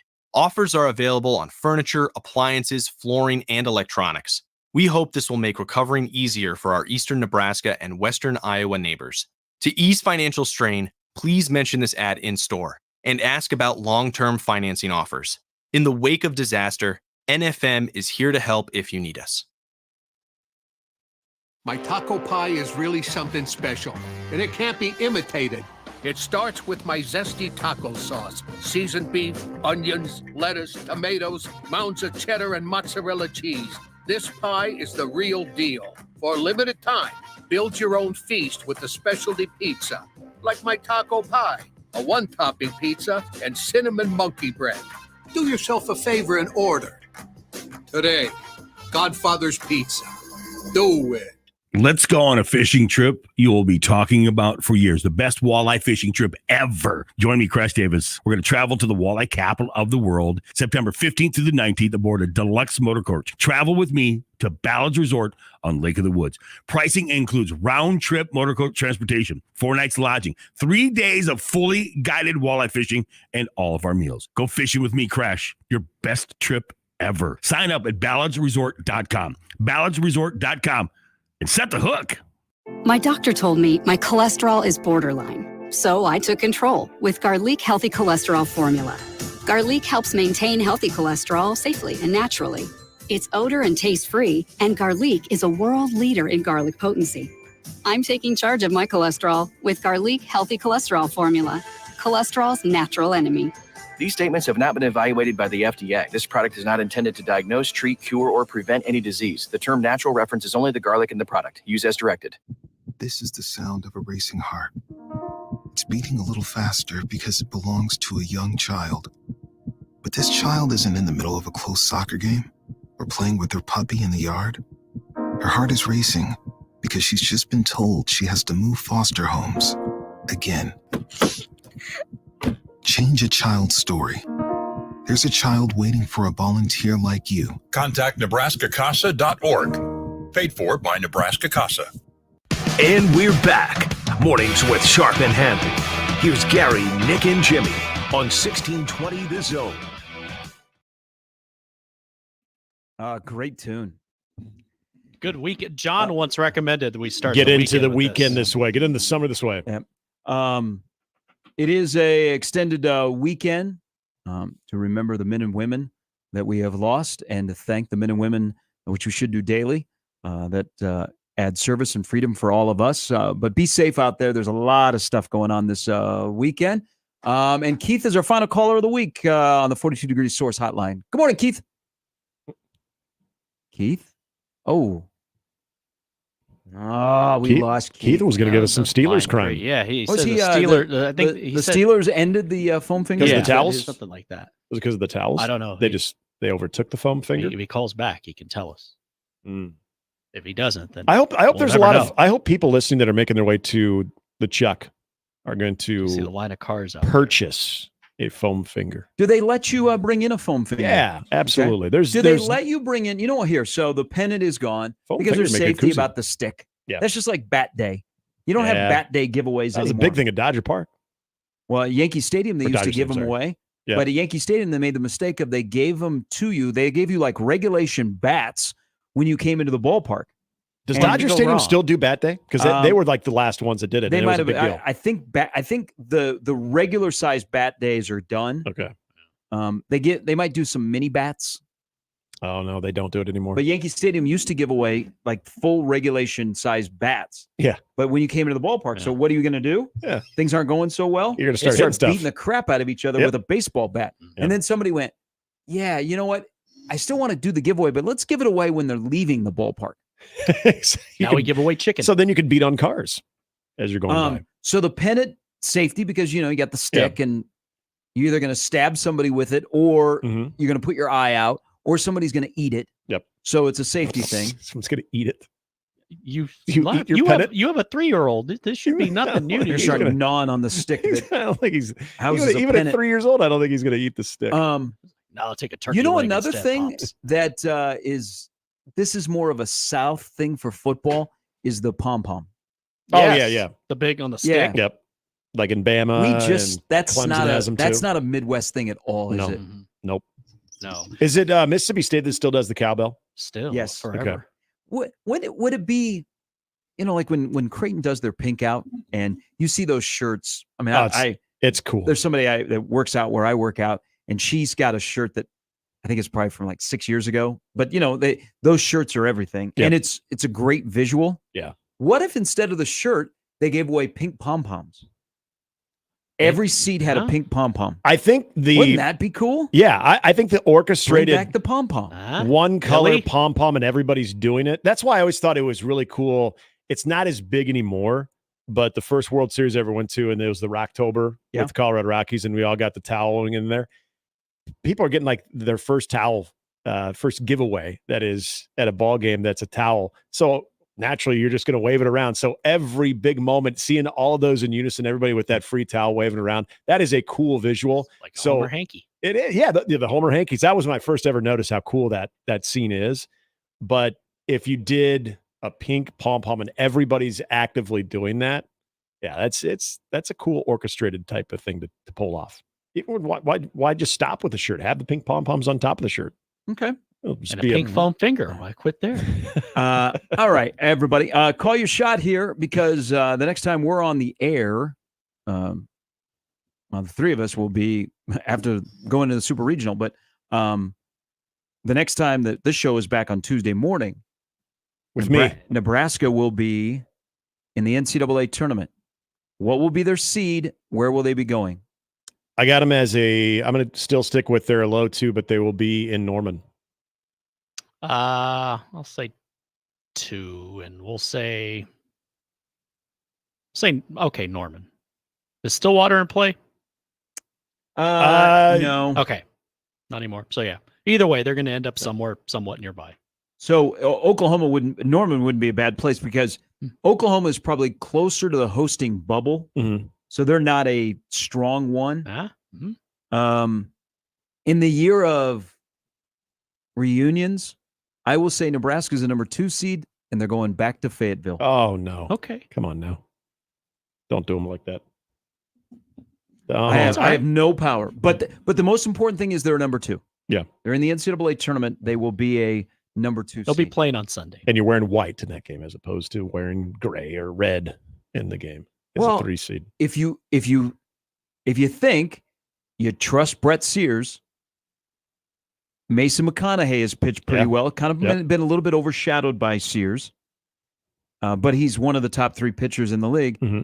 If they give you what they've given you, it's not out of the realm of possibility, even with an inconsistent offense, for Nebraska to win 2 games in the NCAA tournament. But my fear is if a Brett Sears loses, then it's like, uh-oh. Dunzo. Yeah. And that's why the short 4-team formats and the regional formats, we've talked about what's Nebraska's identity.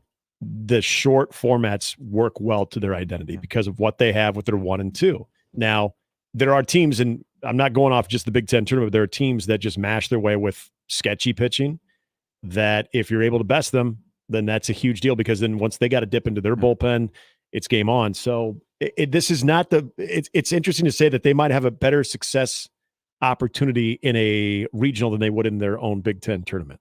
But because you have to play more games, there's more teams involved. That's the reality for Nebraska baseball. But on Monday, they're going to hear their name called, and we'll talk about it all next week in the road to Omaha. Going to be beautiful weather today. Enjoy if you're headed down to the Day Trader to watch Nebraska and Ohio State. Get those foam fingers. Section. I think there'll be a good crowd. I think it'll be one of the better crowds that the Big Ten tournament has had. And 9 a.m. tomorrow. Yeah. Mm-hmm. Yeah. That's easy for us. Yeah. Have a great weekend, everybody. Enjoy it with family and friends. Be safe out there. If you're headed to the lake, you're driving, just be aware. But enjoy the weekend. Get away from it a little bit. We will as well. And then we will reconvene on Tuesday. But also remember why we have the extended weekend. It is Memorial Day. So live, laugh, and punt. And for Jimmy, for Nick, Jimmy, we'll see you in a week. Yeah, next week. Happy anniversary, Sean Elliott. If you know, you know. Nick, we'll see you in a week. I'll see you in a week. Everyone else will see me on Tuesday. Bright and early, wearing a great looking hat. Thank you. My City Connect. The I was City in a good Connect mood with this Cleveland hat. hat is a banger. Best one since they changed the logo. John Schreiner's in for Connor Happer. We'll do the crossover coming up next.